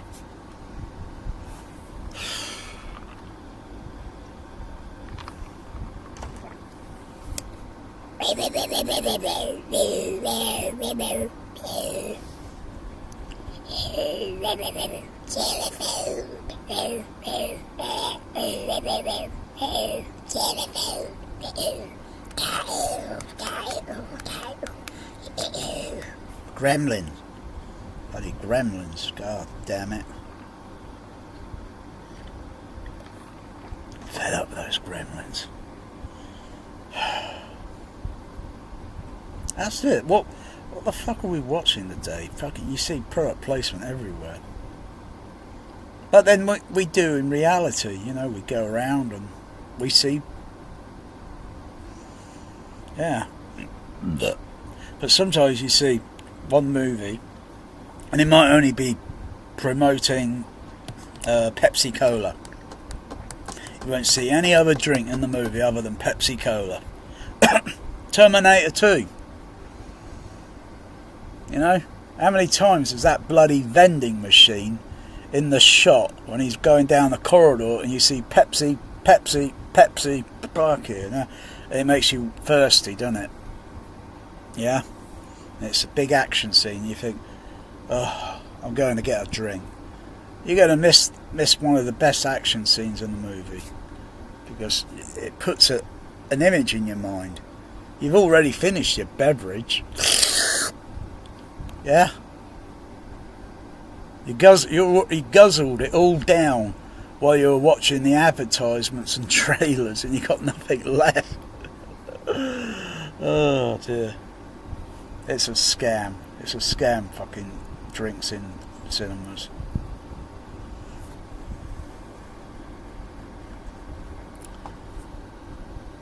You think, you know, what is it when you sit down, you're watching something and you're drinking something? I'm just trying to think, if it were me who got health problems, or if it was maybe I got a day where I got a break and I feel okay, it's not medications, not having bloody all these popsy fucking side effects on myself, but it's hot fucking weather. You got to stay hydrated. You got to have hydration breaks, you know, during watching movies. You know, pause it, have a hydration break, for crying out loud. Yeah, SDDS on the end credits. A very, very early SDDS credit. Very early one.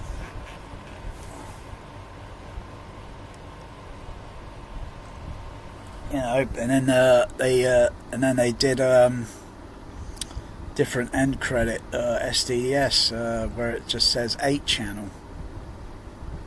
This is 8 channel. This would have been SDDS 8. You got the big Dolby stereo logo.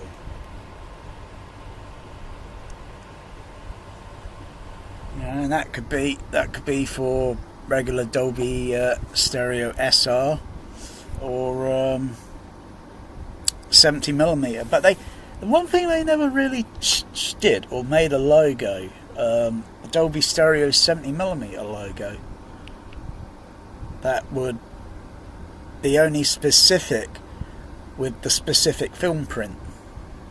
So it wouldn't go out as, or you could advertise it so it gets the attention also in 70mm 6-track, and so it would be like, oh yeah, oh wow, oh that's got to sound good. Yeah, and then people sort out the houses that have got the 70mm print.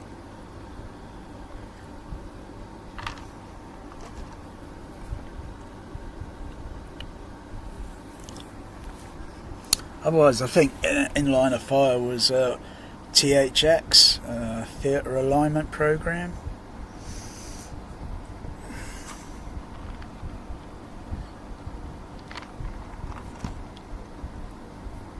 So the premium THX cinemas would be checked out to see whether the 70mm print is going to be basically the dog's bollocks.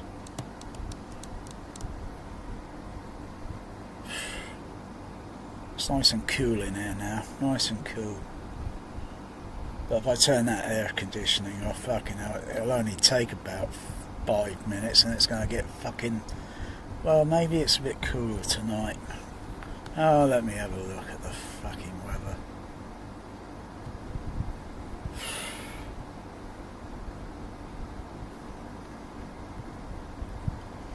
It was up to 30 Celsius today, crying out loud.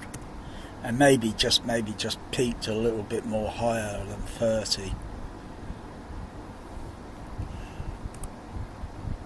Yeah, 31. Fucking hell, 31. That's roughly in my region area. 31 today, fuck's sakes.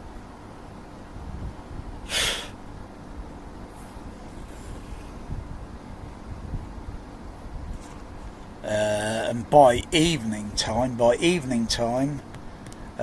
where's it get down to about 16? What's that going to be roughly? Oh no, fucking useless. By about, it should be down to about, well, according to this now, it says about 22. I'm turning the AC off. I think that's okay. Oh, I can't turn off.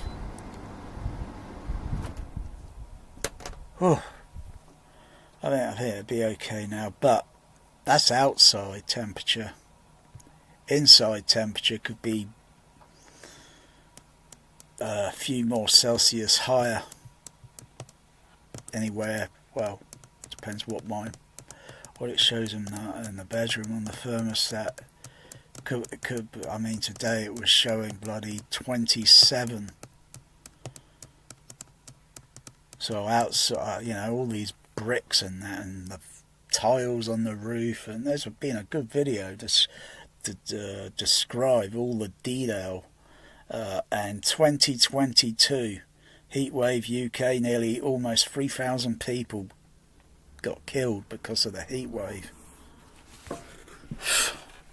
Because they probably didn't have air conditioning in the home to get the temperature down in their rooms, and the bloody heat killed them.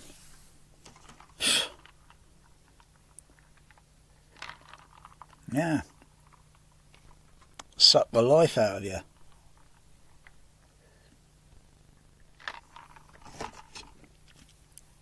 Death by heat. Death by freezing cold. But, you know, temperature band in the middle. That's where it's okay, but when it's up here, it's not okay. And when it's way down here, it's not okay. Temperature in between is A-okay.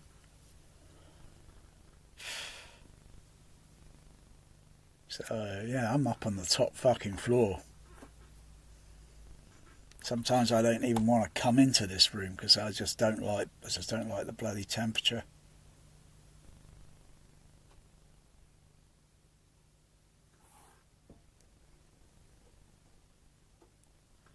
Yeah, I get a little bit of hum on the what's it? I know where the hum or where it goes into, but it's mild. It's just mild. It's just a hum. Well, it's not an actual signal thing. Like, it's probably a grounding issue. Since my cat's got behind the back of the rack a few times, something could have come loose. Something could have come loose slightly on the ground, and it's just, you know, you just go through it, check through each amplifier separately. If there's no hum on one amplifier and there's hum on another, and I think, well, it's got to be a grounding issue.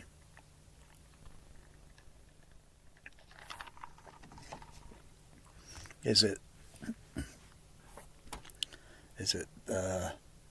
something on this end that's loose, or something on the other end? Or could I take a simple wire that's connected to another input with a ground, and then take that wire and then connect it onto, you know, because it's only a ground, it's not a positive or negative signal, or positive and ground, because on the SA10s they're only I think they're ground and positive, unbalanced signal, but they got a balanced output or something, I think, on it. I mean, it's I think there's a GND, ground, negative and positive.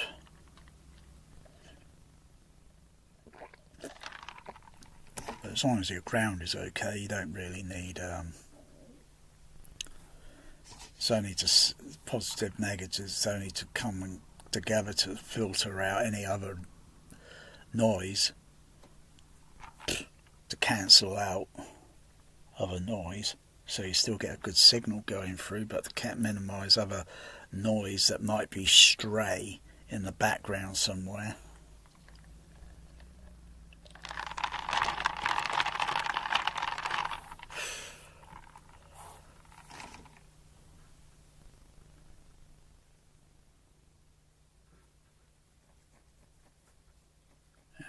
All I have to do is turn off no, is it, which, no, it's on the it's not on the it's on the EPQs. It's on the EPQ amplifiers. So I only have to turn one of them off, and if I don't hear any hum on the then I know it's a ground issue. I just can't be bothered to sort it out at the moment. I'm too relaxed. Might do it later. Might do it in a minute. Depends what mood I'm in. Otherwise you hear a very low level hum. And that's a ground. Could be on the input to the SA10, or it could be on the output. But let me think.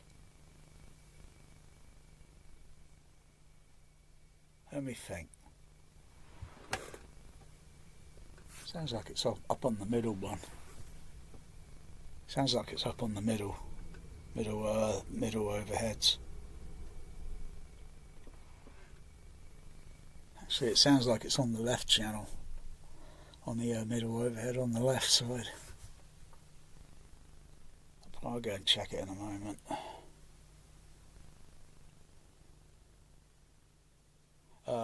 Could it be no, on the trinnov? Well, let me see. I could turn the trinnov off, and if I don't hear the hum, then the signal has been cut off. So it'd be like open circuit. There's no connection from the trinnov to the other processors and amplifiers in the kitchen. And if I turn it back on and the noise goes, oh, I'm going to do that now. I'm just going to turn the trinnov off.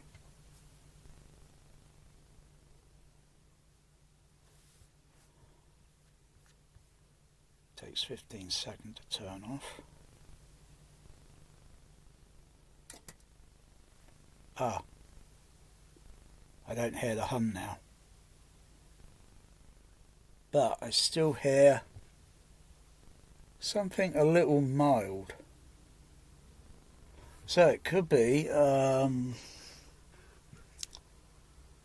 me see, I wonder if it's anything to do with my switcher box.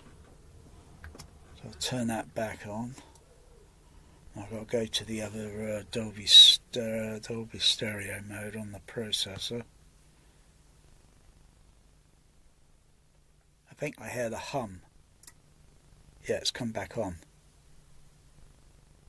Processor's turned on now, but it's still booting up.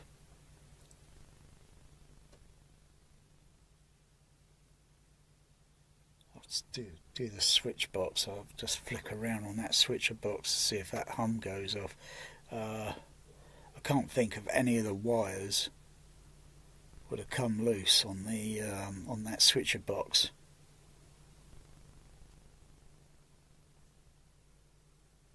It should be starting up now. I'll go to the, what was it? Yeah, screen's up on the asset. So a bit there. I'll go Dolby stereo there.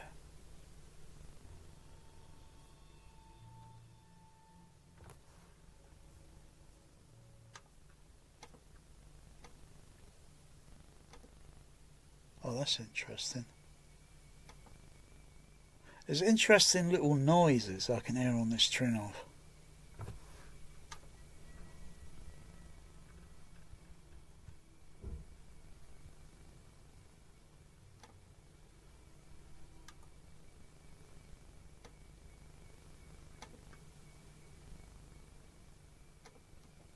I don't know what it is, but there's some sort of very mild kind of, it sounds like a digital noise. And when I press this button, which is the, what do you call it, the select button, there's this noise that's kind of going like, but it's very low level. When I press it, I don't hear it. There's some noise that gets generated from this processor. And it comes back on again. Of course, the display has changed, and if I press it again, it goes to that display. But that's going to come back on in a moment. That's going to change that display, and this noise, this kind of like weird digital. There it is again. You can't hear it on the microphone here thing. I'd have to have this microphone really close to the speaker, so you could pick up this weird noise. So you could hear this weird noise.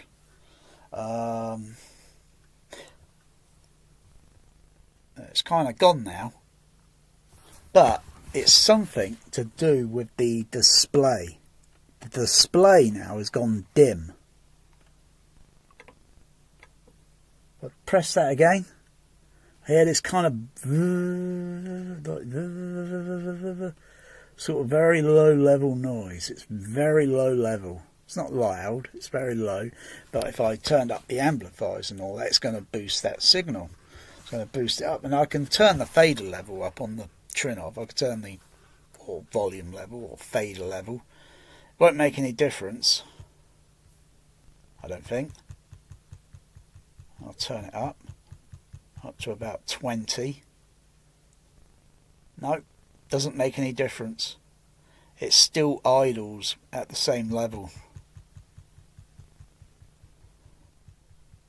And plus the sound is muted. But if I pause the movie, unmute the sound, turn the fader level right up to about plus 20. No, that noise or whatever it is in the back, that digital sort of sound or whatever, is still idling at a very low level. Can I see it? Now, can I see it? Let's go to... where is it?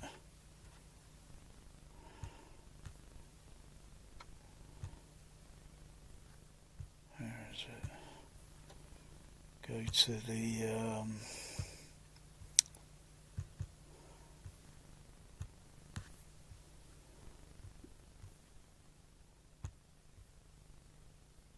go to the meter display, processor. Now this meters, they all go down to about minus 90 dB. I thought they went down a bit lower than that. I thought it was about 100. But I can still hear this noise, so it's idling very low level.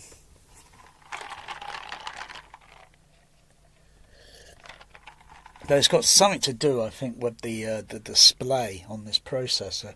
I'm not sure if anyone else can hear it, or whether that processor I got is got a minor hiccup.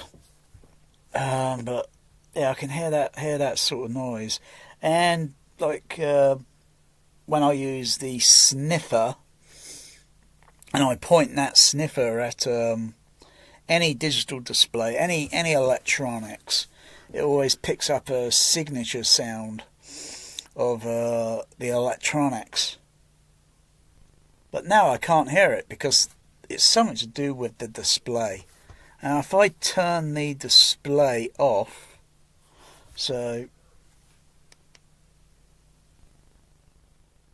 I think it's on the remote control. I think it's dim. Oh no, that's the audio thing. Light, that's it, light. Yeah, if I turn the light, you got a light thing on this processor. You turn the light or the display off.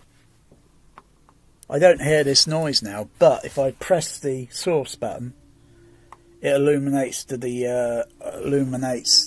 display again, and there's this very low kind of electronic buzzing sound.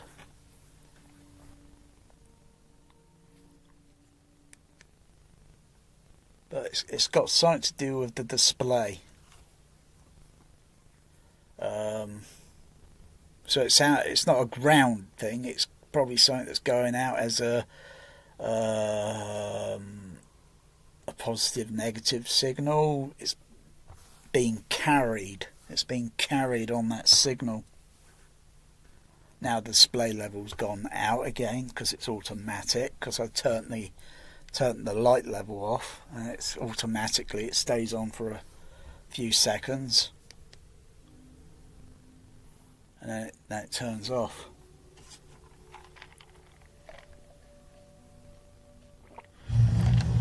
But I can't see it on these meters. I can't see it on the input or output level meters. So it's obviously, so if the level meters say like one is input, one is output, this signal noise or noise I'm hearing has got to be somewhere up this end. Otherwise, if it were in between, I don't know, surely it would be showing, displaying somewhere on the output level, which would be, you know, it only goes down to about, it says minus 90 dB. I would see this noise. And even so, if it was ahead, so it's in front of the input signal, it would display on the input signal. And maybe the output as well. But it's a very weird buzzing sound noise on that trinnov. It's not world class. It's not world class.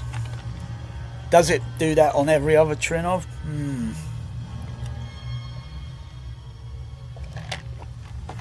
Could it be a software thing? Could it be that trinnov is just simply overrated?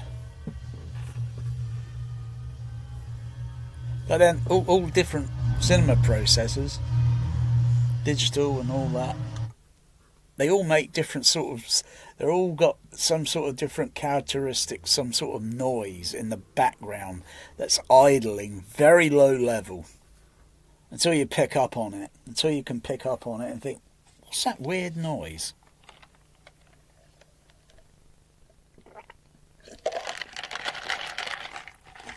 Now I would have to now could I monitor that on the headphones?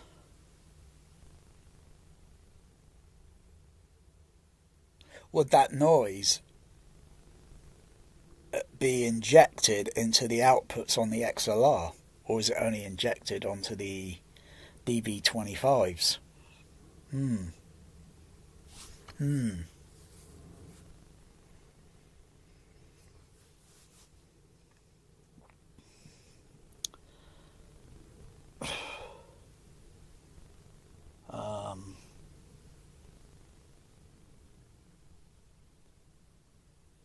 What about that other noise that I was hearing on the, because I think it's a ground issue on the one of the, let's just turn that light back on.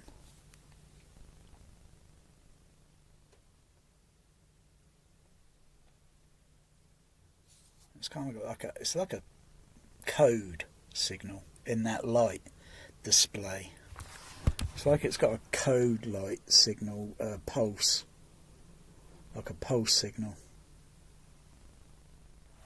I wonder if I could use my sniffer to, because that sniffer is pretty clever. But I can still hear a ground, so I think when the trinnov's turned on, it could be sending a ground hum, mild, very low level.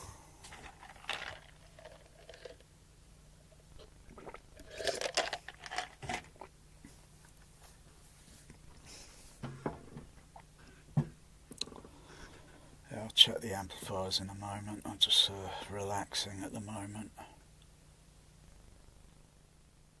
Do the usual procedure, turn off all the amplifiers and then turn them on, and then turn each one back on, come in, have a listen until I hear that hum, and then I'll know which which amplifier that needs to be looked at to see whether it's the input signal on that amplifier is grounded, or it could be the grounding on one of the SA10s.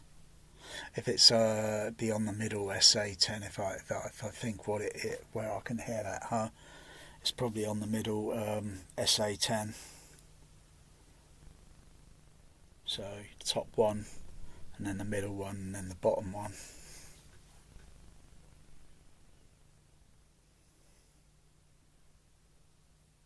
Otherwise, it's just like monitor it with quickly with an RTA microphone close up to the speaker, and then I'll be able to see the frequency, and it'll probably show the typical like 50. But could be. Sounds like it's pitched up a little bit. Sounds like it's a little bit above 50.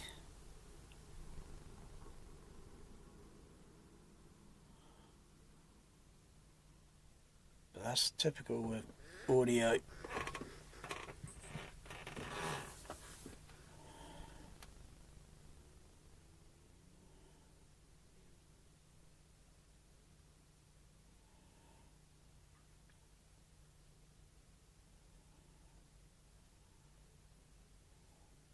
Go and have a look now. Go and turn up. Go to the kitchen. Oh.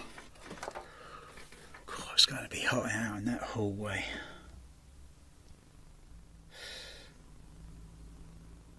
Oh yeah, and Lean, hang on.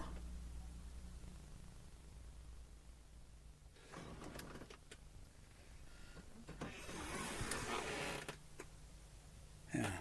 Because, you know, when you get a noise, hum, whatever noise, you move around, you still get standing waves. Oh dear, my legs fucking ache. I'm in this position now. I don't hear it, because I'm in a null position. Okay, I'm going to turn the amps off and see, figure out where that's getting injected into. Fuck you know. It's about 27C out on this fucking. What's my thermostat say? Oh, my cat. Oh, my cat Joey's relaxed. Where's Melanie? I think she's lounging around somewhere. Yeah, I'm looking at my thermostat. 27.4. Fuck's sakes. Oh, she's here. She's in here. Oh, she's in here. There we go. When you go in the bathroom, it's a little bit cooler there. It's a few Celsius cooler. I hope they're drinking water. Right. Okay.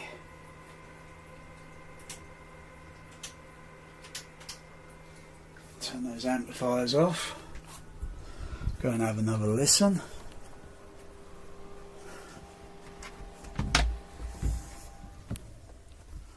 Whew. Oh yeah, it's a bit cooler in here. Sit in the position. I don't hear it. Okay, I'm going to turn one of the amplifiers on. I'm suspecting it would be the middle.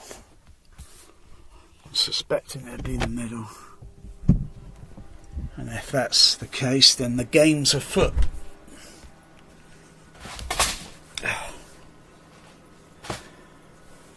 Come out.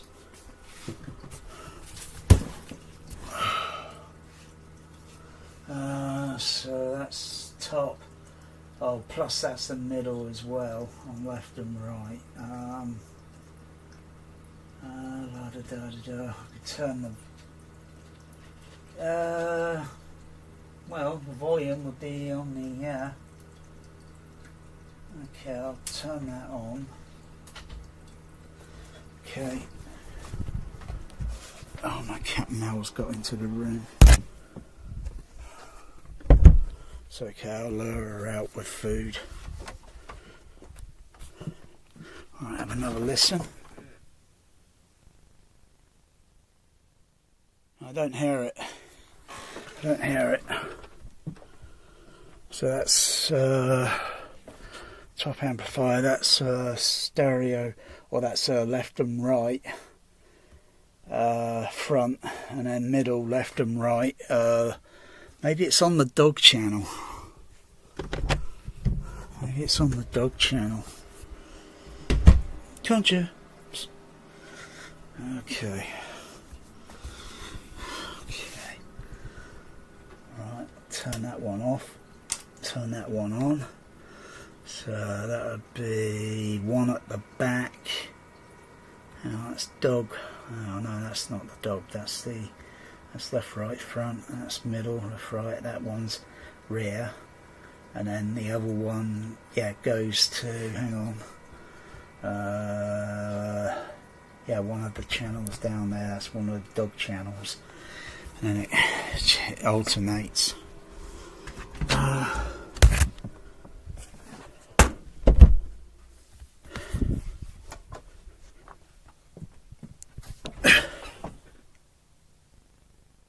can hear something.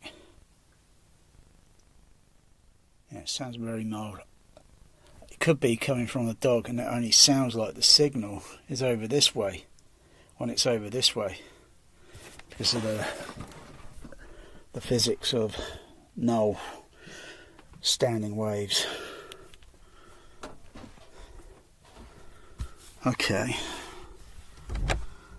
Go and isolate one of the channels, turn one of the amplifier levels down to confirm or deny. So that's left, right, that's the left, middle, that's the rear left, and that's front, and that's one. Okay, so I'm going to turn that level down on that one. I think that's the middle dog.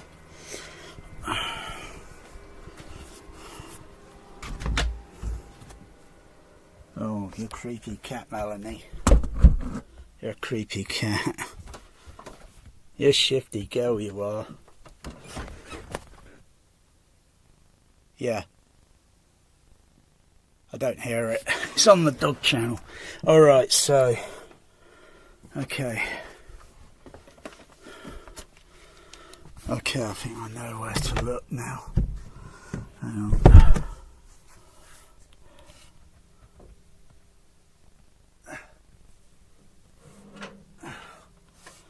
Let's see if I can go and have a little tweak here. Okay, no, it's hot out here. Okay. I'll turn that level back up to 1, 2, 1, 2, 3, 2. That's about there. And check somewhere back here on the rack.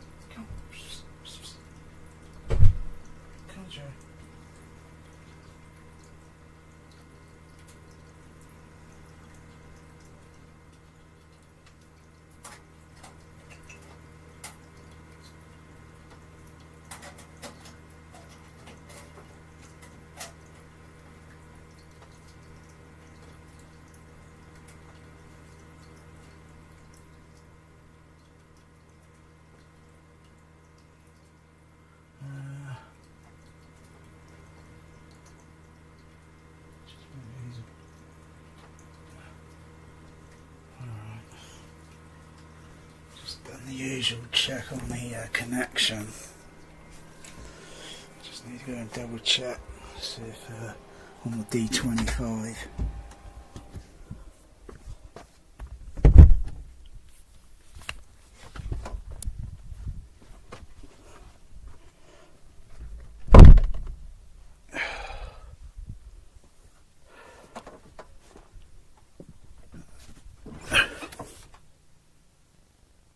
Still hear it, so it's got to be let me check the input lead on the processor. Disconnect the input lead to the SA10. Come on, Joey. Come on, Joey. Joey, come on, you've been fed. Come on, I can't overfeed you.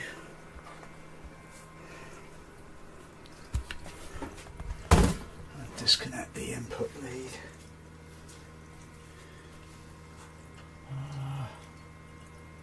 Where is it?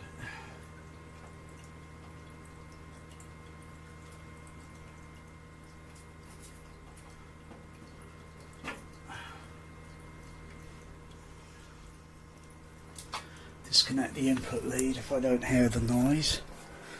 It could be something to do with connection on the input on the ground.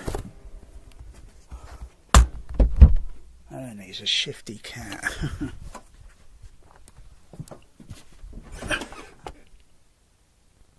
Nope.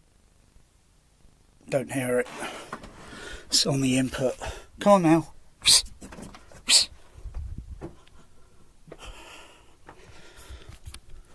on the input. So, I'll go connect again, and I'll switch the switcher box. But it shouldn't be there shouldn't be any change.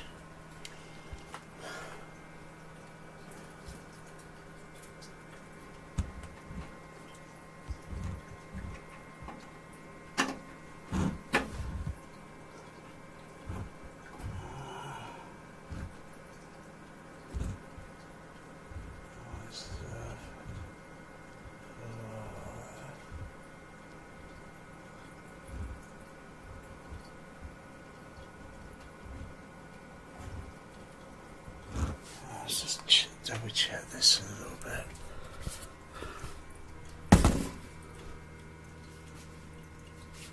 Go, Joe. Joe.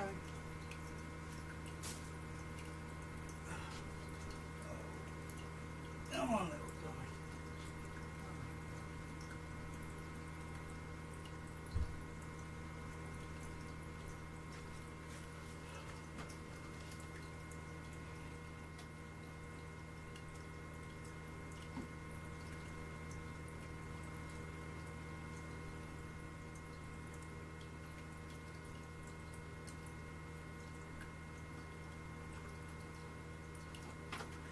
About the input on the amplifier, that's 1, 2, second one down, channel 1, 2, 3, channel 4.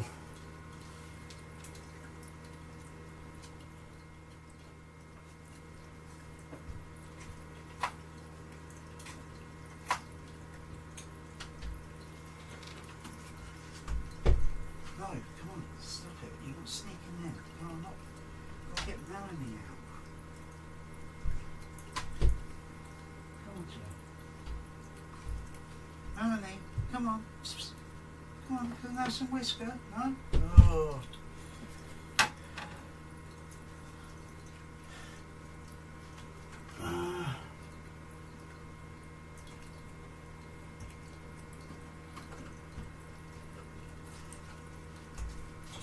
Crikey, you're like Melanie. Come on. Come on, stop it, Joey. Joey? Come on. Come on, girl. Come on, little girl. Come on, little fella.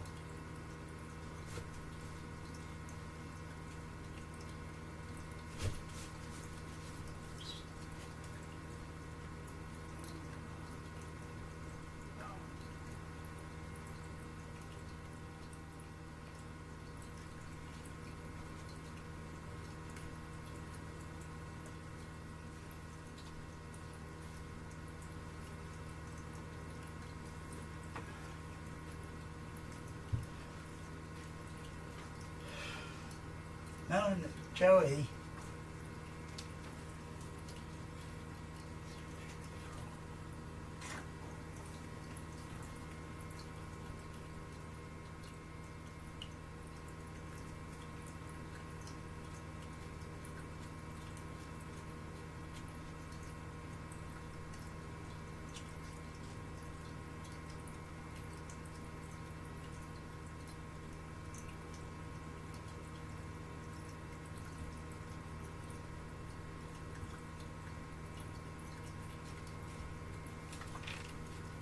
Joey, will you stop it?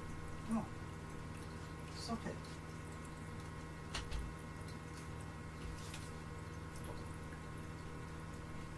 Oh, cat mowing me.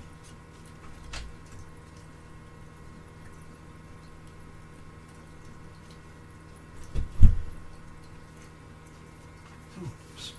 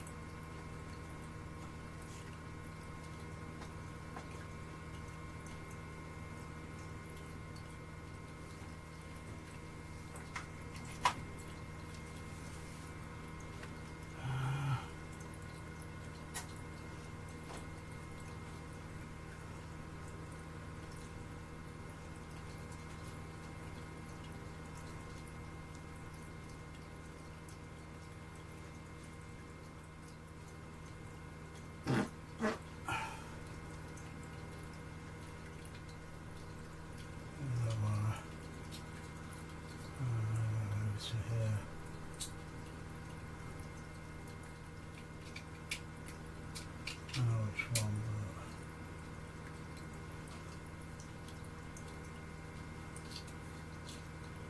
Oh, ground.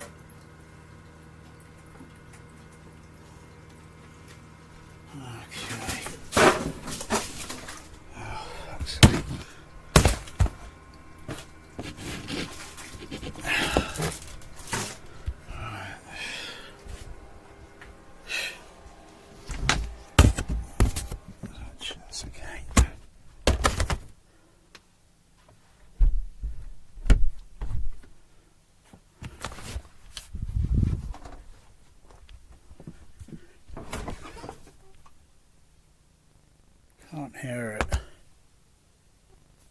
or at least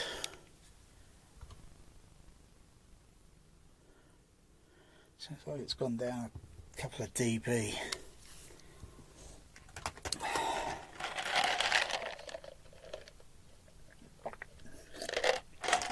I just I don't know.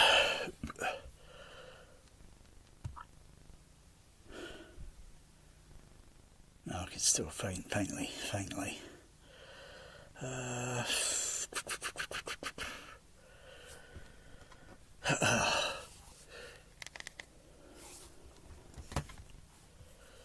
go to the reset and then generate some pink noise output. See if it sounds okay. Reset. So 1, 2, 3, 4, 5. So go there.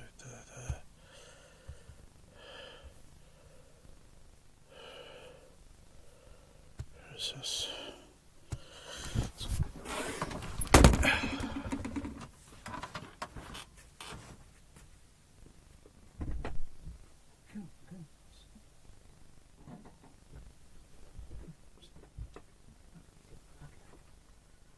Oh, you're like Mel.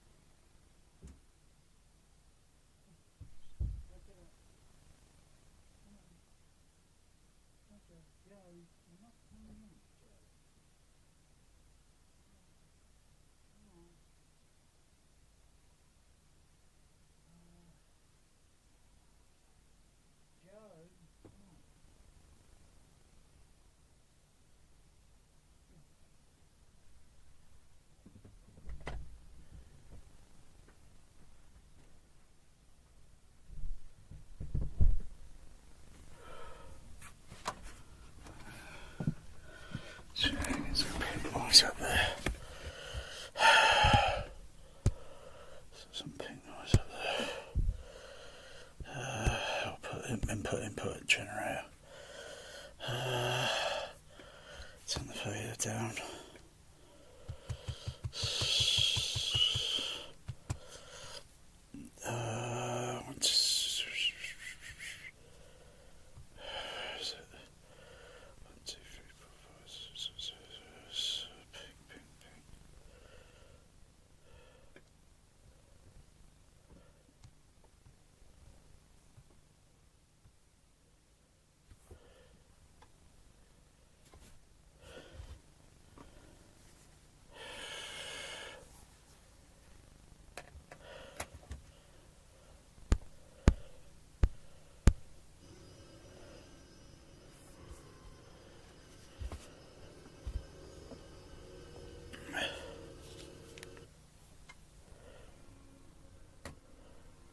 Some pink noise up there.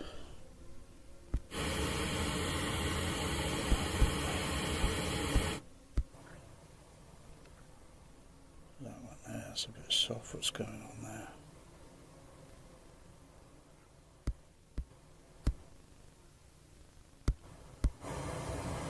Oh yeah, because I got the other amplifier turned off, that's right.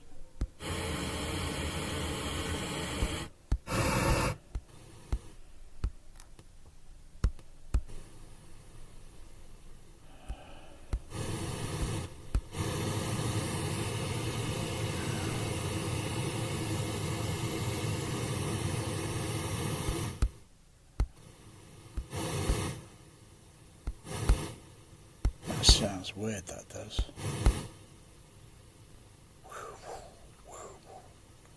That sounds weird.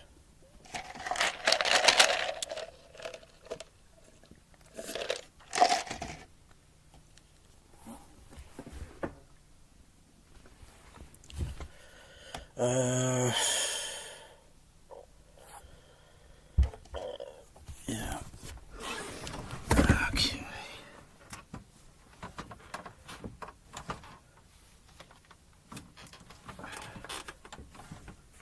Ground wire I can take from another because it's very strange. Come on. Come on. No, no, no.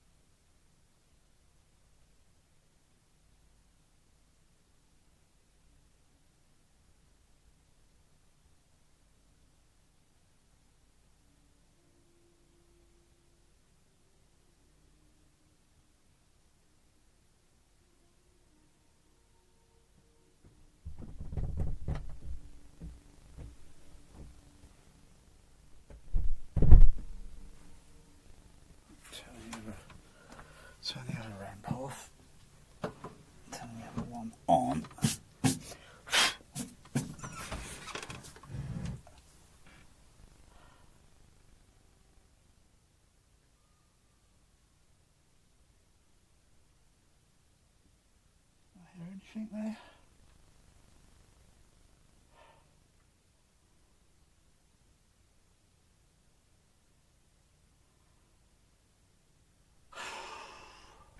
Someone to turn the amp off.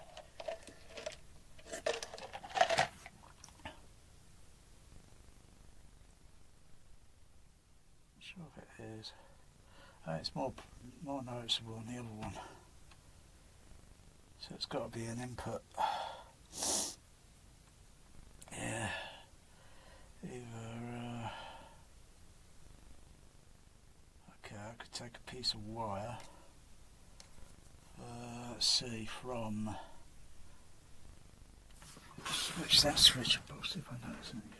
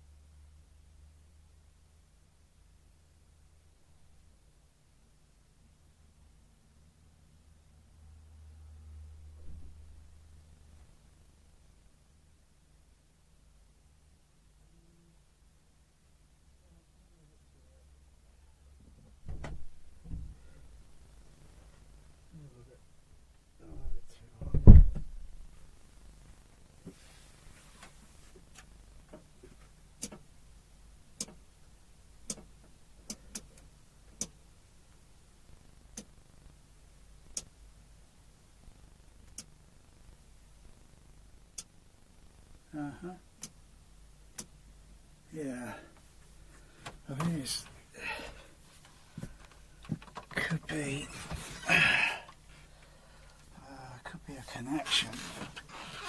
I can't see how it will come loose. Won't be on that input. Can't be on that plastic switch box. So those cables are tightened down. It's got to be something maybe on the processor end. It's mild. It doesn't bother me. I'll probably try and have another go at it tomorrow.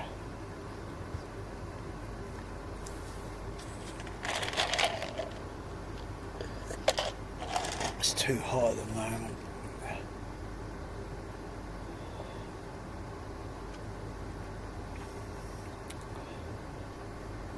Yeah. I got gear, you know, test gear and shit. REW, now it's like how you use REW. Most people use it just for their stupid subwoofers and such, you know. There you got a tool that you can connect to audio outputs and such, and you know, check the B chain. And when you start seeing some weird signal, you think, oh, where's that coming from? Then you just start doing the usual unplug this, unplug that. If the signal's still there, or you disconnect all the leads to the inputs on the whatever else is in the B chain. If the signal is still there, then there's something dodgy going on with the unit. That's one way to diagnostic. And you think, can only be a ground problem. That's probably maybe a soldering issue in the unit. You know, things can happen like that, especially in hot temperatures. You know, you got temperatures of equipment, they get hot, and then you got hot temperatures in a room. It adds on top of that, it gets even hotter. But what point to the do you get soldering starting to, or maybe component? Could be many things, but it's usually a ground. You know, that's all it is. Don't have to have all this bullshit thick audio file fucking cable. What a load of bollocks that is.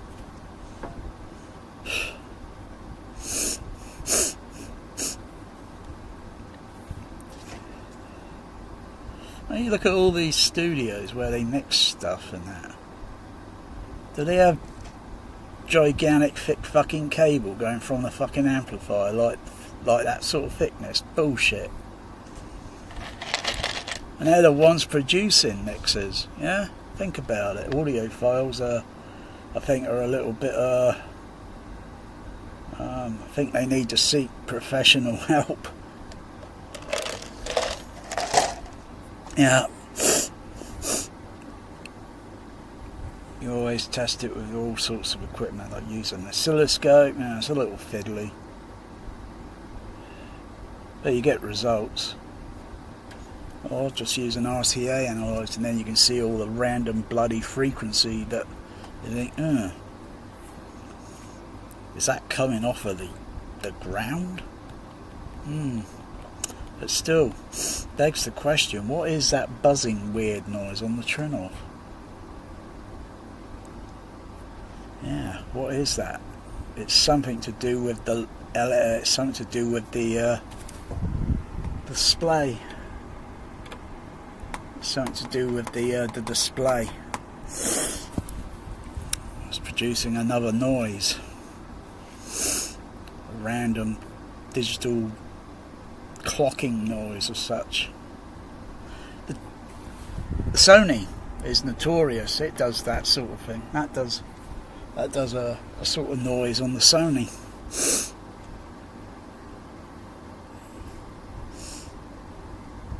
But it's very low level. It's very low level. It's way down here, but it's there.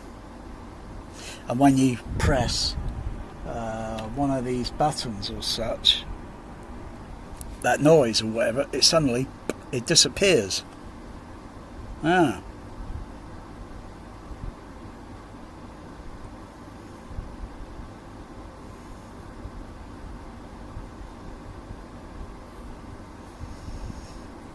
You always get noise on soundtracks as well. There's always something weird going on in the background until you are really deep listening. Then you notice something like, and then you ask, is anyone else hearing this?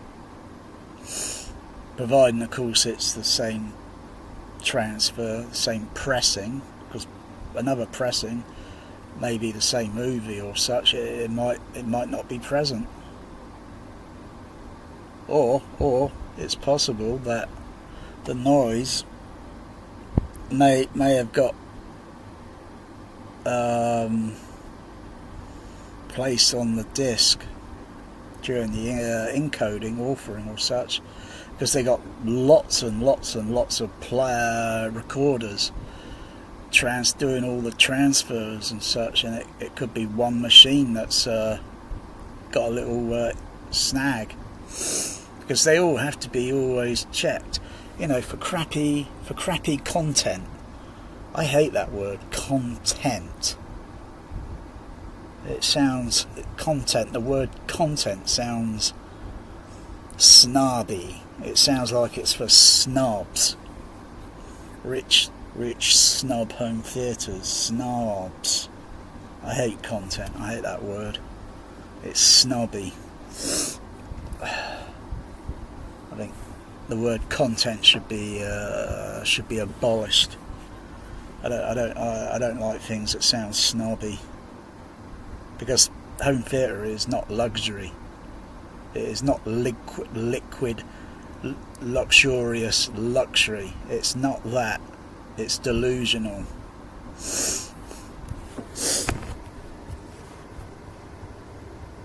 Because you think it's all digital luxury, purity, pure, but it's not.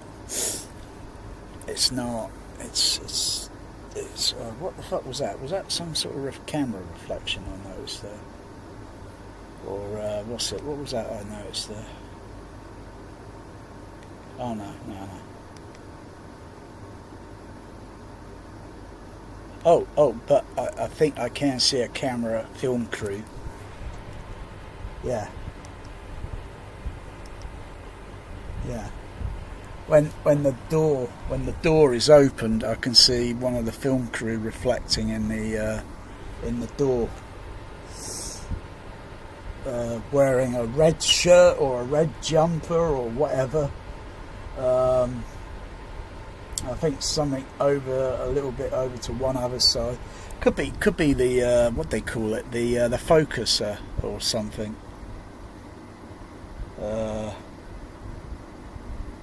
Yeah, it's one of the film crew there. I can see in the that kind of ruins the whole movie now. You got the Atmos fuck up mix, right? And now I can see like open the door and I can see the film crew reflection. Very hard to see, but and I see it again when he opens the other door. Yeah, because no one would be standing near a vehicle and then just staring at it with their arm like this, as if they got it on the Panavision camera.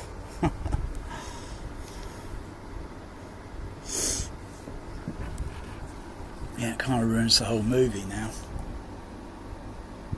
The whole movie's now completely ruined.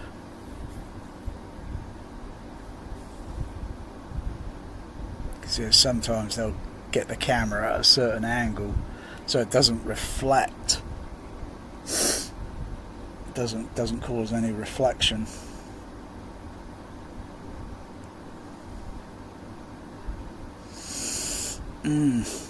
They changed the Air Force One, haven't they? Yeah, the Air Force One.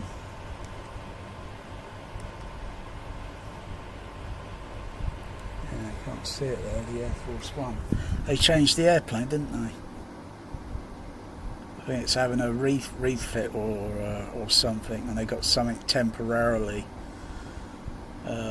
until the other ones, because all the colour scheme on it is different.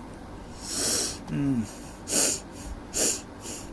it cost millions or billions.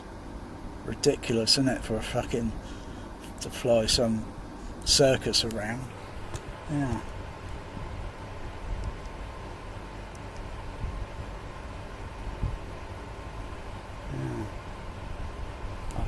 Wolfgang Peterson. Did he do Air Force One? Yeah, he did, didn't he? Yeah, he did Air Force One, and he crashed the airplane, didn't he, at the end of the movie?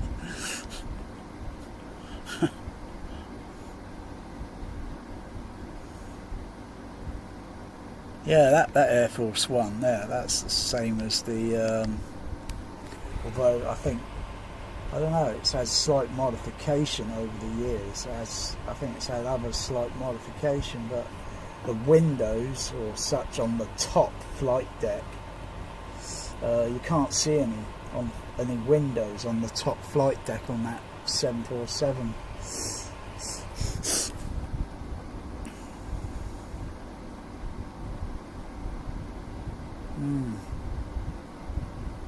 That's another mix that sounds really messed up on 4K Air Force One. Sounds really messed up.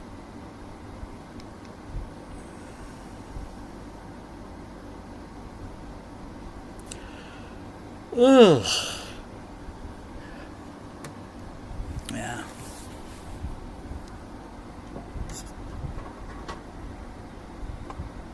Oh, what bloody format have I got this on? It's on the, what's it? Should be on Dolby Stereo. Oh yeah, what the fuck am I on there for? Yeah, there we go, Dolby, yeah. That's another thing that's very slow with the trinnov. I just switched sound format, and yet the other levels on here are frozen. The other levels are active and moving, but the other levels are frozen. So, is there anything I can? So this processor is not perfect. It's got so many little flaws in it. I think the only way I can get that display to look normal again. Even though it doesn't display it on the actual VU meters, on the what's it, but only on, yeah, it kind of freezes. Yeah.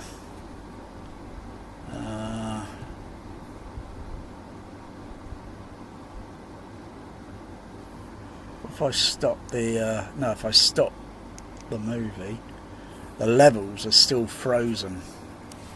They're still frozen on there because they're frozen.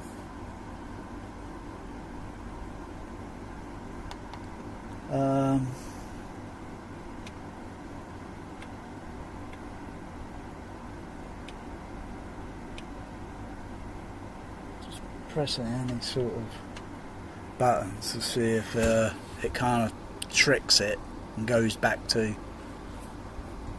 But no. I don't. There were glitches when adding other firmware on the Storm processor where that caused. I had to delete the firmware, and then re-upload it again, because when I generated a sine wave tone, like a 1 kilohertz or 100 hertz or such. The meters should be just totally still. They light up and should be totally still, but they were kind of doing this a little bit, flickering. Well, a sine wave shouldn't do that. It should be absolutely steady. With pink noise, yes, it kind of moves, it kind of wobbles, it moves up and down a slight fraction. But with a sine wave, hang on, is these gone? No, they're still there. Still frozen on the display. The only way I think to get that is to turn the processor off and turn it back on again. Or I go to another theatre mode and try and switch. Let's see.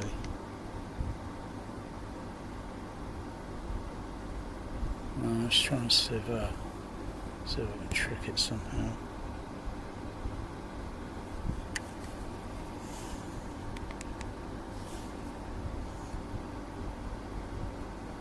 No, it's weird. It's still frozen.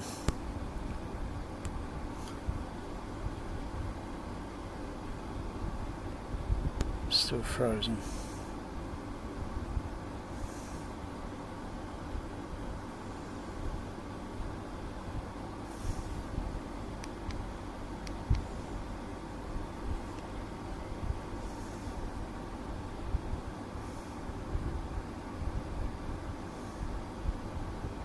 Oh, now the meters are moving again, but I'm on a different, what do they call this? Dolby Atmos 2 EQ. What the fuck is that?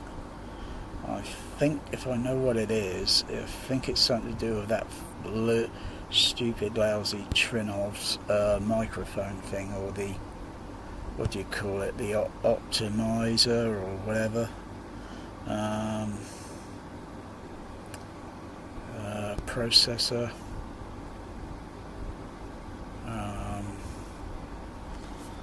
Just unmute the sound.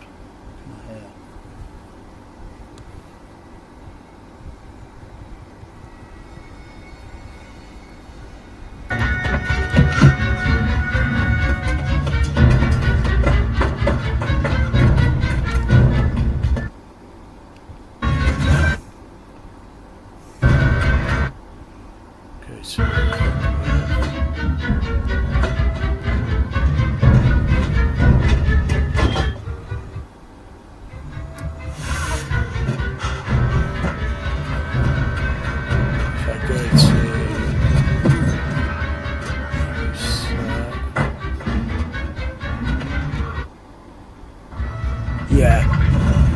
Yeah, I've still got that optimizer thing programmed in on a different sound format.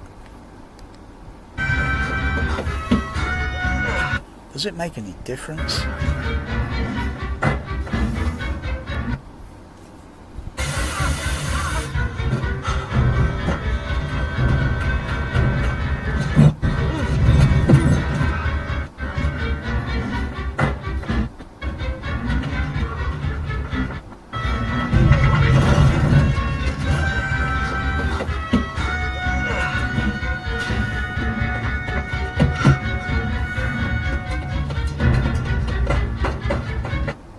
Should be able to bring it up on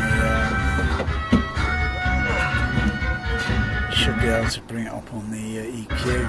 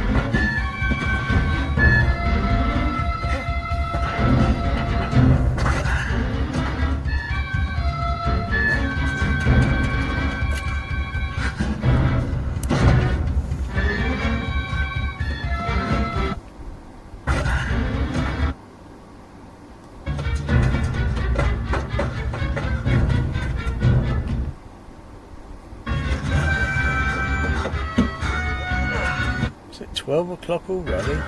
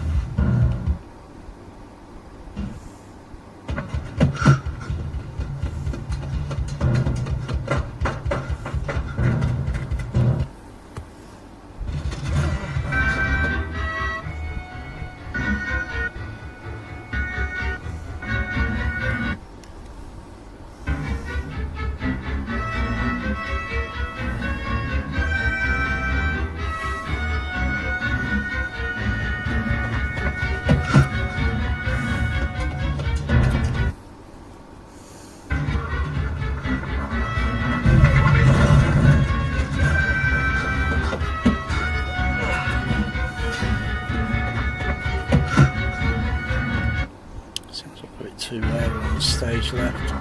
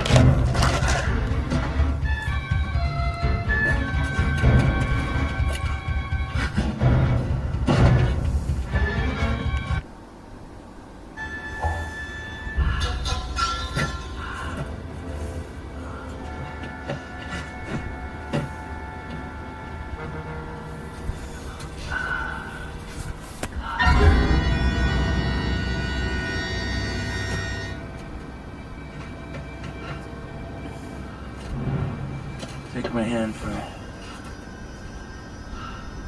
Take it. You don't, you'll die.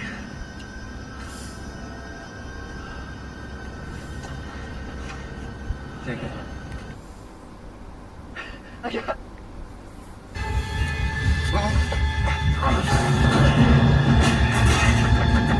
Larry, don't fucking move! Frank! I got it.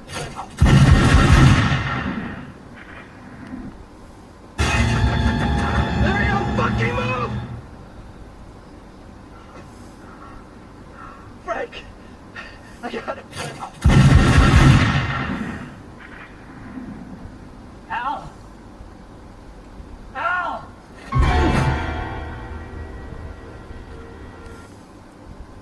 I got it.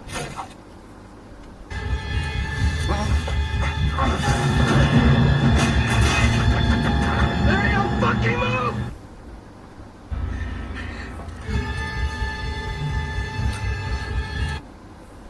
You're too precious.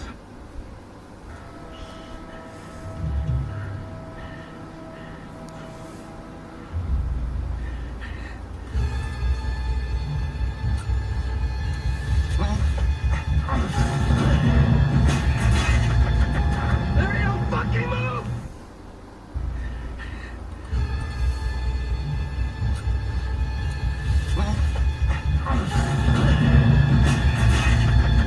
Larry, don't fucking move!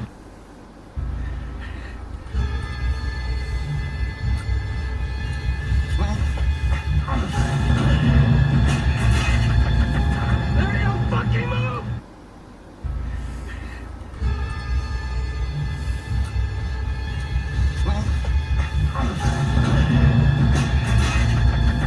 Larry, don't fucking move! Frank! I got it.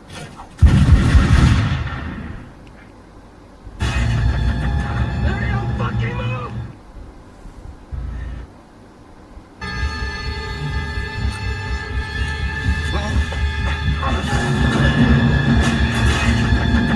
Larry, don't fucking move!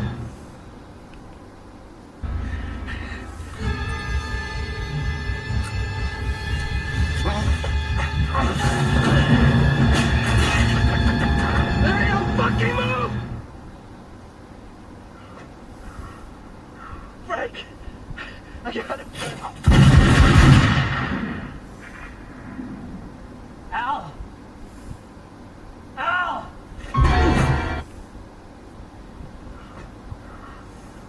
Frank!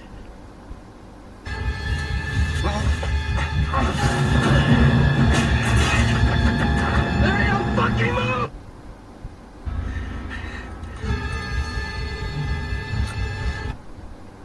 You're too precious.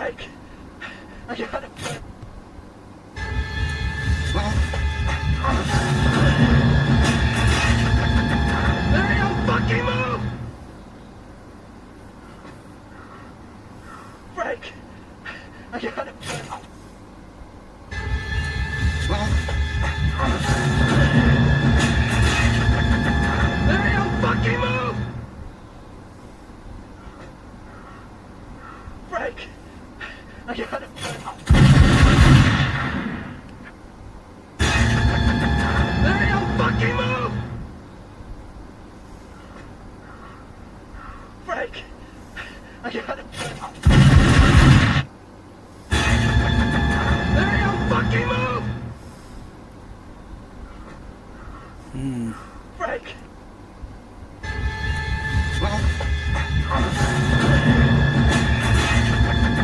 Larry, don't fucking move!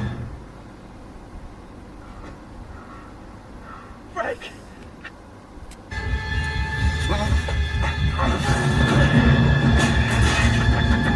Larry, don't fucking move!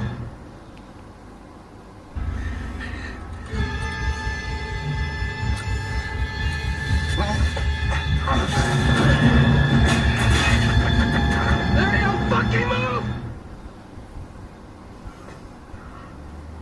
Frank! I got it!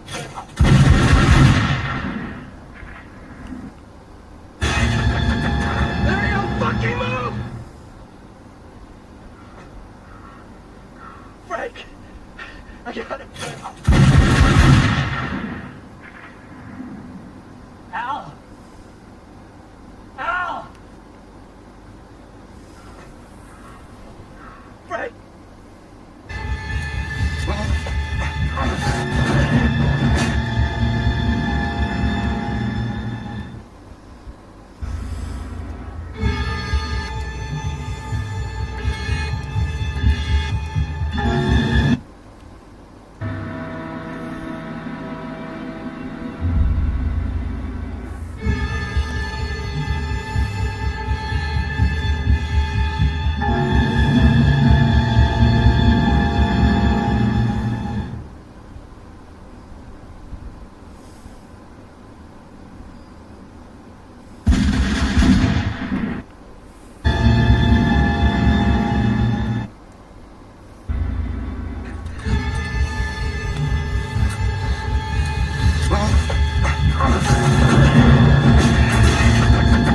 Larry, don't fucking move!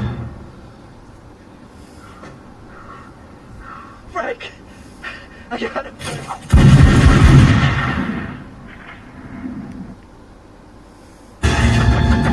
Larry, don't fucking move!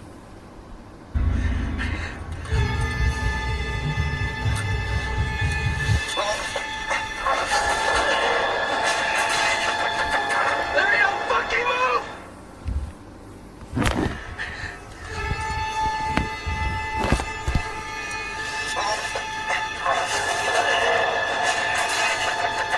Larry, don't fucking move!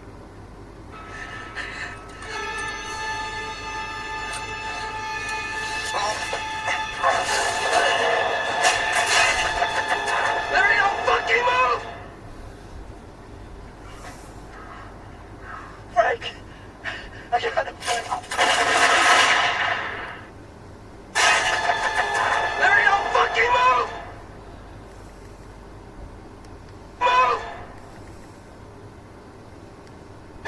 Larry, don't fucking move!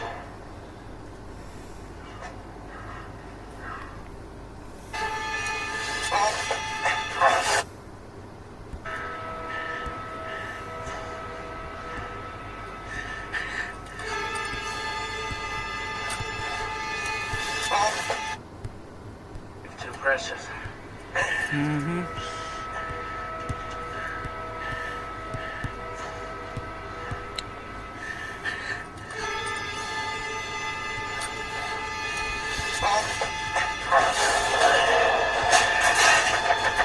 Larry, don't fucking move!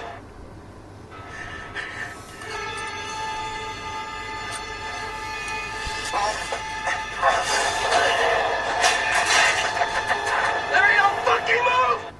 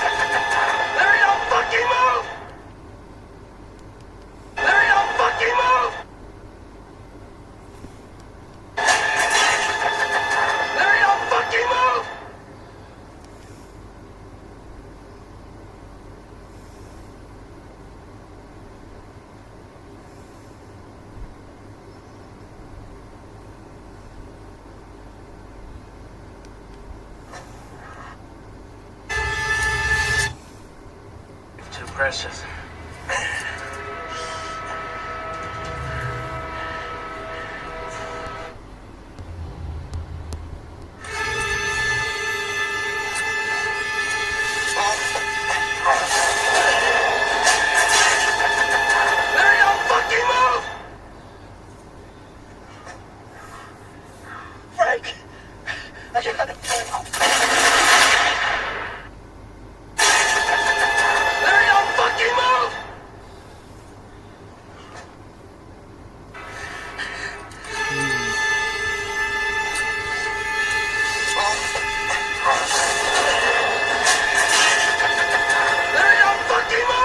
Good bit of clarity there in the dialogue track.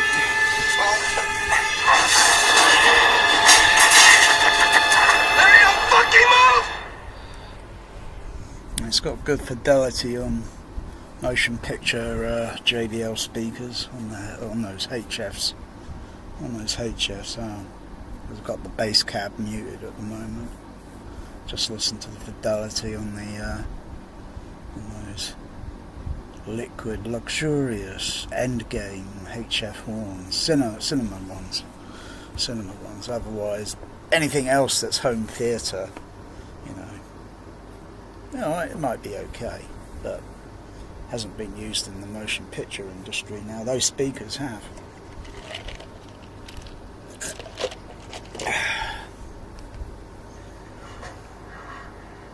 Frank! I got him.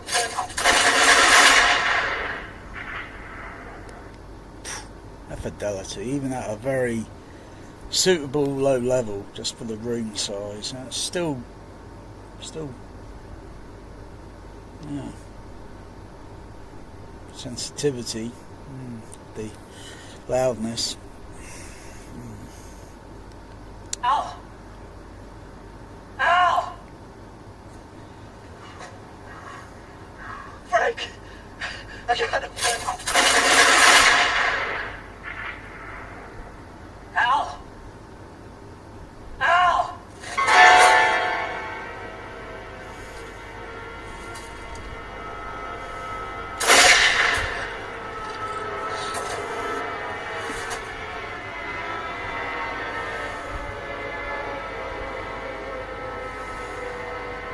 It's what you got to be used to. It's what you got to be used to. Most people, don't hear this sort of fidelity on their speakers. You could disconnect the bass drivers on those tiny little home theatre speakers, and you listen to the, probably on those tiny little Calypso speakers. Unless they're motion picture Calypsos, that are used in, probably anything from regular I think maybe a regular cinema to a HPS 4000. Yeah, HPS 4000.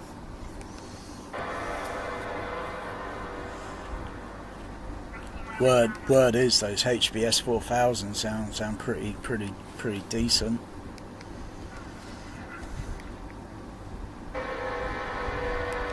Not many HPS 4000 around. It's kind of like THX, when HPS 4000 actually came out a little bit earlier, before THX, several years earlier.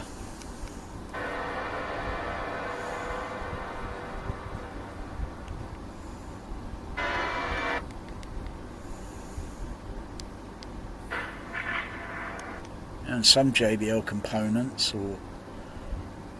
have been used in past for IMAX. Yeah, everyone likes IMAX. Yeah. Ow! Ow! Wow.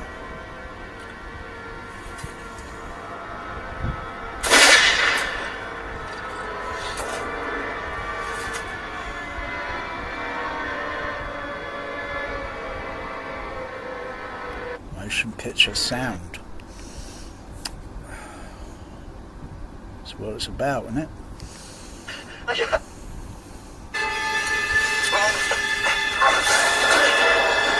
But switching switching to that one of the Trinnov's theatre modes, where the all that optimizer and EQ thing is still in the processor. Because, you know, if it was a processor sort of years ago, probably be this sort of thing would be a little bit difficult. But then go a few years later and then something comes along and makes it a little easier. I'm not saying the trinnov is still great, but turning it, bypassing it, I would have to have a listen to critical specific high frequencies on some mixers to see if the details are a little bit clearer. That doesn't mean it's the trinnov and the trinnov makes it. That's just bullshit. It's just equalizing. It's just basic equalizing. If frequencies are all randomly all jumbled up in a bit of a mess, as they are, and then you electronically equalize it, doesn't matter if it's a trinnov or a fucking radio Tandy fucking half octave fucking EQ. If you want to do it half octave, you're not capturing all the details in those frequencies. There'll be some that will still be like peaking this a little bit high or dipping or whatever, but you don't. I say, for fuck's sakes, don't fucking place the fucking microphone fucking back here. You can't do fuck all with that trinnov microphone. It's not like, I think, can you put a delay on it or pause? I think you can pause it. So where you place that microphone to a motion picture or a JBL speaker, do I place it halfway between the bass driver and the HF horn? So it's got to be somewhere like halfway between, so it picks up both signals. Because once it does the auto EQ, it's going to be thinking very, you know, like what to adjust, and it might do it incorrectly because trinnov doesn't know what fucking what amplifiers you're using, what speakers you're using. It hasn't a clue. It's not an AI.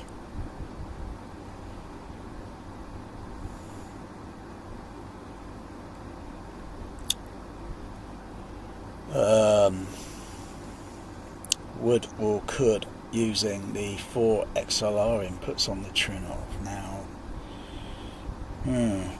I think they will still work in the same way as the that microphone. It's the 2 outer parts of the microphone on the left and right side. They're like left and right, or show on certain indicator on the processor, and then the mid, and then the one slightly in the middle in forward position. You tap on that, you can see it displaying on the meter display, and then tap on the other one. Yeah, I sussed that out because I was thinking, how does this microphone actually work? And is it really a big deal, or is it just some sort of, yeah, maybe it's flawed, maybe it's bullshit, maybe it's a little flawed. It is flawed. All this bullshit, like you got to align the microphone a little, tilt this, that and that, and it's like telling your bloody loudspeakers are a little bit too high or a little bit too low.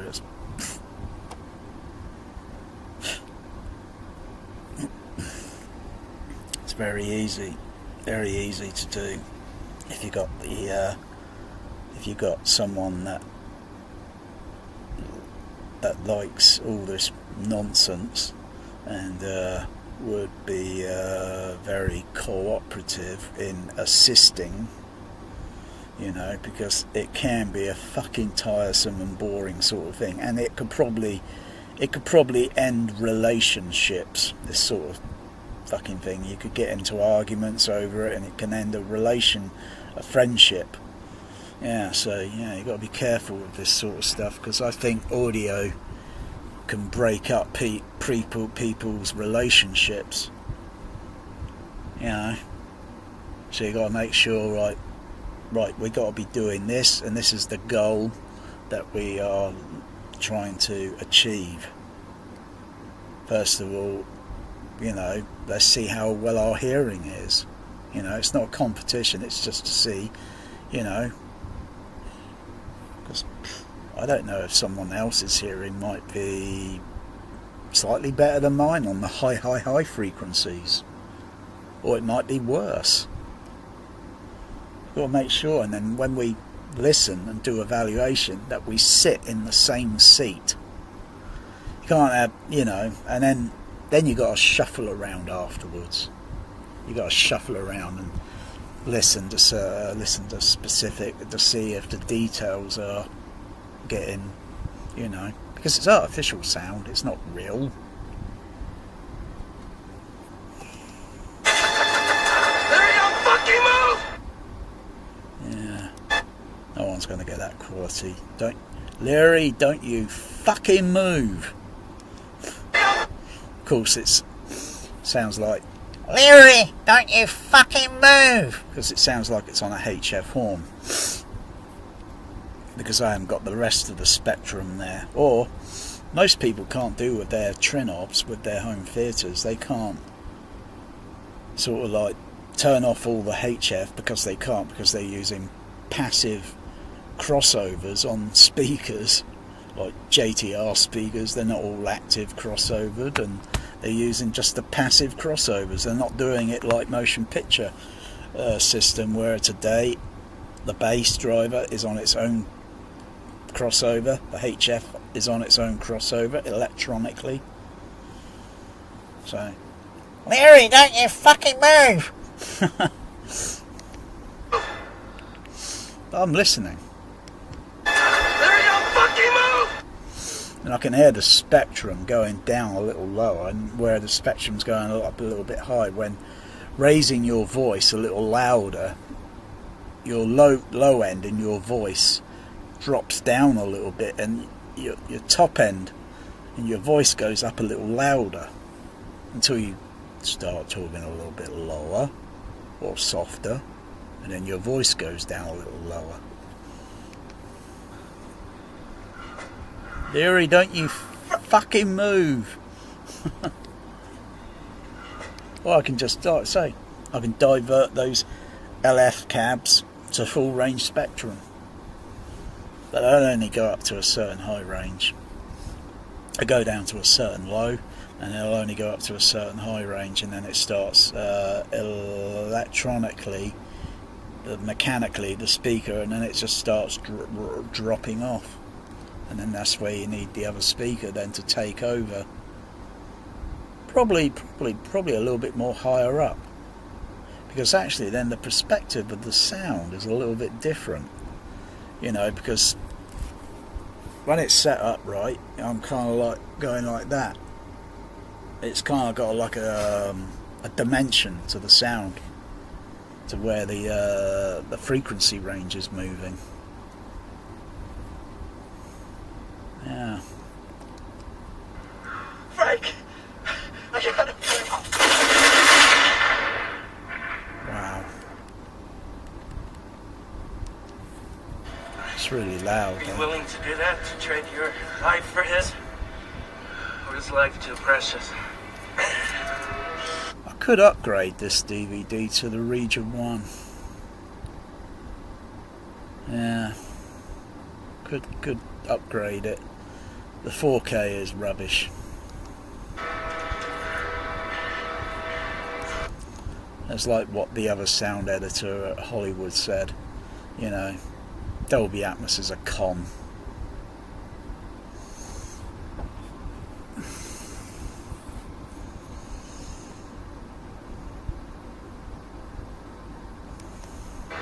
I think he's only worked on a few Atmos movies. A few, but I don't think he's a big fan of it. And yeah, it's really worn off on me. So every time I try one of these fucking, you know, Atmos old movies with Atmos remix, it always ends up to be a fucking sounding disaster. Yeah, what was his quote? I think Atmos remixes are just a con. The original mix is the mix.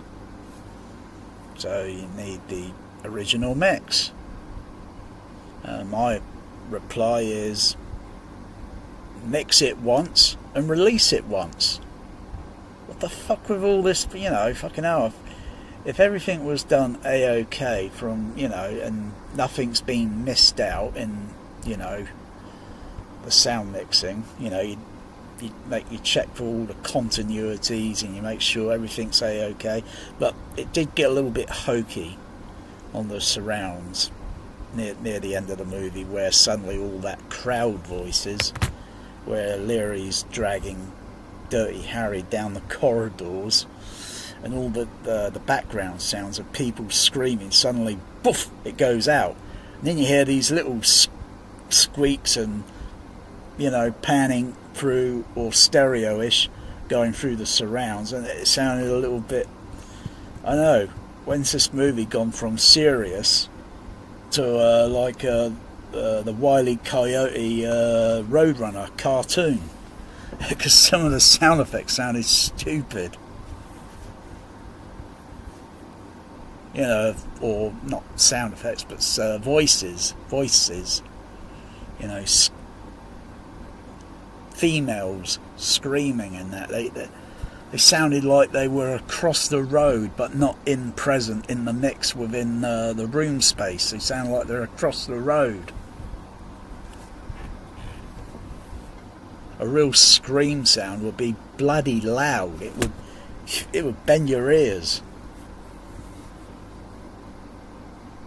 But when you got them in these movies, and you look at where the frequency response is, and you think, bloody hell. Then you do an actual, and you monitor it on an RTA analyzer, and you can see, well, that's the real thing. But can you stuff all that onto a film mix and let it breathe without distorting?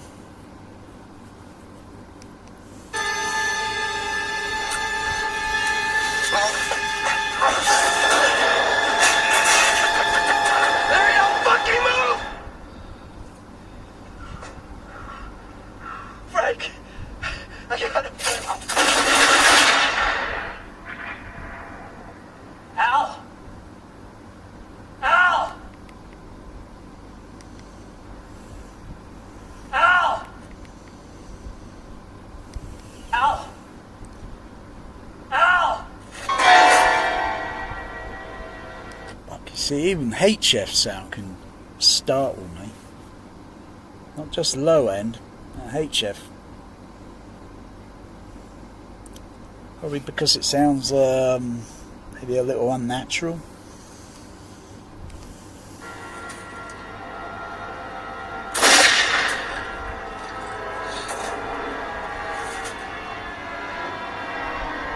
I mean, it's not like, say, that's last gunshot sound is like, say, the loudness of a firework. I hate fireworks. I really do. I hate fireworks. So do my cats.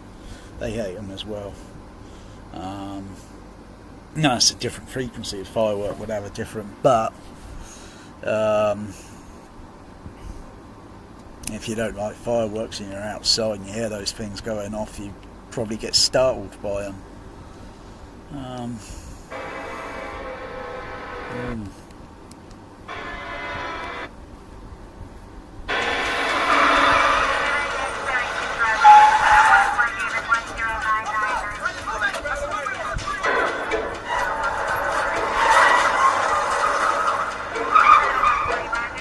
All those squeak sounds that are in the car, that sounds a little exaggerated, because I don't hear car sounds on the inside squeaking that loud. They just don't do that. They're muffled. The sound is on the outside of the vehicle, not on the fucking interior of the inside of the vehicle. They're on the outside. But yeah, that's what all the Shane Lee and all that hate, dude, Cowboy, and all the other people on YouTube with Trinnovs and Storm Audios and synthesis and regular home theatres, emotiva, anthems. Oh, I can go on through the list. They just don't make that sound.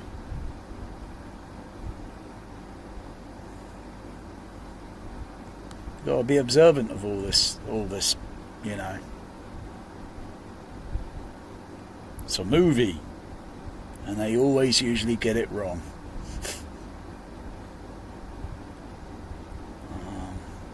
Yeah.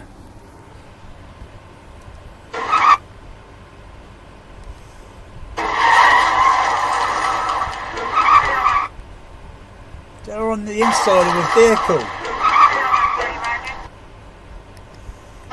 Even though they got the windows, even though the windows are wound down, it still wouldn't make that fucking high-pitched, hideous fucking sound. It'd be totally the opposite.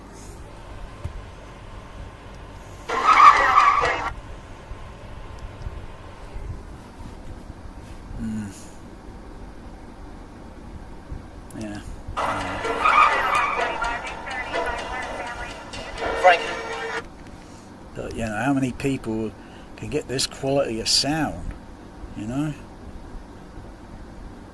There's no one that's bragging on YouTube. There's no one watching the video here. There's no one bragging. Like, what they call it? Responding. Yeah. Get in line of fire. Get it on. Get it on the player. But not that crappy 4K, please.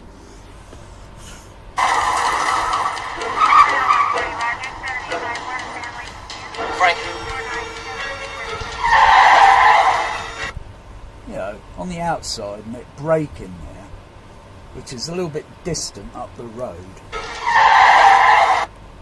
And go back to the other bit where, you know, of course it might be closer to the, you know, but it wouldn't make that noise. Frank. But yeah, it's hard to enjoy a movie now. Frank. But how many people can get that quality, Frank?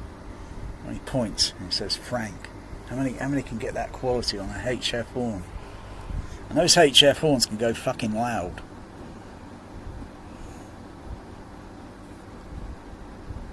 But I don't think you want to be loud in a bloody room, in a small room. You're too close to it. It'd be like you'd be putting earplugs in your ear. Frank.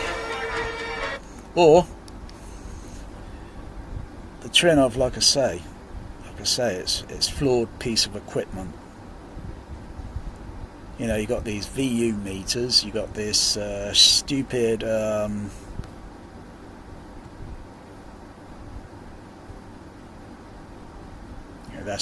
That's not going to activate at the moment. That's all in. That might be turned on there, but it's not actually. You know, because it won't show. You got to use the microphone and set it all up, and then it goes into the and then all these functions here are pretty useless.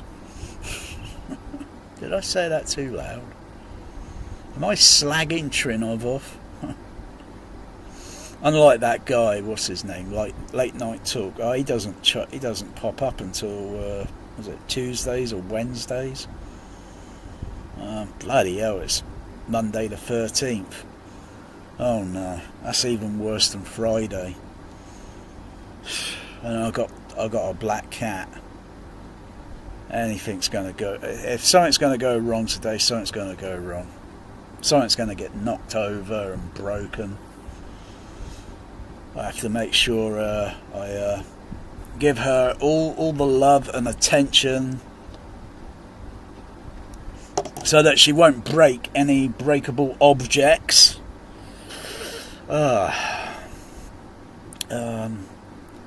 Yeah, what's that crappy Trinnov thing? Yeah, this crappy thing, you know. Bloody hell.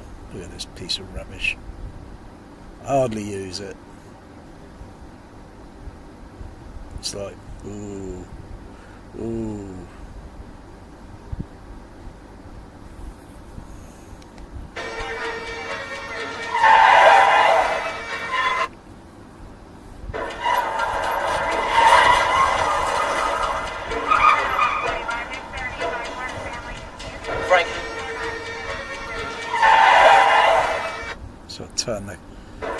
gain level up or the offset so it displays easily.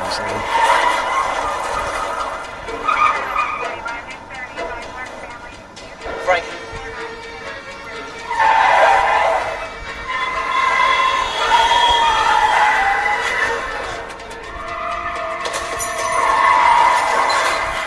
Is that sub really active?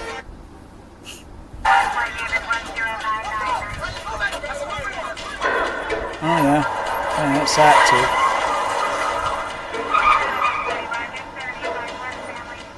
Frank. Yeah, but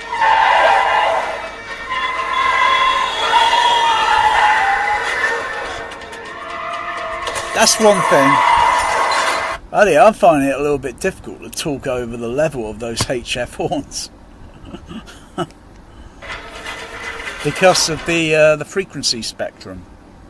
The frequency. If it was deactivate them, turn them off, mute them, and just have the LF running, I could talk over that quite easily because it's just low frequency, and my voice modulation is up here, so it's clearer. If I was talking a bit more muffled or lower, or get a sock, I can actually get a sock. No, I wouldn't want to stick a sock in my mouth. What can I do to simulate? I can gag myself quite easily because I'm in pursuit of science, not bullshit on YouTube. Pursuit of science, and a lot of bullshitters on YouTube. You know, Shane Lee, I think he should be avoided like the Black Plague, and the other dude as well on YouTube. They should be avoided like the Black Plague because they're only out there to sell you bullshit. Yeah, I could quite easily put something around my mouth until I sound muffled, or I just put my hand on my mouth and do this. I see how bloody simple that is. I don't have to put tape round my mouth. What? What the fuck are you saying?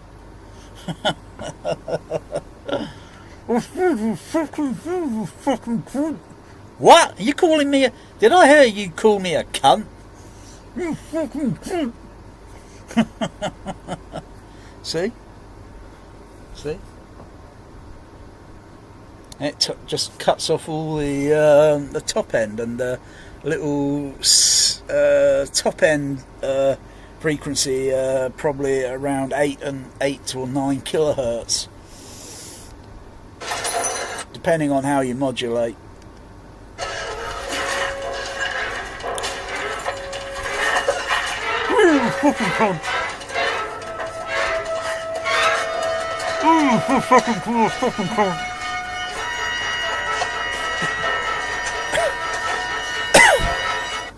Yeah, so it's like, oh, it sounds a little bit toppy. I'll just put a PEQ filter somewhere in the mix where it's always kind of like peaking, or somewhere the most where it's sensitive on the ear, and just put a filter there and just drop it down. Then it sounds A-OK.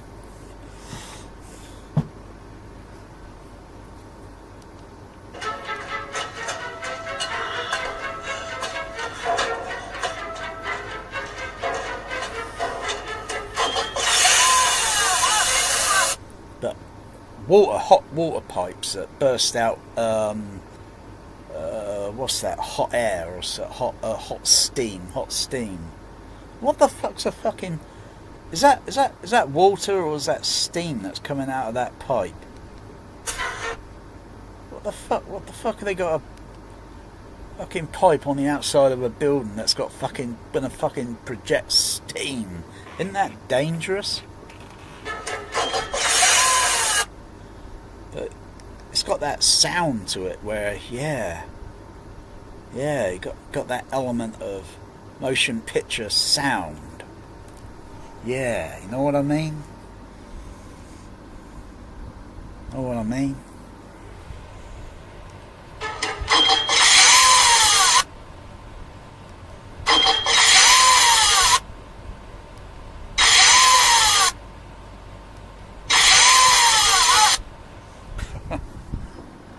Yeah, there's a lot of home theatres that can't do that. I don't think Youth Man can do that. I think he's speakers are a little bit primitive. They're not motion picture speakers. They look okay, but they've never been used in motion picture. Theatrical exhibition.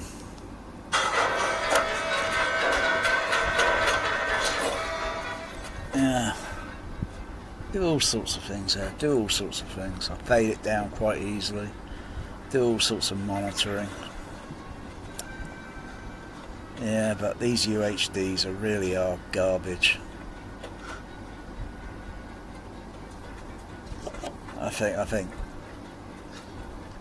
UHD should totally go in the cat litter. It's got no place being. It's got no business being around. 15 years of Dolby Labs marketing and bullshitting. Are those fucking palm trees in the background in that? Fucking hell, I noticed shit in this movie that I don't even notice the first time. Yeah, they look like palm trees in the background. But hang on, what state is this in? Because usually certain states wouldn't have palm trees. Except maybe I could think of maybe Florida or California.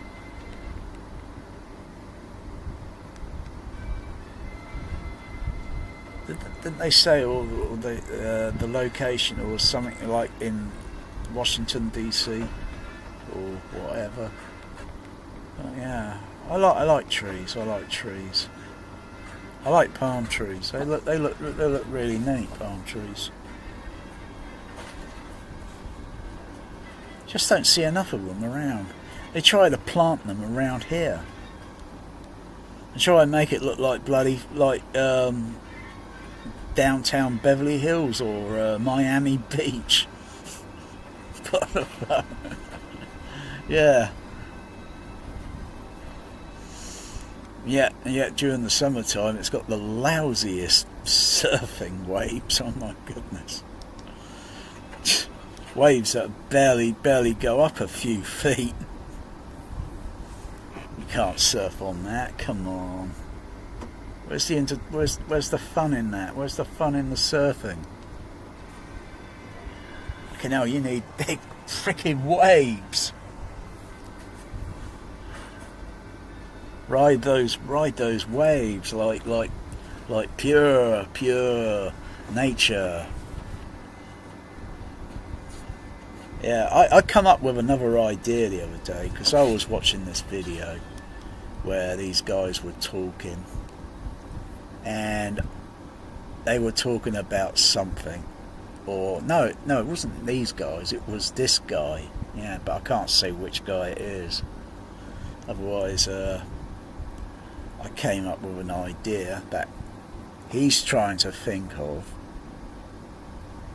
and I'm sure others are trying to think of. But the idea is that I keep it secret because I'm not talking any detail about it whatsoever.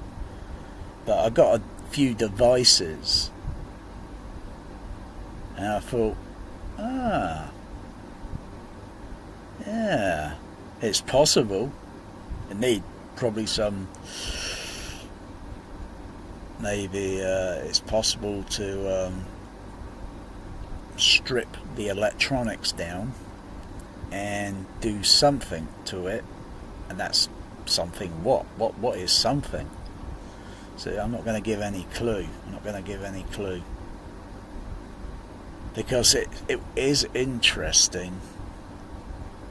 Because I've mentioned this before. If you know what I think, you know what I'm talking about. I've mentioned this before, many times. But then I thought, I could use that. Surely that would do something. But it would be very, very, very tricky. And the result may not be dynamite. Dino Supreme. Might be very disappointing. But it depends. But I can't say. keep the idea myself. Keep the idea to myself. It's top secret. It's my other new idea is highly classified, top secret. I'm not going to share it with any likes of home theatre community people. No way. Yeah, you can imagine if Trinnov had something like that. Or maybe Storm Audio. Oh yeah, maybe Storm. They might be in the lead then, you know, because it's competition, isn't it, with Trinnov and Storm Audio. JBL Synthesis, well, what the fuck have they got? Nah. You'd think they would have the other thing, but they don't. It's only on the Trinnov, but not the Storm. But how long until Storm think, we got something. But I think I'll keep it to myself. So it's kind of like a riddle of riddles that I've just said. So it's like unclear what the fuck I'm talking about.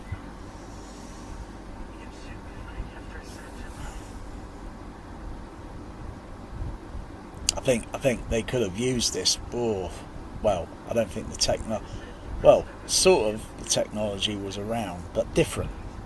But it's sort of similar principle. But the principle is that I don't really say what it is, you know, otherwise the fucking Pentagon will fucking want the idea. You know? Can't give them that idea. Can't trust the Pentagon.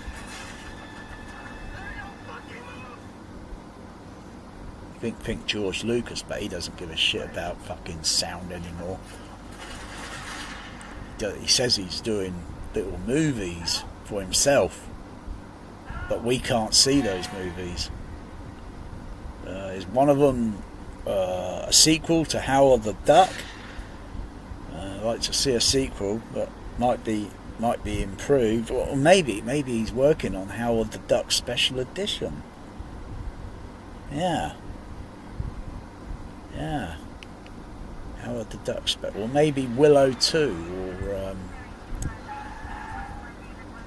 don't need another Star Wars. I'm bored with Star Wars.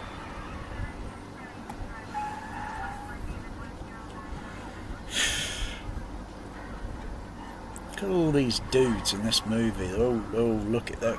Good reactions. So I like the way they got these fire hoses. These fire things. You know, they keep them on the top of the ground, don't they, in America? Here in England or such, you know, it's just a metal plate just fitted into the ground, and you just lift it and then attach the to the ground, to the piping.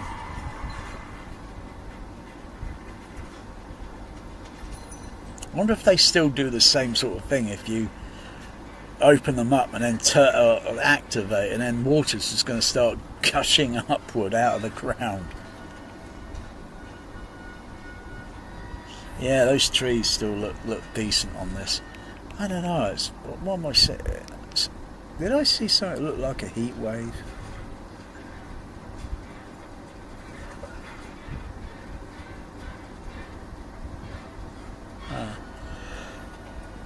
Yeah, maybe I'm imagining it.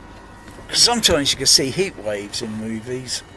You know, if there's a heat wave there and the camera's setting us, you know, the position, you could usually see this kind of transparent, wavy heat fluttering in the air. I could play Chapter 13 all for hours, I think.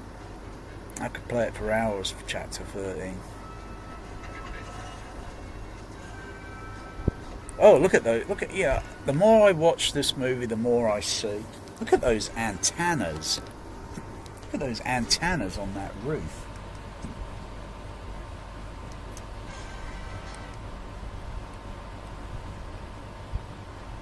Yeah, look at those antennas. They're all the same. You got one on a different building, and you got two. You got one mast. I could see one mast with two of the same antenna. Another antenna on another mast that's a little bit further back. Yeah, I wonder what sort of antenna they are. UHF, VHF. Obviously for probably to TV reception, broadcast, pickup. Analog. That's it. Analog. Yeah.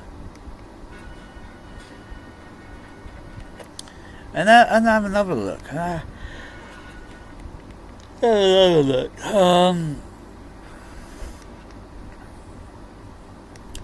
Let's have another look of,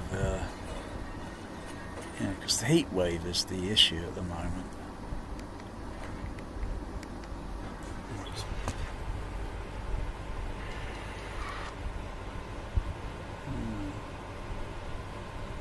All those buildings.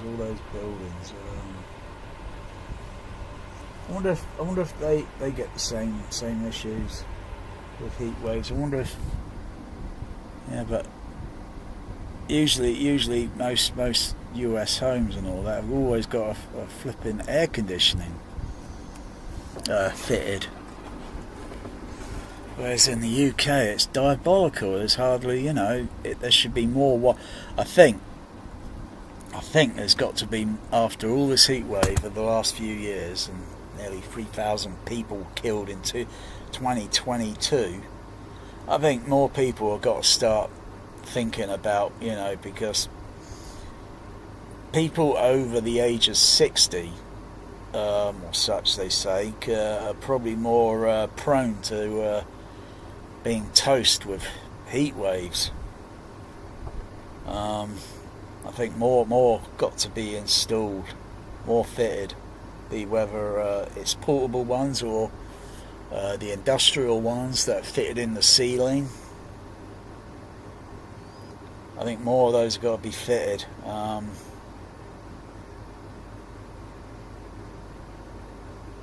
You just have it cool wait it out until the freaking heat wave passes.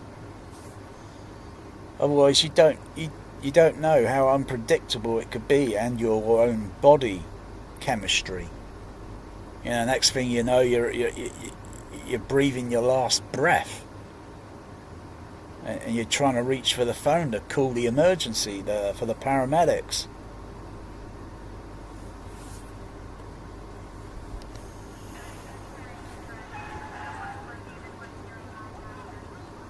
I notice all these houses in this scene in the movie. They're not much different to UK homes, except probably a lot of them have got blooming air conditioning.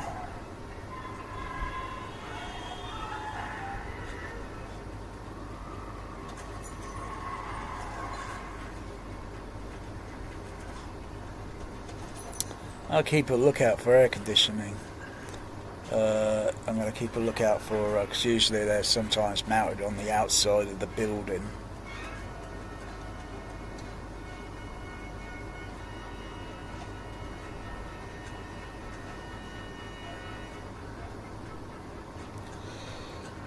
Ugh.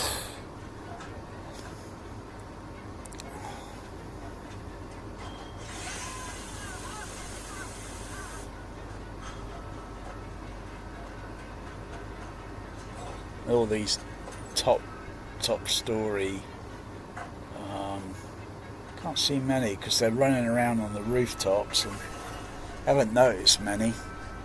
Usually other things mounted on the roofs, but not seeing any air conditioned things yet. A lot of chimneys, and how many even back then? How many even back then were all these chimneys? Some of these chimneys, from what I can see,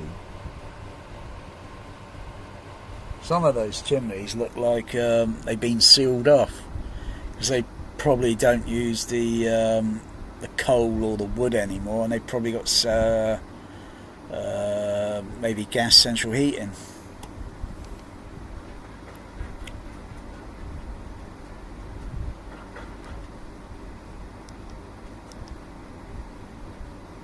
Oh, is that some sort of air conditioning thing fitted on that building there on that roof? It looks like something like something.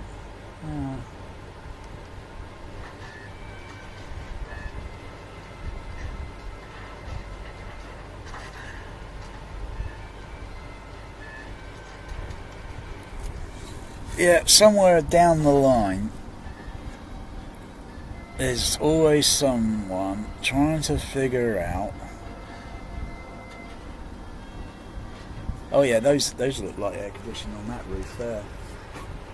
There's something there on that roof. It looks like an air conditioning unit on the roof there. On a circular, cylindrical sort of thing.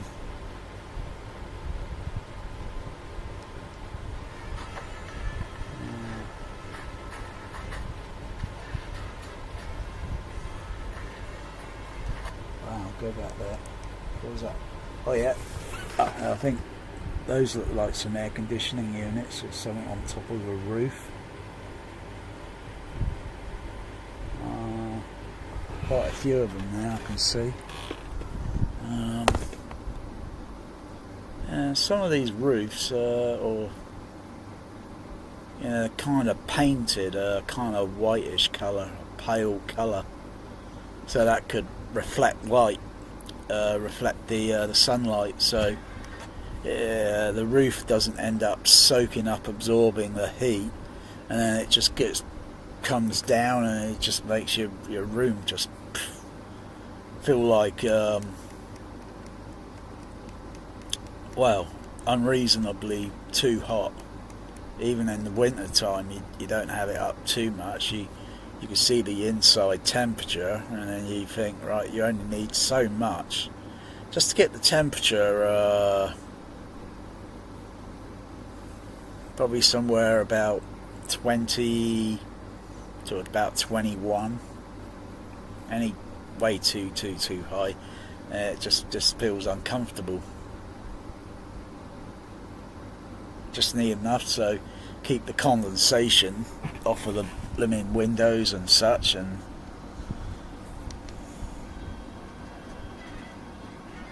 so that always finds a way in, doesn't it?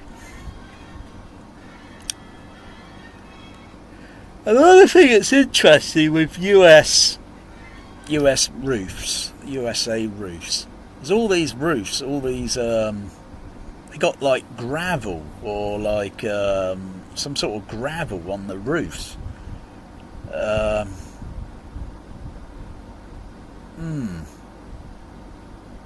Wonder if that's something that I'd have to look into that. That's really not weird or strange, but interesting. All these roofs, you can hear it in the Foley, in the sound of it when they're running. They kind of got this, because they obviously looked at everything and they think, right, these roofs have all got this kind of gravelly, stony sort of thick texture on the roofs. I wonder if that's to compensate through heat waves or such.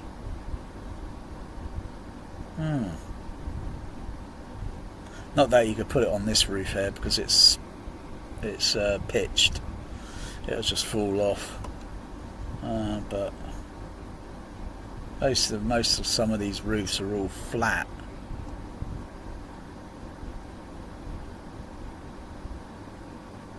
But if it pisses down with rain, those roofs, aren't they? They'll have a what's-it, so if the water will go through the what's-it and drain out. But still, if it was pissing down hard, really flash flood, I think those roofs will get a little bit waterlogged in next to no time.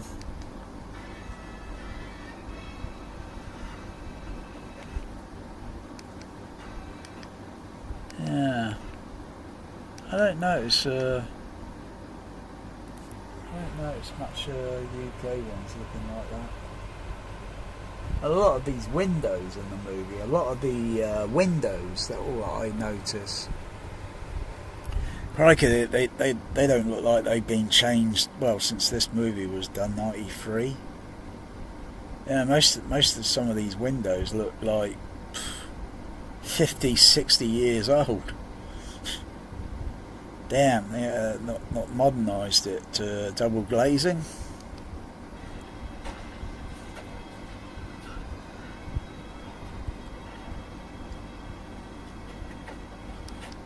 And I think the UK heatwave is a bit suspicious. It seems manufactured to me. It seems like it's aimed and targeted down along across the UK. And maybe a little bit of France. It seems a bit manufactured to me. Knowing how sinister your government is today. Fucking hell. Damn, that breaks. Whoa.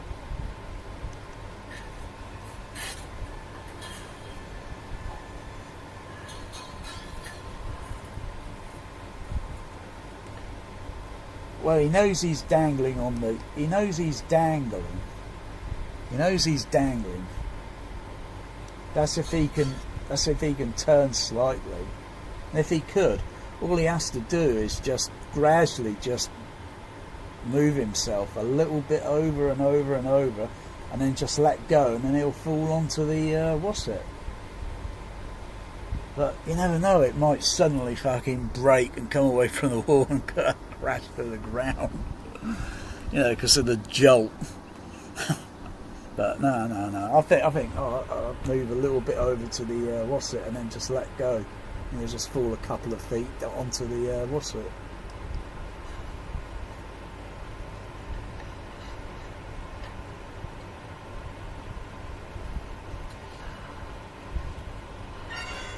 Well, maybe, you know, it's not too much of a fall.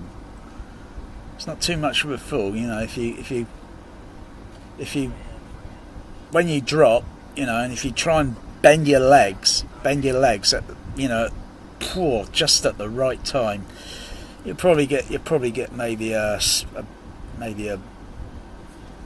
dislocated ankle, or a few bumps on your elbow and that, or whatever, a bump on your head or such. You know, you probably survive it, but you just got to let go in a certain way, and then just at the right moment. Just otherwise, if you land with your legs straight like that, the shot go right through your body, and you really mess you up. You just bend your legs at the right time, because I don't know how your maximum velocity wouldn't be that fast. It'd be like parachuting. You're coming down at so many miles an hour still, you know. If you're a bit higher up and you're going to pick up a maximum velocity, and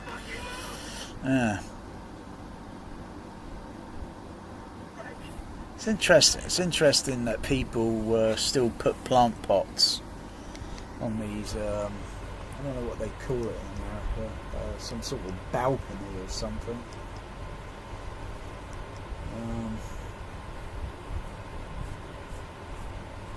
Still put plant pots out on the what's it? But what's with all this? How the bloody hell do they get out to the and put those plant pots there? They got all this metal bars going across the windows. Do they climb up the steps and put the plant pots there? Or otherwise, it's very awkward. It's very awkward. I mean, how do you water the plants? Yeah. See, there's a lot of things you see in a movie, like the brick walls are interesting. The brick walls.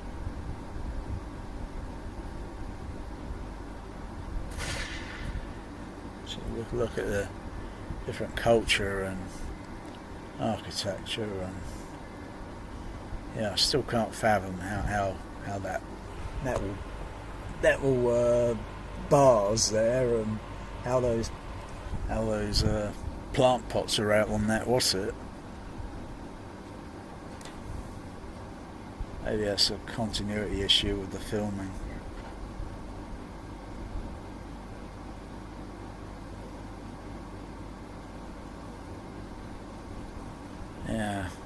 play chapter 13 again. There's so much to see in it. Like that house is very interesting. That house, that building is very interesting.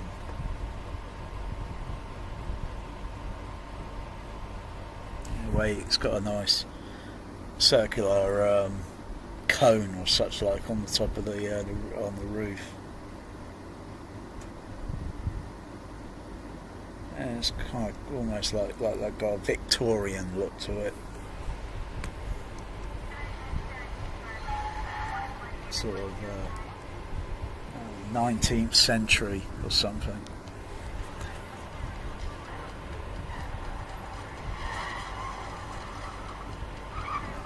It's a very interesting movie in line of fire. What's that there? That looks like a what's it?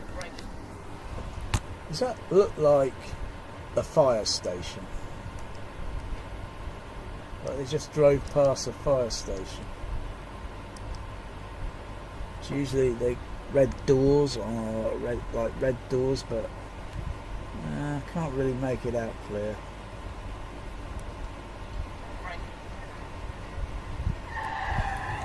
So it's a very interesting movie, this.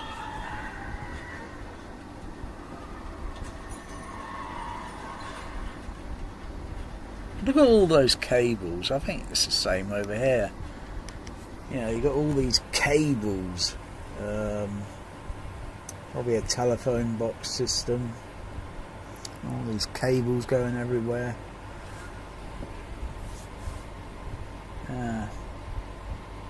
Can you trust cables being on the outside?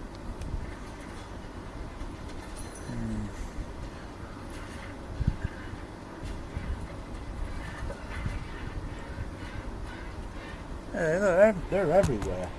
They're all going along this alleyway. Cables going up and down, down. Look at that.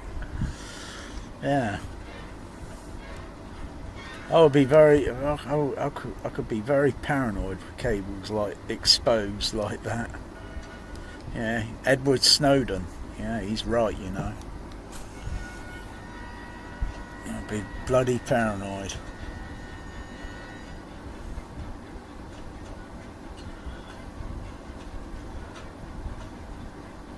Yeah, it's a very interesting movie. Especially when I've not watched it in about probably 10 years. And it seems like, it seems just like, it just seems like yesterday. I don't think I got the Laserdisc of this, have I? Or have I got this on Laserdisc? I think I should still have it on Laserdisc, I think, unless I sold it years ago for the DVD.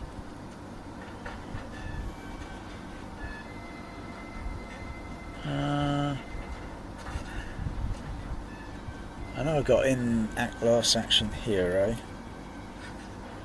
or maybe some of it. I have to check my what's it? Because if I did, it would be on my what's it? Be on the what's it? If I got it in the database, because I would have listed it.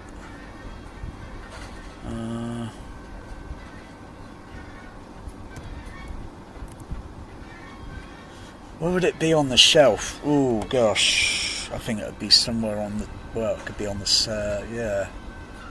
somewhere on the shelf.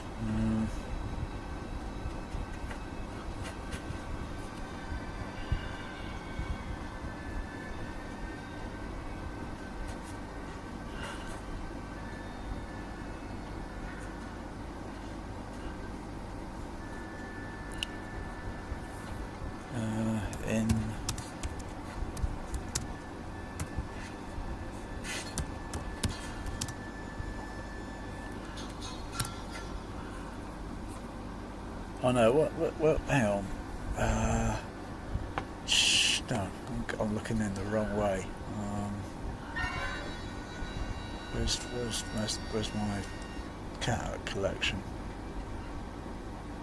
Can I search in my collection? I've never tried it before.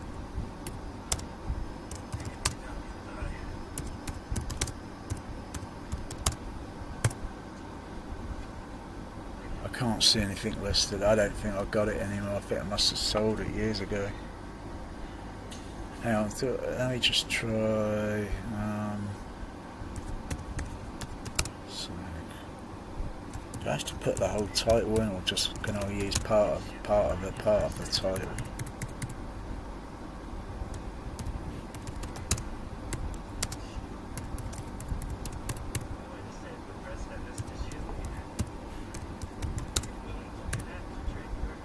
Oh yeah, hang on. No, hang on, I don't think that is a proper search on my... Wait a second.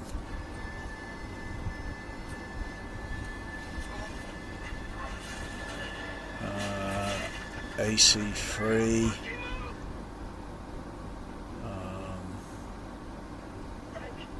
Criterion.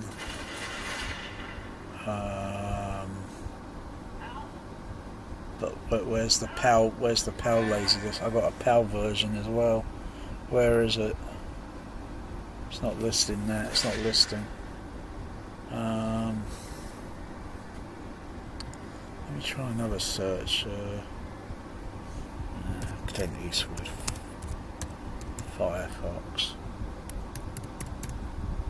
Is that 2 word or 1 word? Nothing's showing up there. Maybe it's one word.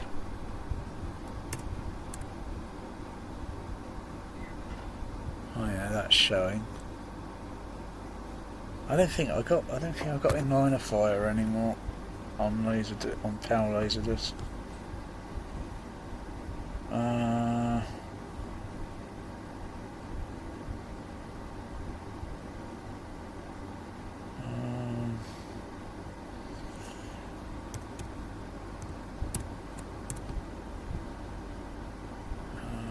Yeah, Tron showed, yeah. Unless I didn't put it in the database. It's very interesting that it's almost 2 o'clock. That's very interesting. I don't know what to do. It's very interesting that it's almost 2 o'clock. Oh yeah. Can I turn this what about the air conditioning on? I thought it was getting a little bit, coming down a little bit cooler.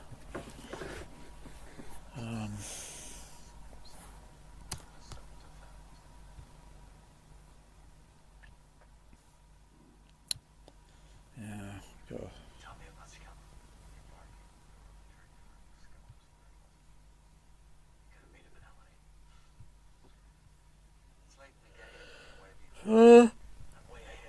Yeah, try another title. Alright, let's see. I think this search actually works.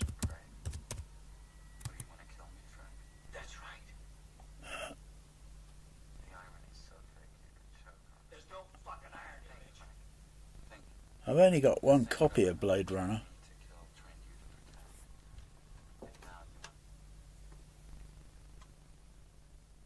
I'm looking at 2 here, but I've only got 1 copy of Blade Runner.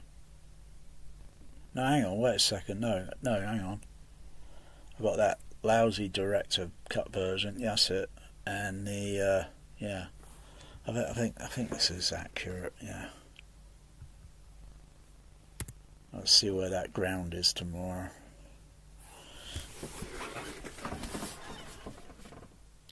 Maybe I could take another wire cable from another, so I think I'll try the input.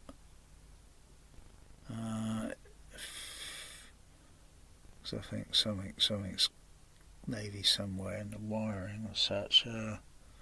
Probably my cats. Cats are always responsible. So yeah, they like playing around with wires and cables. Cats do, yeah. Yeah. Anything else?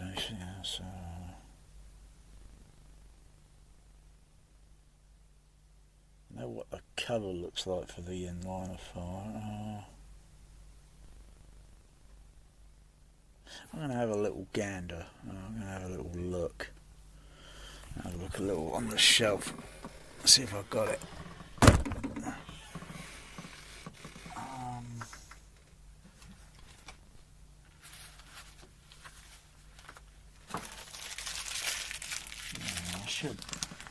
I think. I can't really imagine selling it. Probably just didn't list it on the database.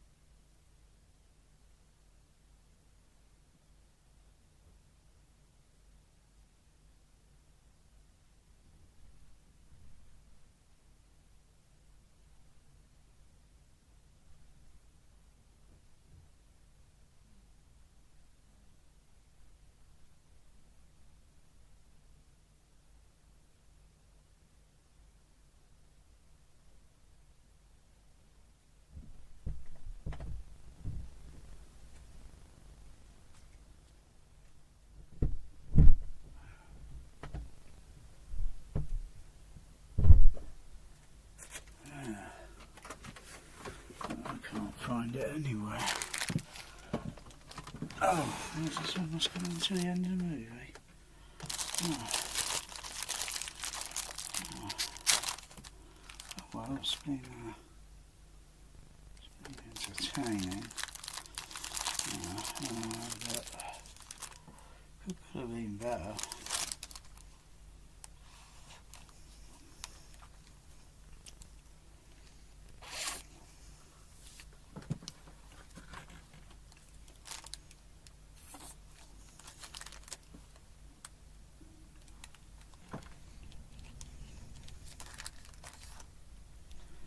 I can't even, I don't know where the other laser discs are.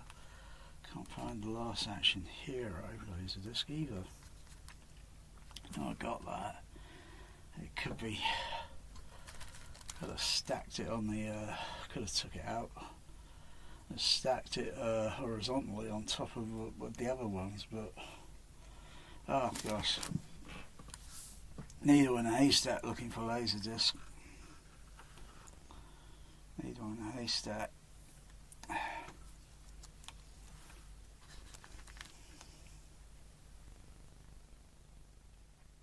No. Let's see if it's on the database. I should have listed it, I think.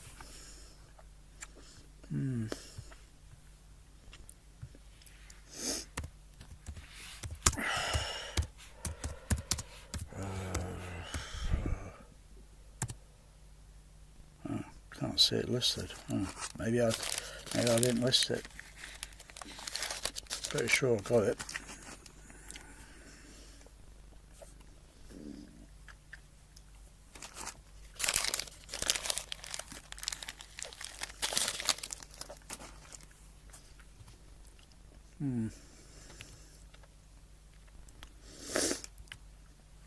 I'll have a look at the. Does it show?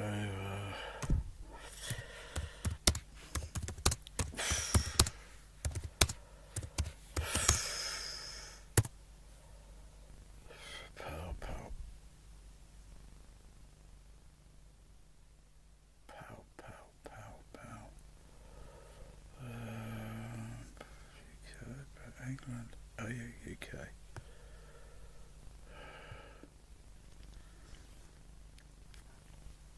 Yeah, that's what the artwork looks like. Yeah, similar artwork to the DVDs and what's it?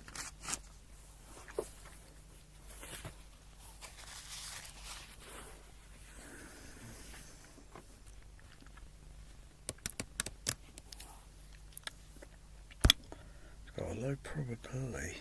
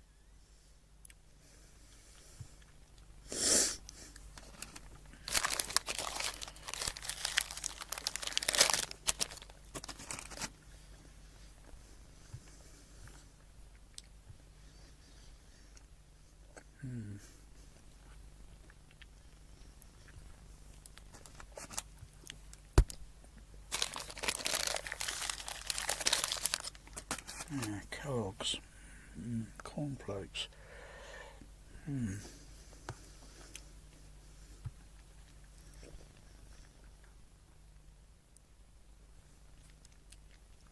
Very interesting. Japan.